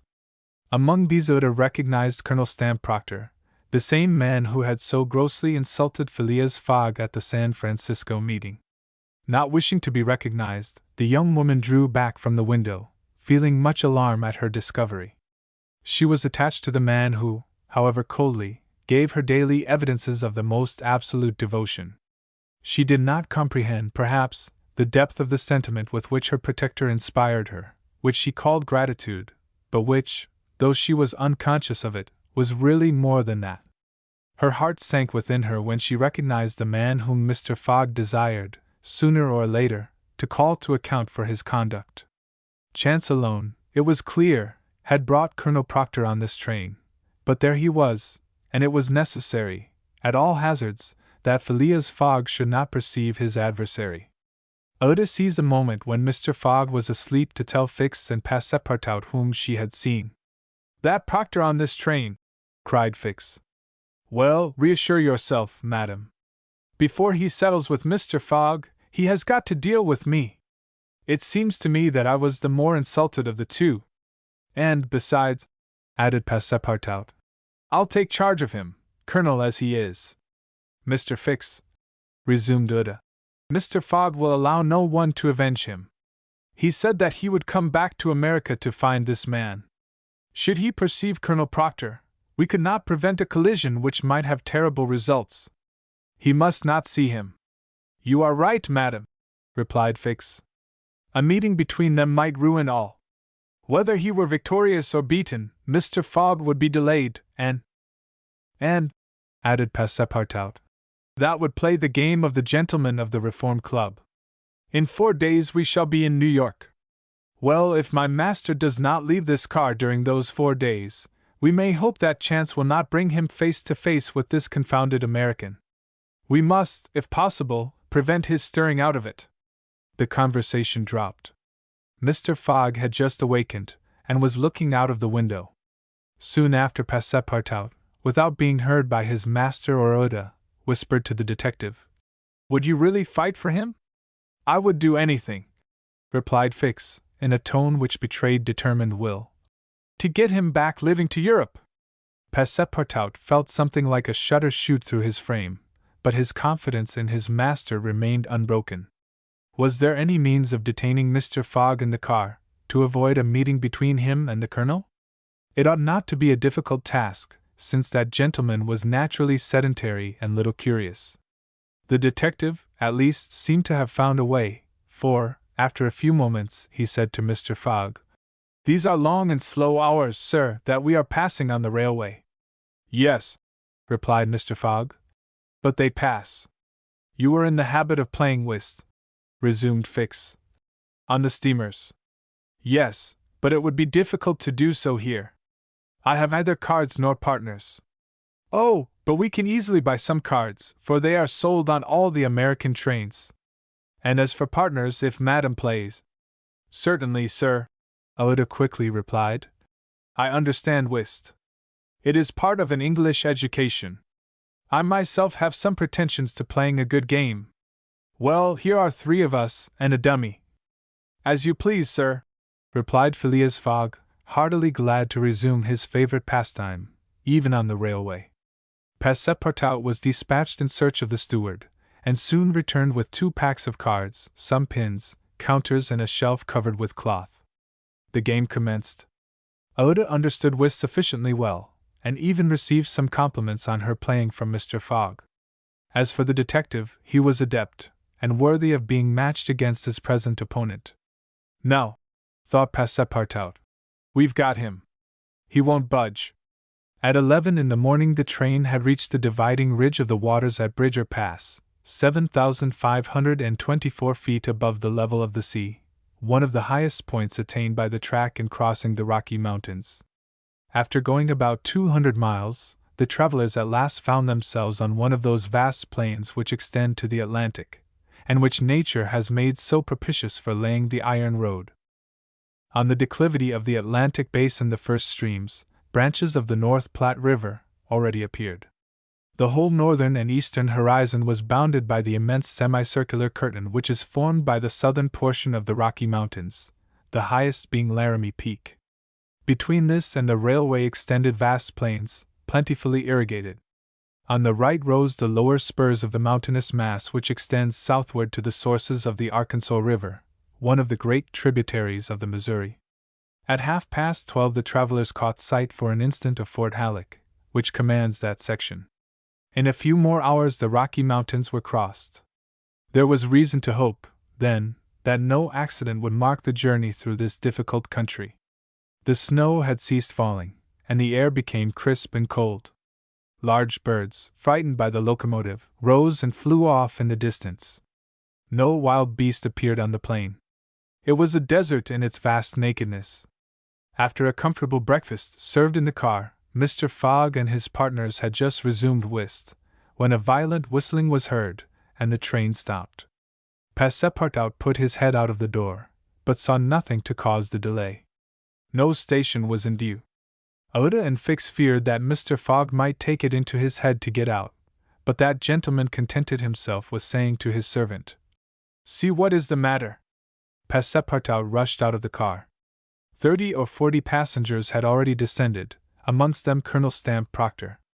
The train had stopped before a red signal which blocked the way.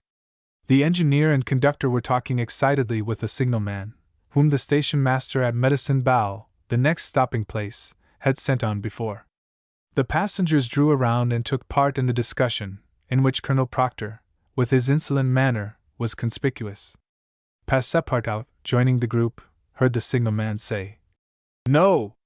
You can't pass. The bridge at Medicine Bow is shaky, and would not bear the weight of the train."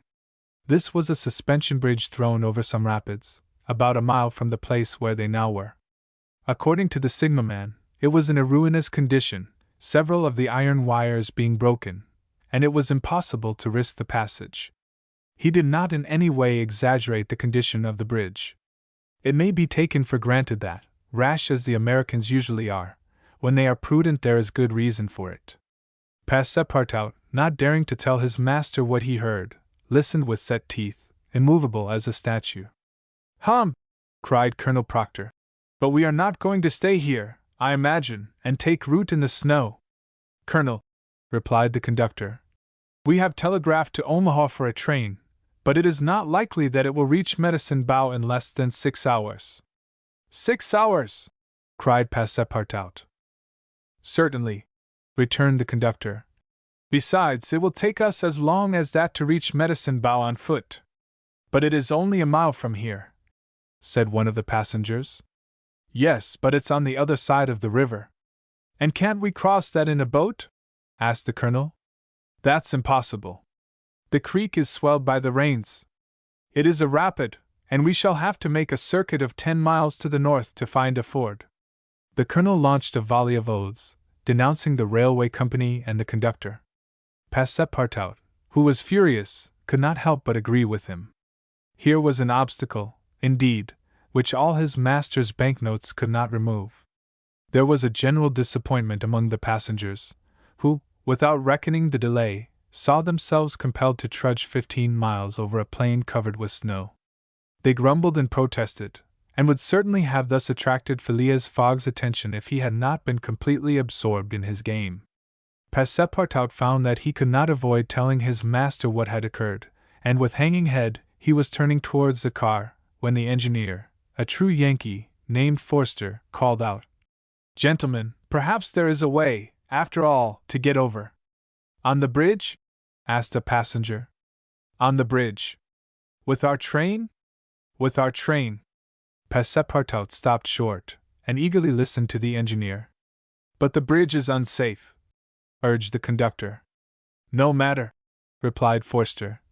"I think that by putting on the very highest speed we might have a chance of getting over." "The devil!" muttered Passepartout. But a number of the passengers were at once attracted by the engineer's proposal, and Colonel Proctor was especially delighted, and found the plan a very feasible one.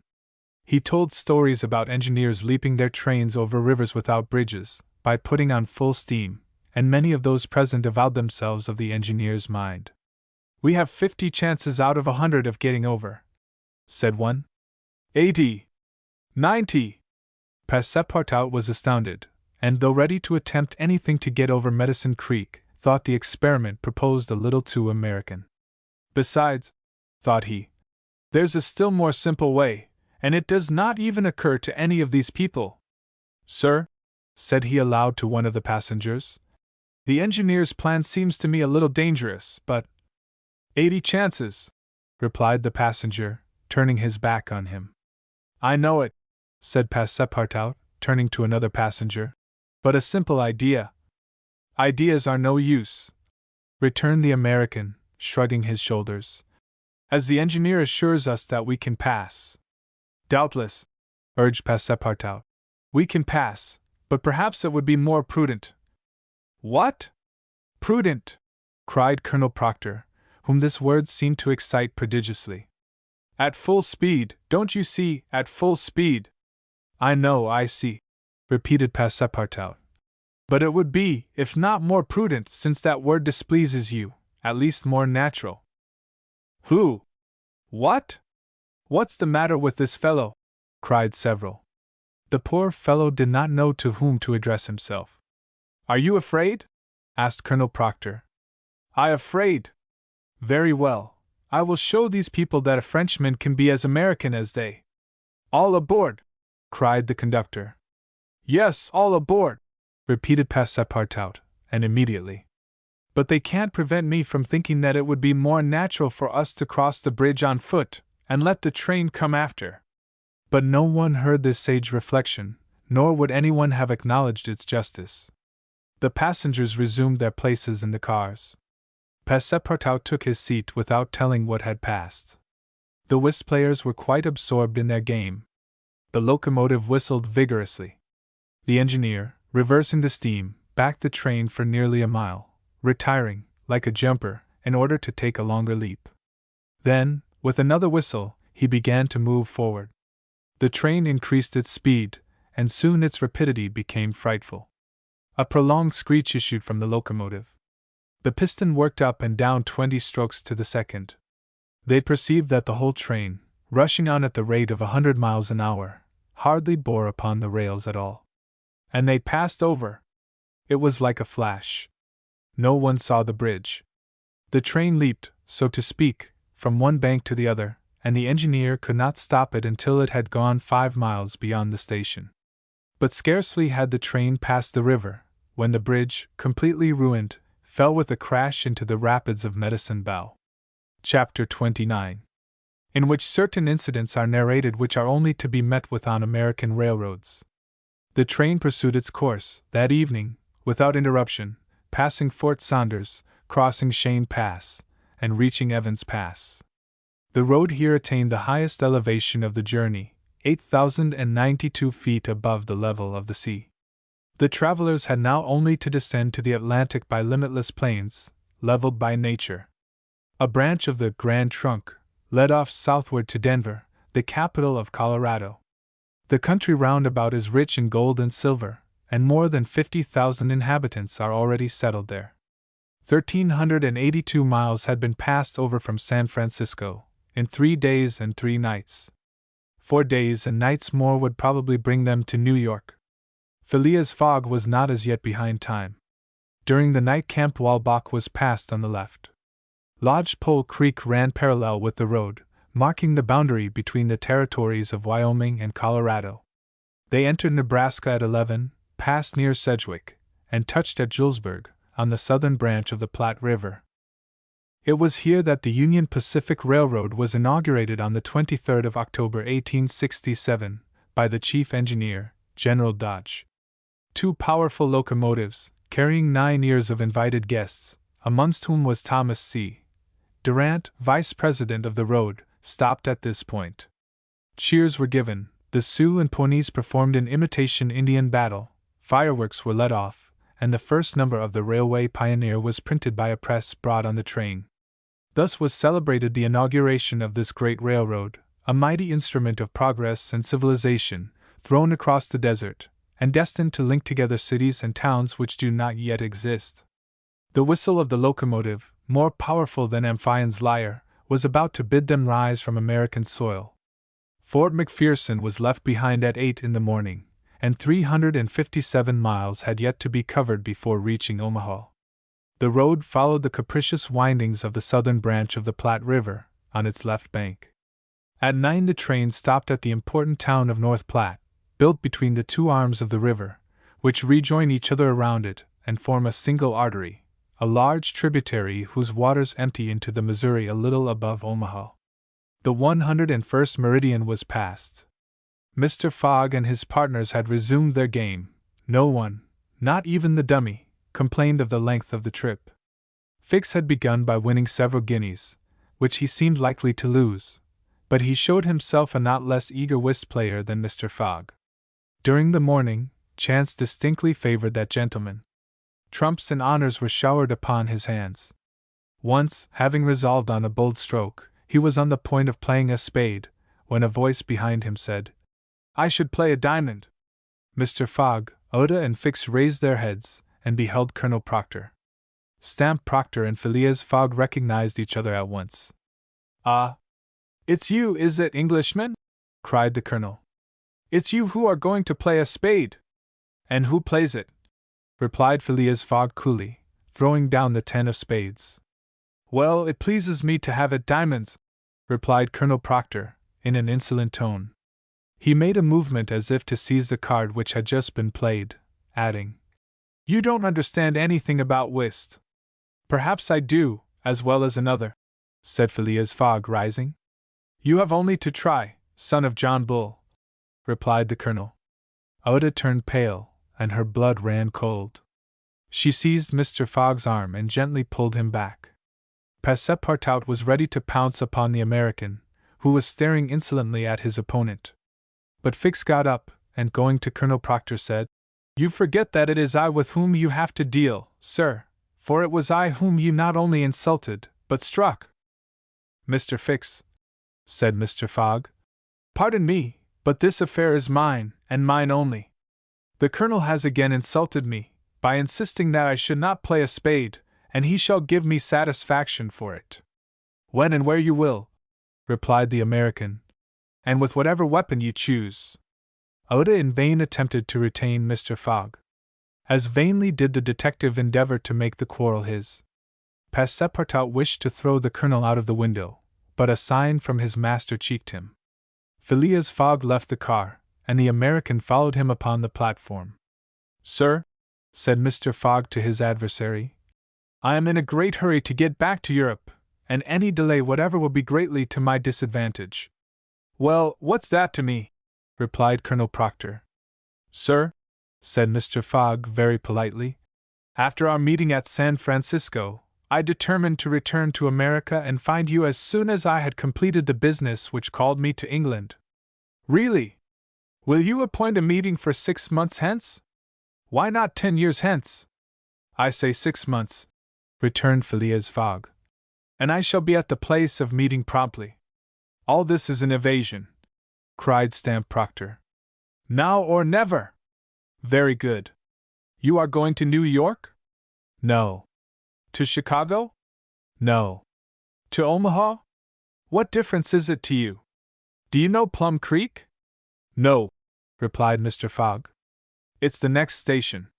The train will be there in an hour, and will stop there 10 minutes.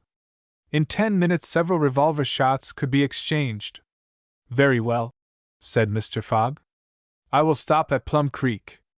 And I guess you'll stay there too, added the American insolently. Who knows? Replied Mr. Fogg, returning to the car as coolly as usual. He began to reassure Uda, telling her that blusterers were never to be feared, and begged Fix to be his second at the approaching duel, a request which the detective could not refuse.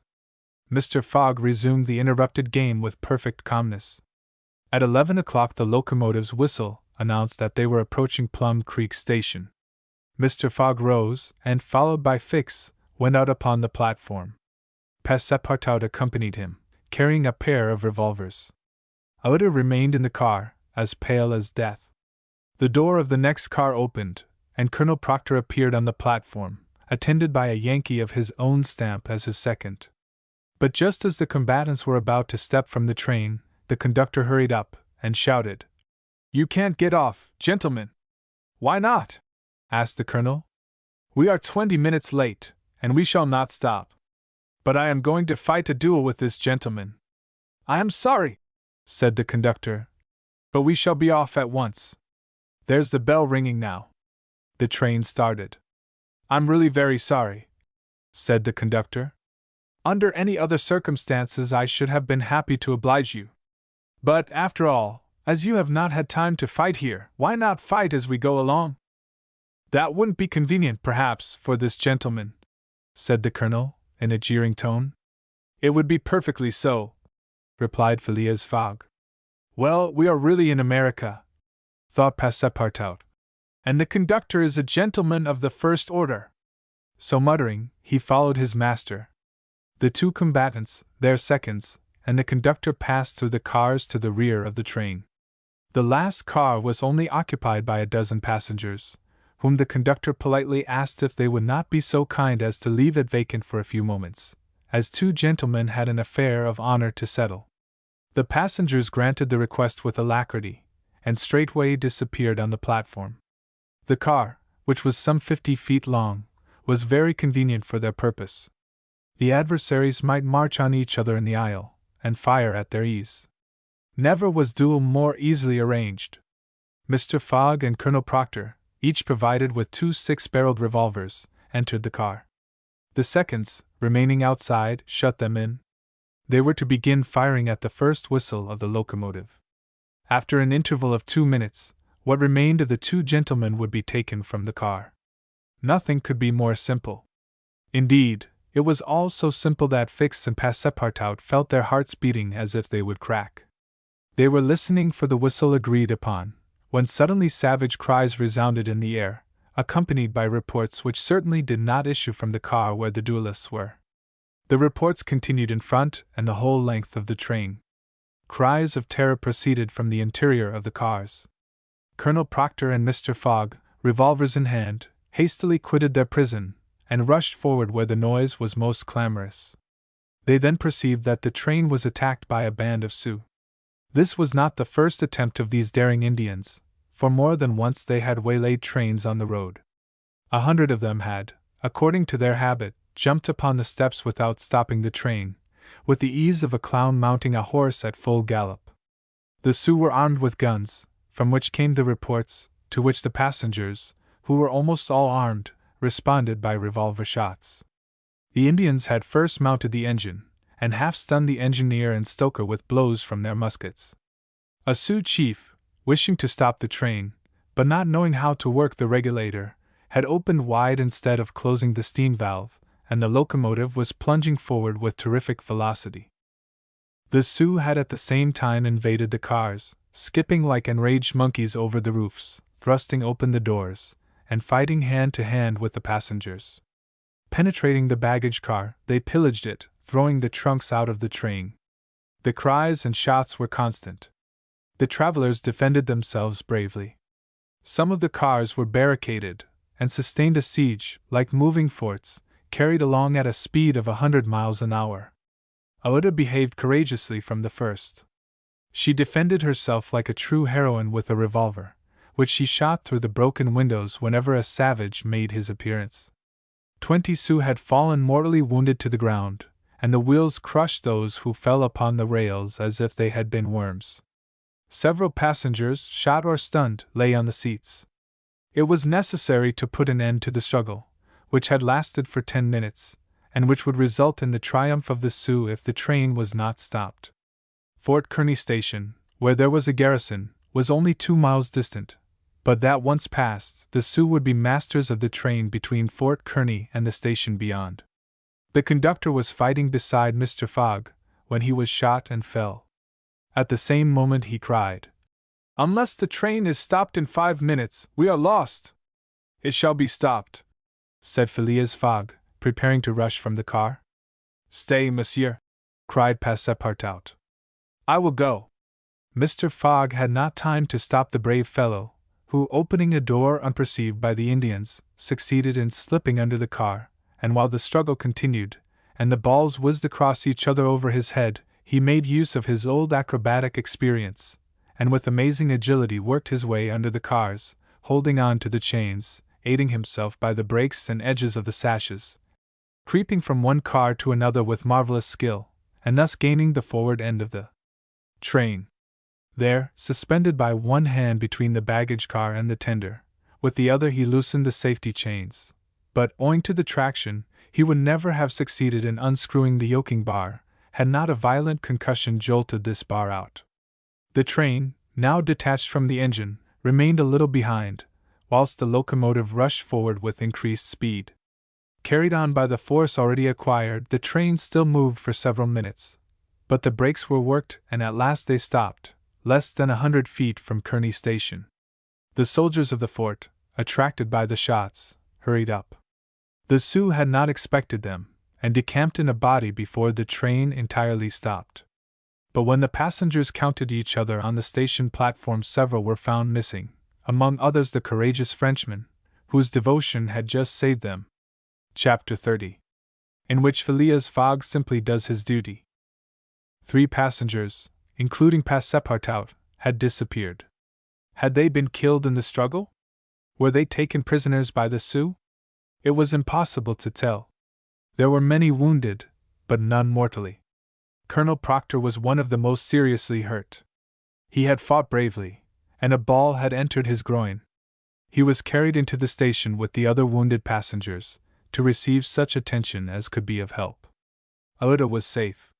Phileas Fogg, who had been in the thickest of the fight, had not received a scratch. Fix was slightly wounded in the arm. But Passepartout was not to be found, and tears coursed down Ouida's cheeks. All the passengers had gotten out of the train, the wheels of which were stained with blood. From the tires and spokes hung ragged pieces of flesh. As far as the eye could reach on the white plain behind, red trails were visible. The last Sioux were disappearing in the south, along the banks of Republican River. Mr. Fogg, with folded arms, remained motionless. He had a serious decision to make. Ouida, standing near him, looked at him without speaking, and he understood her look. If his servant was a prisoner, ought he not to risk everything to rescue him from the Indians? "I will find him, living or dead," he said quietly to Ouida. "Ah, Mr. Fogg!" cried she, clasping his hands and covering them with tears. "Living," added Mr. Fogg, "if we do not lose a moment." Phileas Fogg, by this resolution, inevitably sacrificed himself. He pronounced his own doom. The delay of a single day would make him lose the steamer at New York, and his bet would be certainly lost. But as he thought, "It is my duty," he did not hesitate. The commanding officer of Fort Kearny was there. 100 of his soldiers had placed themselves in a position to defend the station, should the Sioux attack it. "Sir," said Mr. Fogg to the captain, 3 passengers have disappeared." "Dead?" asked the captain. "Dead or prisoners? That is the uncertainty which must be solved. Do you propose to pursue the Sioux?" "That's a serious thing to do, sir," returned the captain. "These Indians may retreat beyond the Arkansas, and I cannot leave the fort unprotected." "The lives of 3 men are in question, sir," said Phileas Fogg. "Doubtless, but can I risk the lives of 50 men to save 3? "I don't know whether you can, sir, but you ought to do so." "Nobody here," returned the other, has a right to teach me my duty. Very well, said Mr. Fogg coldly. I will go alone. You, sir! Cried Fix, coming up. You go alone in pursuit of the Indians? Would you have me leave this poor fellow to perish, him to whom everyone present owes his life? I shall go. No, sir, you shall not go alone, cried the captain, touched in spite of himself. No! You are a brave man. 30 volunteers, he added, turning to the soldiers. The whole company started forward at once. The captain had only to pick his men. 30 were chosen, and an old sergeant placed at their head. Thanks, Captain, said Mr. Fogg. Will you let me go with you? Asked Fix. Do as you please, sir. But if you wish to do me a favor, you will remain with Uda, in case anything should happen to me. A sudden pallor overspread the detective's face. Separate himself from the man whom he had so persistently followed step by step. Leave him to wander about in this desert. Fix gazed attentively at Mr. Fogg, and despite his suspicions and of the struggle which was going on within him, he lowered his eyes before that calm and frank look. I will stay, he said. A few moments later, Mr. Fogg pressed the young woman's hand, and having confided to her his precious carpet-bag, went off with the sergeant and his little squad. But before going, he had said to the soldiers, My friends, I will divide $5,000 among you, if we save the prisoners. It was then a little past noon. Oda retired to a waiting-room, and there she waited alone, thinking of the simple and noble generosity, the tranquil courage of Phileas Fogg. He had sacrificed his fortune, and was now risking his life, all without hesitation, from duty, in silence. Fix did not have the same thoughts, and could scarcely conceal his agitation. He walked feverishly up and down the platform, but soon resumed his outward composure. He now saw the folly of which he had been guilty in letting Fogg go alone. What?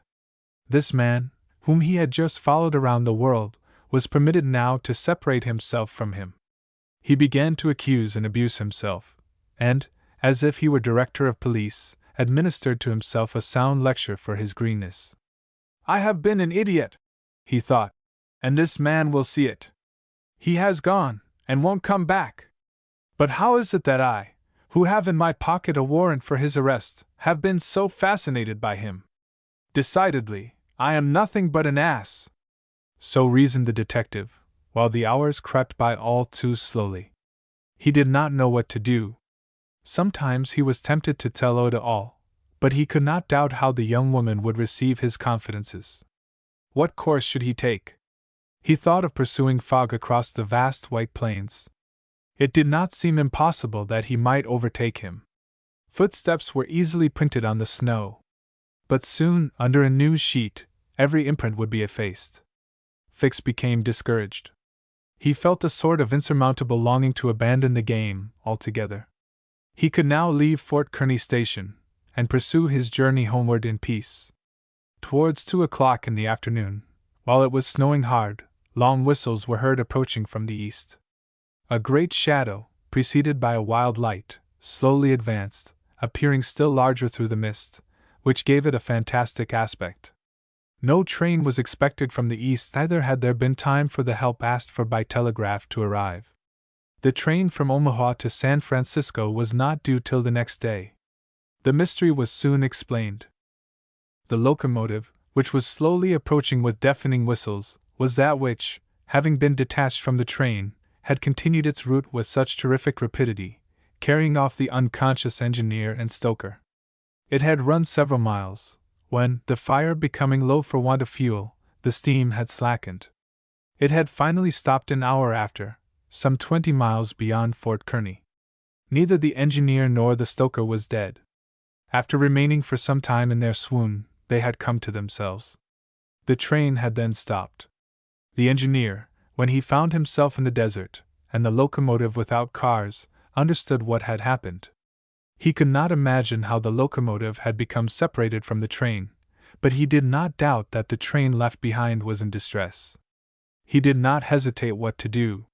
It would be prudent to continue on to Omaha, for it would be dangerous to return to the train, which the Indians might still be engaged in pillaging. Nevertheless, he began to rebuild the fire in the furnace. The pressure again mounted, and the locomotive returned, running backwards to Fort Kearny.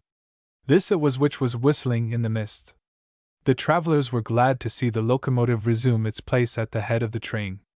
They could now continue the journey so terribly interrupted. Uda, on seeing the locomotive come up, hurried out of the station and asked the conductor, "Are you going to start?" "At once, madam." "But the prisoners, our unfortunate fellow travelers." "I cannot interrupt the trip," replied the conductor. "We are already 3 hours behind time." "And when will another train pass here from San Francisco?" "Tomorrow evening, madam." "Tomorrow evening! But then it will be too late." "We must wait." "It is impossible," responded the conductor. "If you wish to go, please get in." "I will not go," said Uda. Fix had heard this conversation. A little while before, when there was no prospect of proceeding on the journey, he had made up his mind to leave Fort Kearny. But now that the train was there, ready to start, and he had only to take his seat in the car, an irresistible influence held him back. The station platform burned his feet, and he could not stir. The conflict in his mind again began. Anger and failure stifled him. He wished to struggle on to the end. Meanwhile, the passengers and some of the wounded, among them Colonel Proctor, whose injuries were serious, had taken their places in the train. The buzzing of the overheated boiler was heard, and the steam was escaping from the valves. The engineer whistled, the train started, and soon disappeared, mingling its white smoke with the eddies of the densely falling snow. The detective had remained behind. Several hours passed. The weather was dismal, and it was very cold. Fix sat motionless on a bench in the station. He might have been thought asleep. Uda, despite the storm, kept coming out of the waiting room, going to the end of the platform, and peering through the tempest of snow, as if to pierce the mist which narrowed the horizon around her, and to hear, if possible, some welcome sound. She heard and saw nothing. Then she would return, chilled through, to issue out again after the lapse of a few moments, but always in vain. Evening came, and the little band had not returned.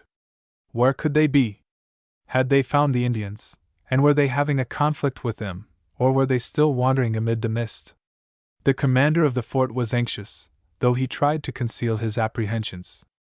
As night approached, the snow fell less plentifully, but it became intensely cold. Absolute silence rested on the plains. Neither flight of bird nor passing of beast troubled the perfect calm. Throughout the night Uda, full of sad forebodings, her heart stifled with anguish, wandered about on the verge of the plains. Her imagination carried her far off, and showed her innumerable dangers. What she suffered through the long hours it would be impossible to describe. Fix remained stationary in the same place, but did not sleep. Once a man approached and spoke to him, and the detective merely replied by shaking his head. Thus the night passed. At dawn, the half-extinguished disk of the sun rose above a misty horizon, but it was now possible to recognize objects 2 miles off. Phileas Fogg and the squad had gone southward. In the south there was not a sign of them. It was then 7 o'clock. The captain, who was really alarmed, did not know what course to take. Should he send another detachment to the rescue of the first? Should he sacrifice more men, with so few chances of saving those already sacrificed? His hesitation did not last long, however. Calling one of his lieutenants, he was on the point of ordering a reconnaissance, when gunshots were heard. Was it a signal? The soldiers rushed out of the fort, and half a mile off they perceived a little band returning in good order. Mr. Fogg was marching at their head, and just behind him were Passepartout and the other 2 travelers, rescued from the Sioux. They had met and fought the Indians 10 miles south of Fort Kearny. Shortly before the detachment arrived, Passepartout and his companions had begun to struggle with their captors, 3 of whom the Frenchman had felled with his fists, when his master and the soldiers hastened up to their relief. All were welcomed with joyful cries. Phileas Fogg distributed the reward he had promised to the soldiers, while Passepartout, not without reason, muttered to himself, "It must certainly be confessed that I cost my master dear." Fix, without saying a word, looked at Mr. Fogg, and it would have been difficult to analyze the thoughts which struggled within him. As for Oda, she took her protector's hand and pressed it in her own, too much moved to speak. Meanwhile, Passepartout was looking about for the train. He thought he should find it there, ready to start for Omaha, and he hoped that the time lost might be regained. "The train! The train!" cried he. "Gone," replied Fix. "And when does the next train pass here?" said Phileas Fogg. "Not till this evening." "Ah," returned the impassible gentleman quietly. Chapter 31. Fix the detective considerably furthers the interests of Phileas Fogg. Phileas Fogg found himself 20 hours behind time. Passepartout, the involuntary cause of this delay, was desperate. He had ruined his master. At this moment the detective approached Mr. Fogg, and, looking him intently in the face, said, "Seriously, sir, are you in great haste?" "Quite seriously." "I have a purpose in asking," resumed Fix. "Is it absolutely necessary that you should be in New York on the 11th, before 9 o'clock in the evening, the time that the steamer leaves for Liverpool?" "It is absolutely necessary." "And if your journey had not been interrupted by these Indians, you would have reached New York on the morning of the 11th?" "Yes, with 11 hours to spare before the steamer left." "Good. You are therefore 20 hours behind. 12 from 20 leaves 8. You must regain 8 hours. Do you wish to try to do so?" "On foot?" asked Mr. Fogg. "No, on a sledge," replied Fix. "On a sledge with sails. A man has proposed such a method to me." It was the man who had spoken to Fix during the night, and whose offer he had refused.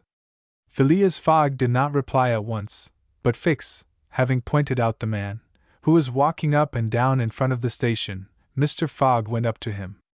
An instant after, Mr. Fogg and the American, whose name was Mudge, entered a hut built just below the fort. There Mr. Fogg examined a curious vehicle, a kind of frame on 2 long beams, a little raised in front like the runners of a sledge, and upon which there was room for 5 or 6 persons. A high mast was fixed on the frame, held firmly by metallic lashings, to which was attached a large brigantine sail. This mast held an iron stay upon which to hoist a jib sail. Behind, a sort of rudder served to guide the vehicle. It was, in short, a sledge rigged like a sloop. During the winter, when the trains are blocked up by the snow, these sledges make extremely rapid journeys across the frozen plains from one station to another. Provided with more sails than a cutter, and with the wind behind them, they slip over the surface of the prairies with a speed equal if not superior to that of the express trains. Mr. Fogg readily made a bargain with the owner of this land craft. The wind was favorable, being fresh and loose. It raced over Indiana, Ohio, Pennsylvania, and New Jersey like a flash, rushing through towns with antique names, some of which had streets and car tracks, but as yet no houses. At last the Hudson came into view, and, at 11:15 in the evening of the 11th, the train stopped in the station on the right bank of the river, before the very pier of the Cunard line. The China, for Liverpool, had started 3/4 of an hour before. Chapter 32. In which Phileas Fogg engages in a direct struggle with bad fortune. The China, in leaving, seemed to have carried off Phileas Fogg's last hope. None of the other steamers were able to serve his projects. The Père Eyre, of the French Transatlantic Company, whose admirable steamers are equal to any in speed and comfort, did not leave until the 14th. The Hamburg boats did not go directly to Liverpool or London, but to Havre, and the additional trip from Havre to Southampton would render Phileas Fogg's last efforts of no avail. The inland steamer did not depart till the next day, and could not cross the Atlantic in time to save the wager. Mr. Fogg learned all this in consulting his Bradshaw, which gave him the daily movements of the transatlantic steamers. Passepartout was crushed. It overwhelmed him to lose the boat by 3/4 of an hour. It was his fault, for, instead of helping his master, he had not ceased putting obstacles in his path. And when he recalled all the incidents of the tour, when he counted up the sums expended in pure loss and on his own account, when he thought that the immense stake, added to the heavy charges of this useless journey, would completely ruin Mr. Fogg, he overwhelmed himself with bitter self-accusations. Mr. Fogg, however, did not reproach him, and on leaving the Cunard pier, only said, "We will consult about what is best tomorrow. Come!" The party crossed the Hudson in the Jersey City ferryboat, and drove in a carriage to the St. Nicholas Hotel on Broadway. Rooms were engaged, and the night passed, briefly to Phileas Fogg, who slept profoundly, but very long to Uda and the others, whose agitation did not permit them to rest. The next day was the 12th of December. From 7 in the morning of the 12th to a quarter before 9 in the evening of the 21st there were 9 days, 13 hours, and 45 minutes. If Phileas Fogg had left in the China, one of the fastest steamers on the Atlantic, he would have reached Liverpool, and then London, within the period agreed upon. Mr. Fogg left the hotel alone, after giving Passepartout instructions to await his return, and inform Uda to be ready at an instant's notice. He proceeded to the banks of the Hudson, and looked about among the vessels moored or anchored in the river, for any that were about to depart. Several had departure signals, and were preparing to put to sea at morning tide, for in this immense and admirable port there is not one day in 100 that vessels do not set out for every quarter of the globe. But they were mostly sailing vessels, of which, of course, Phileas Fogg could make no use. He seemed about to give up all hope, when he sighted, anchored at the battery, a cable's length off at most, a trading vessel, with a well-shaped screw, whose funnel, puffing a cloud of smoke, indicated that she was getting ready for departure. Phileas Fogg hailed a boat, got into it, and soon found himself on board the Henrietta, iron-hulled, wood-built above. He ascended to the deck, and asked for the captain, who presented himself. He was a man of 50, a sort of sea-wolf, with big eyes, a complexion of oxidized copper, red hair and thick neck, and a growling voice. "The captain?" asked Mr. Fogg. "I am the captain. I am Phileas Fogg of London. And I am Andrew Speedy of Cardiff. You are going to put to sea? In an hour. You are bound for Bordeaux. And your cargo? No freight. Going in ballast. Have you any passengers? No passengers. Never have passengers. Too much in the way. Is your vessel a swift one? Between 11 and 12 knots. The Henrietta is well known. Will you carry me and 3 other persons to Liverpool? To Liverpool? Why not to China? I said Liverpool. No! No! No! I am setting out for Bordeaux, and shall go to Bordeaux. Money is no object? None. The captain spoke in a tone which did not admit of a reply. But the owners of the Henrietta, resumed Phileas Fogg. The owners are myself, replied the captain. The vessel belongs to me. I will freight it for you. No. I will buy it of you. No. Phileas Fogg did not betray the least disappointment, but the situation was a grave one. It was not at New York as at Hong Kong, nor with the captain of the Henrietta as with the captain of the Tankadere. Up to this time money had smoothed away every obstacle. Now money failed. Still, some means must be found to cross the Atlantic on a boat, unless by balloon, which would have been venturesome, besides not being capable of being put in practice. It seemed that Phileas Fogg had an idea, for he said to the captain, "Well, will you carry me to Bordeaux?" "No, not if you paid me $200. I offer you 2,000. A piece?" "A piece. And there are 4 of you." "4." Captain Speedy began to scratch his head. There was $8,000 to gain, without changing his route, for which it was well worth conquering the repugnance he had for all kinds of passengers. Besides, passengers at $2,000 are no longer passengers, but valuable merchandise. "I start at 9 o'clock, said Captain Speedy simply. "Are you and your party ready?" "We will be on board at 9 o'clock, replied Mr. Fogg. It was 8:30. To disembark from the Henrietta, jump into a hack, hurry to the St. Nicholas, and return with Uda, Passepartout, and even the inseparable Fix was the work of a brief time, and was performed by Mr. Fogg with the coolness which never abandoned him. They were on board when the Henrietta made ready to weigh anchor. When Passepartout heard what this last voyage was going to cost, he uttered a prolonged "Oh!" which extended throughout his vocal gamut. As for Fix, he said to himself that the Bank of England would certainly not come out of this affair well indemnified. When they reached England, even if Mr. Fogg did not throw some handfuls of bank bills into the sea, more than £7,000 would have been spent. Chapter 33. In which Phileas Fogg shows himself equal to the occasion. An hour later, the Henrietta passed the lighthouse which marks the entrance of the Hudson, turned the point of Sandy Hook, and put to sea. During the day she skirted Long Island, passed Fire Island, and directed her course rapidly eastward. At noon the next day, a man mounted the bridge to ascertain the vessel's position. It might be thought that this was Captain Speedy. Not the least in the world. It was Phileas Fogg, Esquire.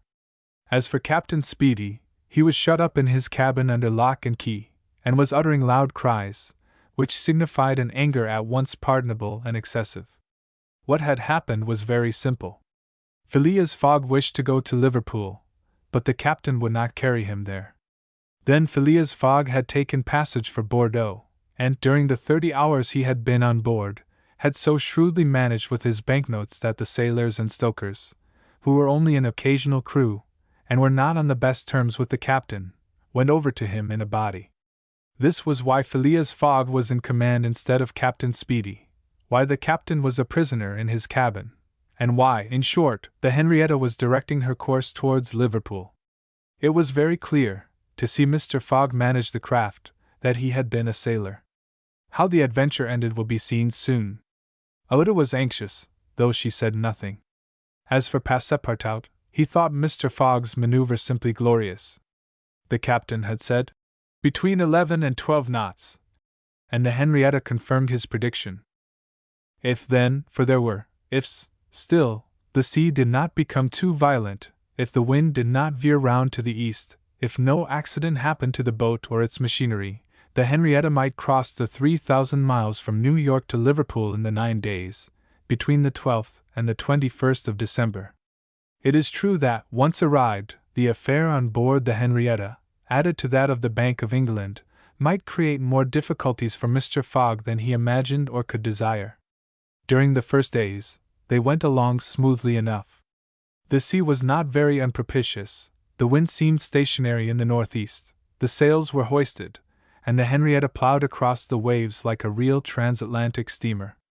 Passepartout was delighted. His master's last exploit, the consequences of which he ignored, enchanted him. Never had the crew seen so jolly and dexterous a fellow. He formed warm friendships with the sailors, and amazed them with his acrobatic feats. He thought they managed the vessel like gentlemen, and that the stokers fired up like heroes. His loquacious good humor infected everyone. He had forgotten the past, its vexations and delays. He only thought of the end, so nearly accomplished. Sometimes he boiled over with impatience, as if heated by the furnaces of the Henrietta. Often, also, the worthy fellow revolved around Fix, looking at him with a keen, distrustful eye, but he did not speak to him, for their old intimacy no longer existed. Fix, it must be confessed, understood nothing of what was going on. The conquest of the Henrietta, the bribery of the crew, Fogg managing the boat like a skilled seaman, amazed and confused him. He did not know what to think. For, after all, a man who began by stealing £55,000 might end by stealing a vessel, and Fix was not unnaturally inclined to conclude that the Henrietta, under Fogg's command, was not going to Liverpool at all, but to some part of the world where the robber, turned into a pirate, would quietly put himself in safety. The conjecture was at least a plausible one, and the detective began to seriously regret that he had embarked on the affair. As for Captain Speedy, he continued to howl and growl in his cabin. Passepartout, whose duty it was to carry him his meals, courageous as he was, took the greatest precautions. Mr. Fogg did not seem even to know that there was a captain on board. On the 13th they passed the edge of the banks of Newfoundland, a dangerous locality. During the winter, especially, there are frequent fogs and heavy gales of wind. Ever since the evening before, the barometer, suddenly falling, had indicated an approaching change in the atmosphere. During the night the temperature varied, the cold became sharper, and the wind veered to the southeast. This was a misfortune. Mr. Fogg, in order not to deviate from his course, furled his sails and increased the force of the steam. But the vessel's speed slackened, owing to the state of the sea, the long waves of which broke against the stern. She pitched violently, and this retarded her progress. The breeze little by little swelled into a tempest, and it was to be feared that the Henrietta might not be able to maintain herself upright on the waves. Passepartout's visage darkened with the skies, and for 2 days the poor fellow experienced constant fright. But Phileas Fogg was a bold mariner, and knew how to maintain headway against the sea. He kept on his course, without even decreasing his steam. The Henrietta, when she could not rise upon the waves, crossed them, swamping her deck, but passing safely. Sometimes the screw rose out of the water, beating its protruding end, when a mountain of water raised the stern above the waves, but the craft always kept straight ahead. The wind, however, did not grow as violent as might have been feared. It was not one of those tempests which burst and rush on with a speed of 90 miles an hour. It continued fresh, but unhappily it remained obstinately in the southeast, rendering the sails useless. The 16th of December was the 75th day since Phileas Fogg's departure from London, and the Henrietta had not yet been seriously delayed. Half of the voyage was almost accomplished, and the worst localities had been passed. In summer, success would have been well nigh certain. In winter, they were at the mercy of the bad season. Passepartout said nothing, but he cherished hope in secret, and comforted himself with the reflection that, if the wind failed them, they might still count on the steam. On this day the engineer came on deck, went up to Mr. Fogg, and began to speak earnestly with him. Without knowing why, it was a presentiment, perhaps, Passepartout became vaguely uneasy. He would have given one of his ears to hear what the engineer was saying. He finally managed to catch a few words, and was sure he heard his master say, "You are certain of what you tell me?" "Certain, sir," replied the engineer. "You must remember that, since we started, we have kept up hot fires in all our furnaces. Though we had coal enough to go on short steam from New York to Bordeaux, we haven't enough to go with all steam from New York to Liverpool." "I will consider," replied Mr. Fogg. Passepartout understood it all. He was seized with mortal anxiety. The coal was giving out. "Ah, if my master can get over that," he muttered, "he'll be a famous man." He could not help imparting to Fix what he had overheard.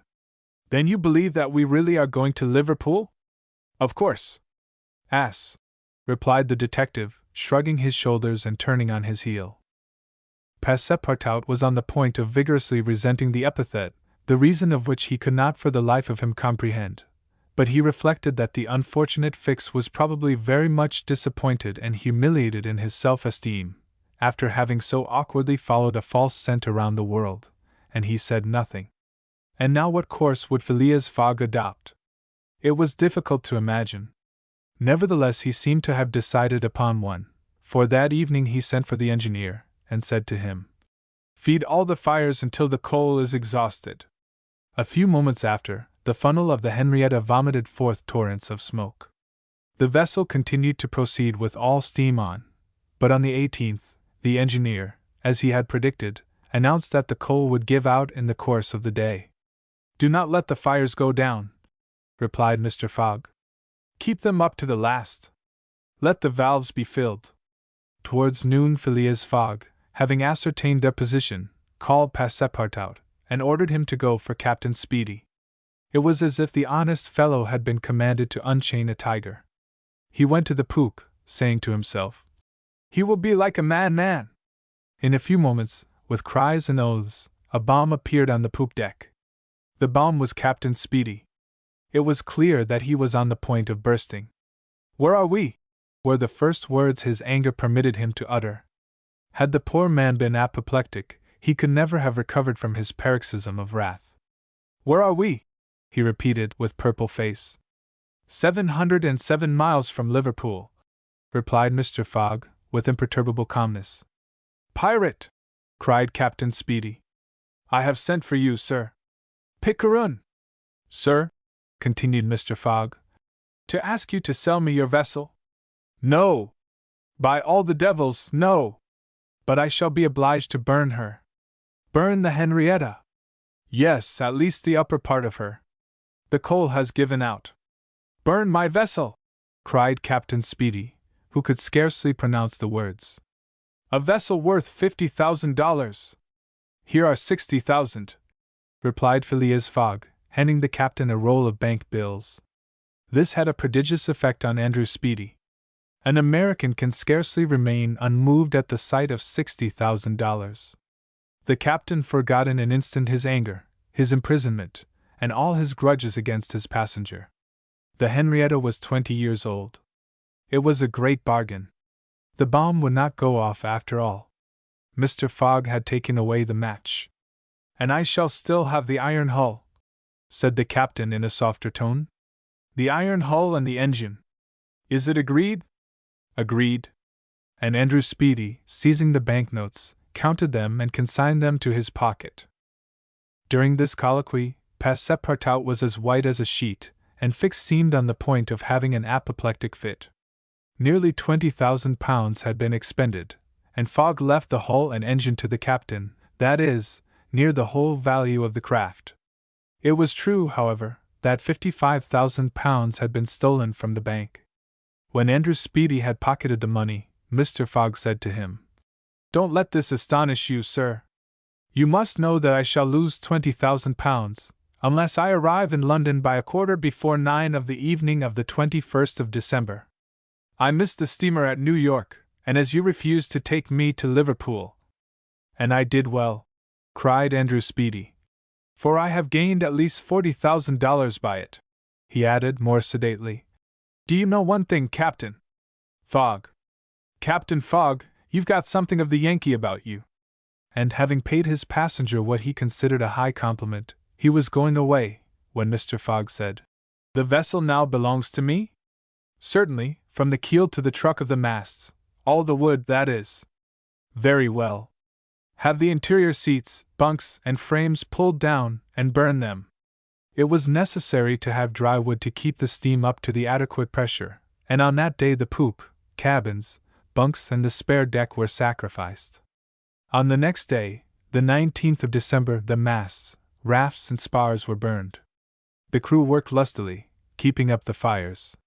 Passepartout hewed, cut, and sawed away with all his might.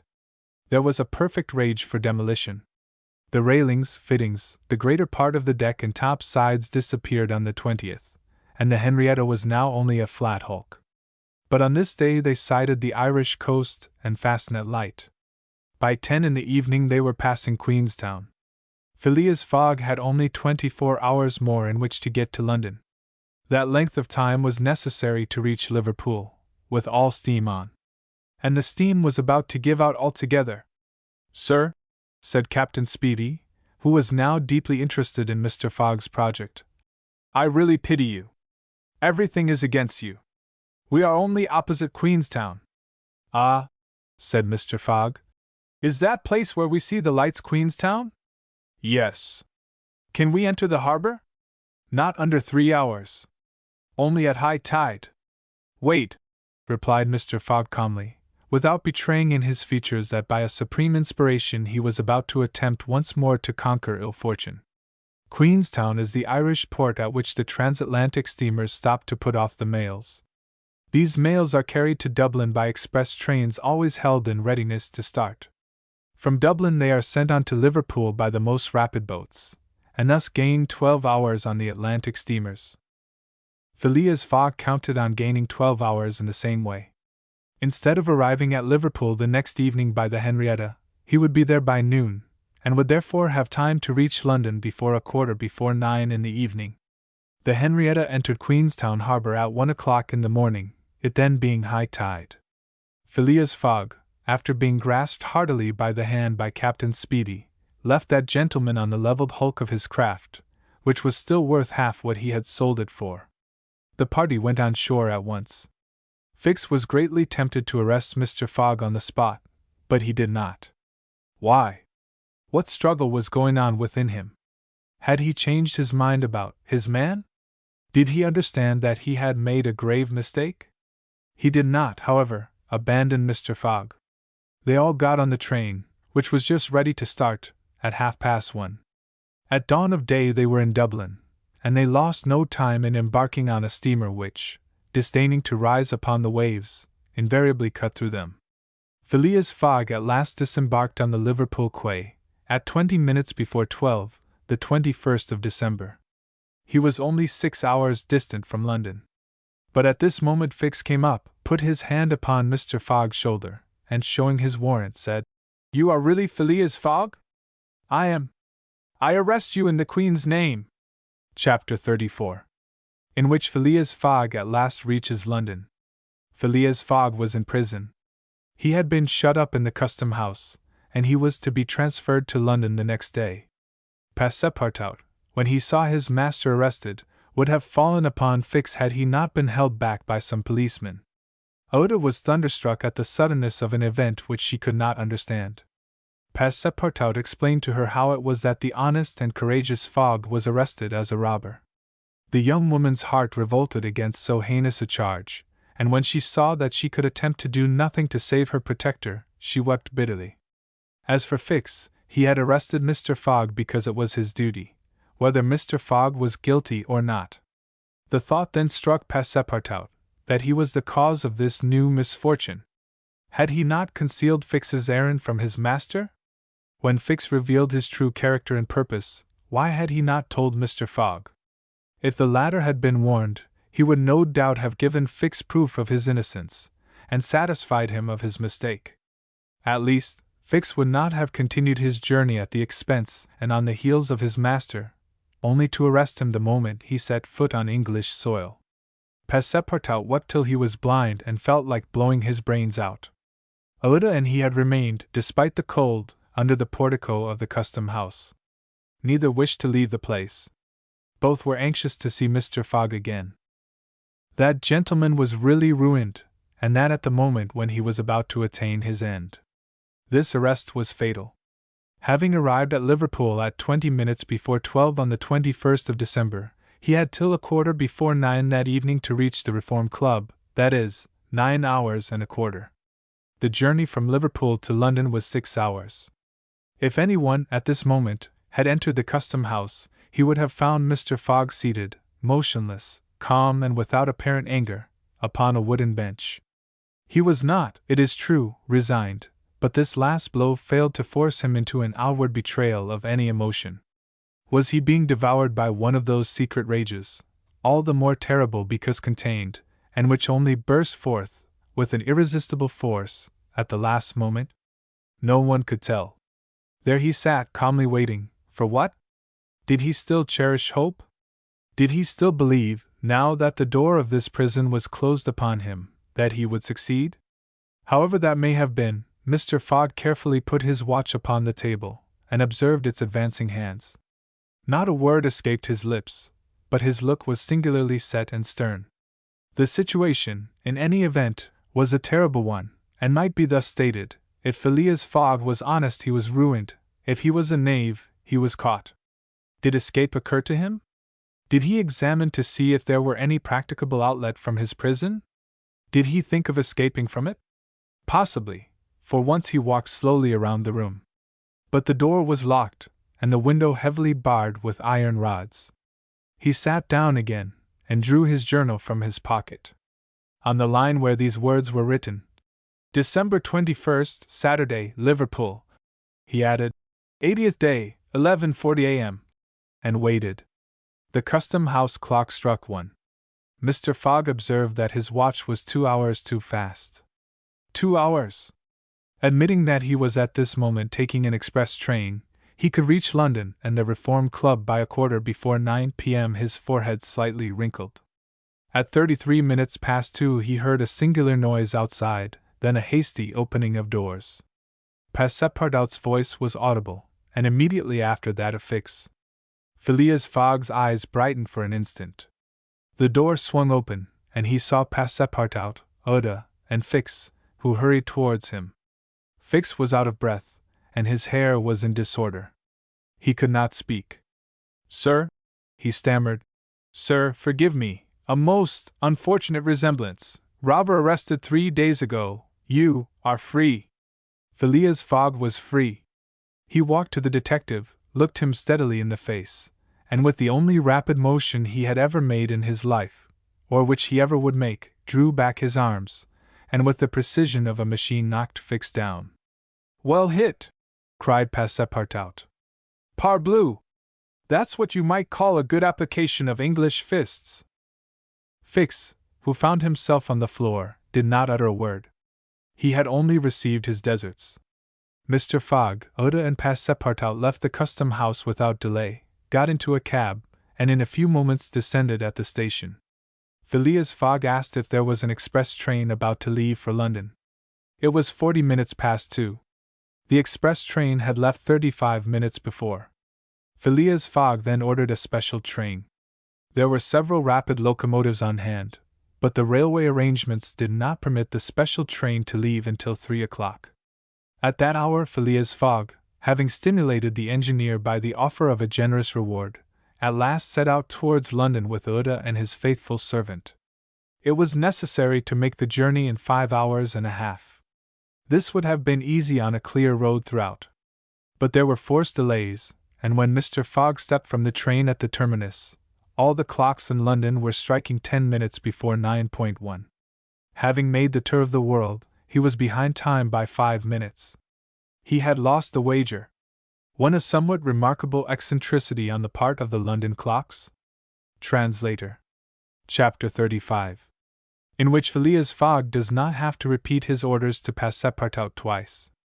The dwellers in Savile Row would have been surprised the next day, if they had been told that Phileas Fogg had returned home. His doors and windows were still closed. No appearance of change was visible. After leaving the station, Mr. Fogg gave Passepartout instructions to purchase some provisions, and quietly went to his home. He bore his misfortune with his habitual tranquillity. Ruined! And by the blundering of the detective. After having steadily traveled that long journey, overcome 100 obstacles, braved many dangers, and still found time to do some good on his way, to fail near the goal by a sudden event which he could not have foreseen, and against which he was unarmed, it was terrible. But a few pounds were left of the large sum he had carried with him. There only remained of his fortune the £20,000 deposited at Barings, and this amount he owed to his friends of the Reform Club. So great had been the expense of his tour that, even had he won, it would not have enriched him, and it is probable that he had not sought to enrich himself, being a man who rather laid wagers for honor's sake than for the stake proposed.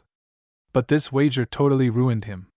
Mr. Fogg's course, however, was fully decided upon. He knew what remained for him to do. A room in the house in Savile Row was set apart for Oda, who was overwhelmed with grief at her protector's misfortune. From the words which Mr. Fogg dropped, she saw that he was meditating some serious project. Knowing that Englishmen governed by a fixed idea sometimes resort to the desperate expedient of suicide, Passepartout kept a narrow watch upon his master, though he carefully concealed the appearance of so doing. First of all, the worthy fellow had gone up to his room, and had extinguished the gas burner, which had been burning for 80 days. He had found in the letter-box a bill from the gas company, and he thought it more than time to put a stop to this expense, which he had been doomed to bear. The night passed. Mr. Fogg went to bed, but did he sleep? Oda did not once close her eyes. Passepartout watched all night, like a faithful dog, at his master's door. Mr. Fogg called him in the morning, and told him to get Oda's breakfast, and a cup of tea and a chop for himself. He desired Oda to excuse him from breakfast and dinner, as his time would be absorbed all day in putting his affairs to rights. In the evening he would ask permission to have a few moments' conversation with the young lady. Passepartout, having received his orders, had nothing to do but obey them. He looked at his imperturbable master, and could scarcely bring his mind to leave him. His heart was full, and his conscience tortured by remorse, for he accused himself more bitterly than ever of being the cause of the irretrievable disaster. Yes. If he had warned Mr. Fogg, and had betrayed Fix's projects to him, his master would certainly not have given the detective passage to Liverpool, and then Passepartout could hold in no longer. "My master! Mr. Fogg!" he cried. "Why do you not curse me? It was my fault that I blame no one, returned Phileas Fogg, with perfect calmness. Go! Passepartout left the room, and went to find Uda, to whom he delivered his master's message. Madam, he added, I can do nothing myself, nothing. I have no influence over my master, but you, perhaps. What influence could I have? Replied Uda. Mr. Fogg is influenced by no one. Has he ever understood that my gratitude to him is overflowing? Has he ever read my heart? My friend, he must not be left alone an instant. You say he is going to speak with me this evening? Yes, madam, probably to arrange for your protection and comfort in England. We shall see, replied Uda, becoming suddenly pensive. Throughout this day, Sunday, the house in Savile Row was as if uninhabited, and Phileas Fogg, for the first time since he had lived in that house, did not set out for his club when Westminster clock struck 11:30. Why should he present himself at the Reform? His friends no longer expected him there. As Phileas Fogg had not appeared in the saloon on the evening before Saturday, the 21st of December, at 9:15, he had lost his wager. It was not even necessary that he should go to his bankers for the £20,000, for his antagonists already had his cheque in their hands, and they had only to fill it out and send it to the Barings to have the amount transferred to their credit. Mr. Fogg, therefore, had no reason for going out, and so he remained at home. He shut himself up in his room, and busied himself putting his affairs in order. Passepartout continually ascended and descended the stairs. The hours were long for him. He listened at his master's door, and looked through the keyhole, as if he had a perfect right to do so, and as if he feared that something terrible might happen at any moment. Sometimes he thought of Fix, but no longer in anger. Fix, like all the world, had been mistaken in Phileas Fogg, and had only done his duty in tracking and arresting him, while he, Passepartout, this thought haunted him, and he never ceased cursing his miserable folly. Finding himself too wretched to remain alone, he knocked at Uda's door, went into her room, seated himself, without speaking, in a corner, and looked ruefully at the young woman. Uda was still pensive.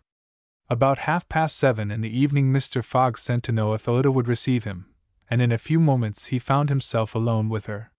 Phileas Fogg took a chair, and sat down near the fireplace opposite Uda. No emotion was visible on his face. Fogg returned was exactly the Fogg who had gone away. There was the same calm, the same impassibility. He sat several minutes without speaking, then, bending his eyes on Uda, "Madam," he said, "will you pardon me for bringing you to England?" "Aye, Mr. Fogg," replied Uda, checking the pulsations of her heart. "Please let me finish," returned Mr. Fogg. "When I decided to bring you far away from the country which was so unsafe for you, I was rich, and counted on putting a portion of my fortune at your disposal. Then your existence would have been free and happy. But now I am ruined." "I know it, Mr. Fogg," replied Uda. "And I ask you in my turn, will you forgive me for having followed you, and who knows, for having, perhaps, delayed you, and thus contributed to your ruin? Madam, you could not remain in India, and your safety could only be assured by bringing you to such a distance that your persecutors could not take you. So, Mr. Fogg," resumed Uda, "not content with rescuing me from a terrible death, you thought yourself bound to secure my comfort in a foreign land?" "Yes, madam, but circumstances have been against me. Still, I'd beg to place the little I have left at your service." "But what will become of you, Mr. Fogg?" "As for me, madam," replied the gentleman coldly, "I have need of nothing. But how do you look upon the fate, sir, which awaits you?" "As I am in the habit of doing. At least," said Uda, "want should not overtake a man like you. Your friends—" "I have no friends, madam." "Your relatives—" "I have no longer any relatives." "I pity you, then, Mr. Fogg, for solitude is a sad thing, with no heart to which to confide your griefs. They say, though, that misery itself, shared by two sympathetic souls, may be borne with patience. They say so, madam." "Mr. Fogg," said Uda, rising and seizing his hand, "do you wish at once a kinswoman and friend? Will you have me for your wife?" Mr. Fogg, at this, rose in his turn. There was an unwonted light in his eyes, and a slight trembling of his lips. Oda looked into his face. The sincerity, rectitude, firmness, and sweetness of this soft glance of a noble woman, who could dare all to save him to whom she owed all, at first astonished, then penetrated him. He shut his eyes for an instant, as if to avoid her look. When he opened them again, "I love you," he said simply. "Yes, by all that is holiest, I love you, and I am entirely yours." "Ah!" cried Oda, pressing his hand to her heart. Passepartout was summoned and appeared immediately. Mr. Fogg still held Oda's hand in his own. Passepartout understood, and his big, round face became as radiant as the tropical sun at its zenith. Mr. Fogg asked him if it was not too late to notify the Reverend Samuel Wilson, of Marylebone Parish, that evening. Passepartout smiled his most genial smile, and said, "Never too late." It was 5 minutes past 8. "Will it be for tomorrow, Monday?" "For tomorrow, Monday," said Mr. Fogg, turning to Oda. "Yes, for tomorrow, Monday," she replied. Passepartout hurried off as fast as his legs could carry him. Chapter 36, in which Phileas Fogg's name is once more at a premium on the market. It is time to relate what a change took place in English public opinion when it transpired that the real bank robber, a certain James Strand, had been arrested, on the 17th day of December, at Edinburgh. 3 days before, Phileas Fogg had been a criminal, who was being desperately followed up by the police. Now he was an honorable gentleman, mathematically pursuing his eccentric journey round the world. The papers resumed their discussion about the wager. All those who had laid bets, for or against him, revived their interest. As if by magic, the Phileas Fogg bonds again became negotiable, and many new wagers were made. Phileas Fogg's name was once more at a premium on 'Change. His 5 friends of the Reform Club passed these 3 days in a state of feverish suspense. Would Phileas Fogg, whom they had forgotten, reappear before their eyes? Where was he at this moment? The 17th of December, the day of James Strand's arrest, was the 76th since Phileas Fogg's departure, and no news of him had been received. Was he dead? Had he abandoned the effort, or was he continuing his journey along the route agreed upon? And would he appear on Saturday, the 21st of December, at 9:15 in the evening, on the threshold of the Reform Club saloon? The anxiety in which, for 3 days, London society existed, cannot be described.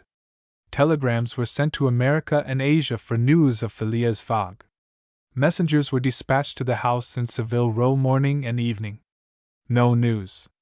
The police were ignorant what had become of the detective, Fix, who had so unfortunately followed up a false scent. Bets increased, nevertheless, in number and value. Phileas Fogg, like a racehorse, was drawing near his last turning point. The bonds were quoted, no longer at 100 below par, but at 20, at 10, and at 5, and paralytic old Lord Albemarle bet even in his favor. A great crowd was collected in Pall Mall and the neighboring streets on Saturday evening. It seemed like a multitude of brokers permanently established around the Reform Club. Circulation was impeded, and everywhere disputes, discussions, and financial transactions were going on. The police had great difficulty in keeping back the crowd, and as the hour when Phileas Fogg was due approached, the excitement rose to its highest pitch. The 5 antagonists of Phileas Fogg had met in the great saloon of the club. John Sullivan and Samuel Fallentin, the bankers, Andrew Stewart, the engineer, Gautier Ralph, the director of the Bank of England, and Thomas Flanagan, the brewer, one and all waited anxiously. When the clock indicated 20 minutes past 8, Andrew Stewart got up, saying, "Gentlemen, in 20 minutes the time agreed upon between Mr. Fogg and ourselves will have expired." "What time did the last train arrive from Liverpool?" asked Thomas Flanagan. "At 23 minutes past 7, replied Gautier Ralph. "The next does not arrive till 10 minutes after 12. "Well, gentlemen," resumed Andrew Stewart, "if Phileas Fogg had come in the 7:23 train, he would have got here by this time. We can, therefore, regard the bet as won." "Wait, don't let us be too hasty," replied Samuel Fallentin. You know that Mr. Fogg is very eccentric. His punctuality is well known. He never arrives too soon, or too late, and I should not be surprised if he appeared before us at the last minute. Why, said Andrew Stuart nervously, if I should see him, I should not believe it was he. The fact is, resumed Thomas Flanagan, Mr. Fogg's project was absurdly foolish. Whatever his punctuality, he could not prevent the delays which were certain to occur, and a delay of only 2 or 3 days would be fatal to his tour. Observe, too, added John Sullivan, that we have received no intelligence from him, though there are telegraphic lines all along his route. He has lost, gentlemen, said Andrew Stuart. He has 100 times lost. You know, besides, that the China, the only steamer he could have taken from New York to get here in time, arrived yesterday. I have seen a list of the passengers, and the name of Phileas Fogg is not among them. Even if we admit that fortune has favored him, he can scarcely have reached America. I think he will be at least 20 days behindhand, and that Lord Albemarle will lose a cool 5,000. It is clear, replied Gautier Ralph, and we have nothing to do but to present Mr. Fogg's check at Barings tomorrow. At this moment, the hands of the club clock pointed to 20 minutes to 9. 5 minutes more, said Andrew Stuart. The 5 gentlemen looked at each other. Their anxiety was becoming intense, but, not wishing to betray it, they readily assented to Mr. Fallentin's proposal of a rubber. I wouldn't give up my 4,000 of the bet, said Andrew Stuart, as he took his seat, for 3,999. The clock indicated 18 minutes to 9. The players took up their cards, but could not keep their eyes off the clock. Certainly, however secure they felt, minutes had never seemed so long to them. 17 minutes to 9, said Thomas Flanagan, as he cut the cards which Ralph handed to him. Then there was a moment of silence. The great saloon was perfectly quiet, but the murmurs of the crowd outside were heard, with now and then a shrill cry. The pendulum beat the seconds, which each player eagerly counted, as he listened, with mathematical regularity. 16 minutes to 9, said John Sullivan, in a voice which betrayed his emotion. 1 minute more, and the wager would be won. Andrew Stuart and his partners suspended their game. They left their cards, and counted the seconds. At the 40th second, nothing. At the 50th, still nothing. At the 55th, a loud cry was heard in the street, followed by applause, hurrahs, and some fierce growls. The players rose from their seats. At the 57th second the door of the saloon opened. The pendulum had not beat the 60th second when Phileas Fogg appeared, followed by an excited crowd who had forced their way through the club doors. In his calm voice, Phileas Fogg said, "Here I am, gentlemen." Chapter 37, in which it is shown that Phileas Fogg gained nothing by his tour around the world except happiness. Yes, Phileas Fogg in person. The reader will remember that at 5 minutes past 8 in the evening, about 25 hours after the arrival of the travellers in London, Passepartout had been sent by his master to engage the services of the Reverend Samuel Wilson in a certain marriage ceremony, which was to take place the next day. Passepartout went on his errand enchanted. He soon reached the clergyman's house, but found him not at home. Passepartout waited a good 20 minutes, and when he left the reverend gentleman, it was 35 minutes past 8. But in what a state he was! With his hair in disorder, and without his hat, he ran along the street as never man was seen to run before, overturning passers-by, rushing over the sidewalk like a waterspout. In 3 minutes he was in Savile Row again, and staggered back into Mr. Fogg's room. He could not speak. "What is the matter?" asked Mr. Fogg. "My master!" gasped Passepartout. "Marriage impossible." "Impossible?" "Impossible, for tomorrow." "Why so?" "Because tomorrow is Sunday." "Monday," replied Mr. Fogg. "No, today is Saturday." "Saturday? Impossible!" "Yes, yes, yes, yes," cried Passepartout. "You have made a mistake of 1 day. We arrived 24 hours ahead of time, but there are only 10 minutes left." Passepartout had seized his master by the collar, and was dragging him along with irresistible force. Phileas Fogg, thus kidnapped, without having time to think, left his house, jumped into a cab, promised £100 to the cabman, and, having run over 2 dogs and overturned 5 carriages, reached the Reform Club. The clock indicated 9:15 when he appeared in the great saloon. Phileas Fogg had accomplished the journey round the world in 80 days. Phileas Fogg had won his wager of £20,000. How was it that a man so exact and fastidious could have made this error of a day? How came he to think that he had arrived in London on Saturday, the 21st day of December, when it was really Friday, the 20th, the 79th day only from his departure? The cause of the error is very simple. Phileas Fogg had, without suspecting it, gained 1 day on his journey, and this merely because he had travelled constantly eastward. He would, on the contrary, have lost a day had he gone in the opposite direction, that is, westward. In journeying eastward he had gone towards the sun, and the days therefore diminished for him as many times 4 minutes as he crossed degrees in this direction. There are 360 degrees on the circumference of the earth, and these 360 degrees, multiplied by 4 minutes, gives precisely 24 hours, that is, the day unconsciously gained. In other words, while Phileas Fogg, going eastward, saw the sun pass the meridian 80 times, his friends in London only saw it pass the meridian 79 times. This is why they awaited him at the Reform Club on Saturday, and not Sunday, as Mr. Fogg thought. And Passepartout's famous family watch, which had always kept London time, would have betrayed this fact, if it had marked the days as well as the hours and the minutes. Phileas Fogg, then, had won the £20,000, but, as he had spent nearly 19,000 on the way, the pecuniary gain was small. His object was, however, to be victorious, and not to win money. He divided the £1,000 that remained between Passepartout and the unfortunate Fix, against whom he cherished no grudge. He deducted, however, from Passepartout's share the cost of the gas which had burned in his room for 1920 hours, for the sake of regularity. That evening, Mr. Fogg, as tranquil and phlegmatic as ever, said to Uda, "Is our marriage still agreeable to you?" "Mr. Fogg," replied she, "it is for me to ask that question. You were ruined, but now you are rich again." "Pardon me, madam. My fortune belongs to you.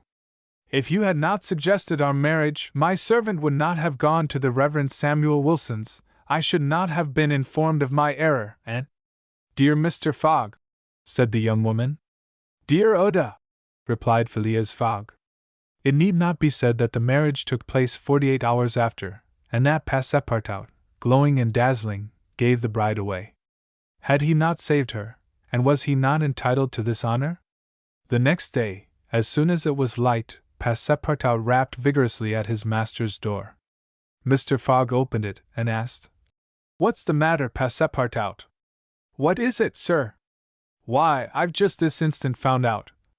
"What?" "That we might have made the tour of the world in only 78 days. "No doubt," returned Mr. Fogg, "by not crossing India. But if I had not crossed India, I should not have saved Uda. She would not have been my wife, and—" Mr. Fogg quietly shut the door. Phileas Fogg had won his wager, and had made his journey around the world in 80 days.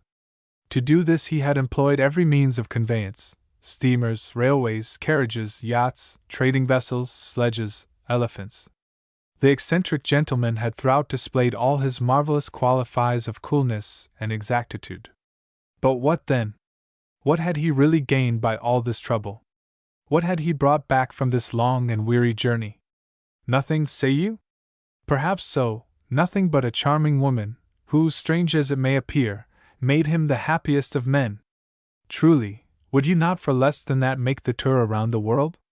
End of Project Gutenberg's Around the World in 80 Days by Jules Verne.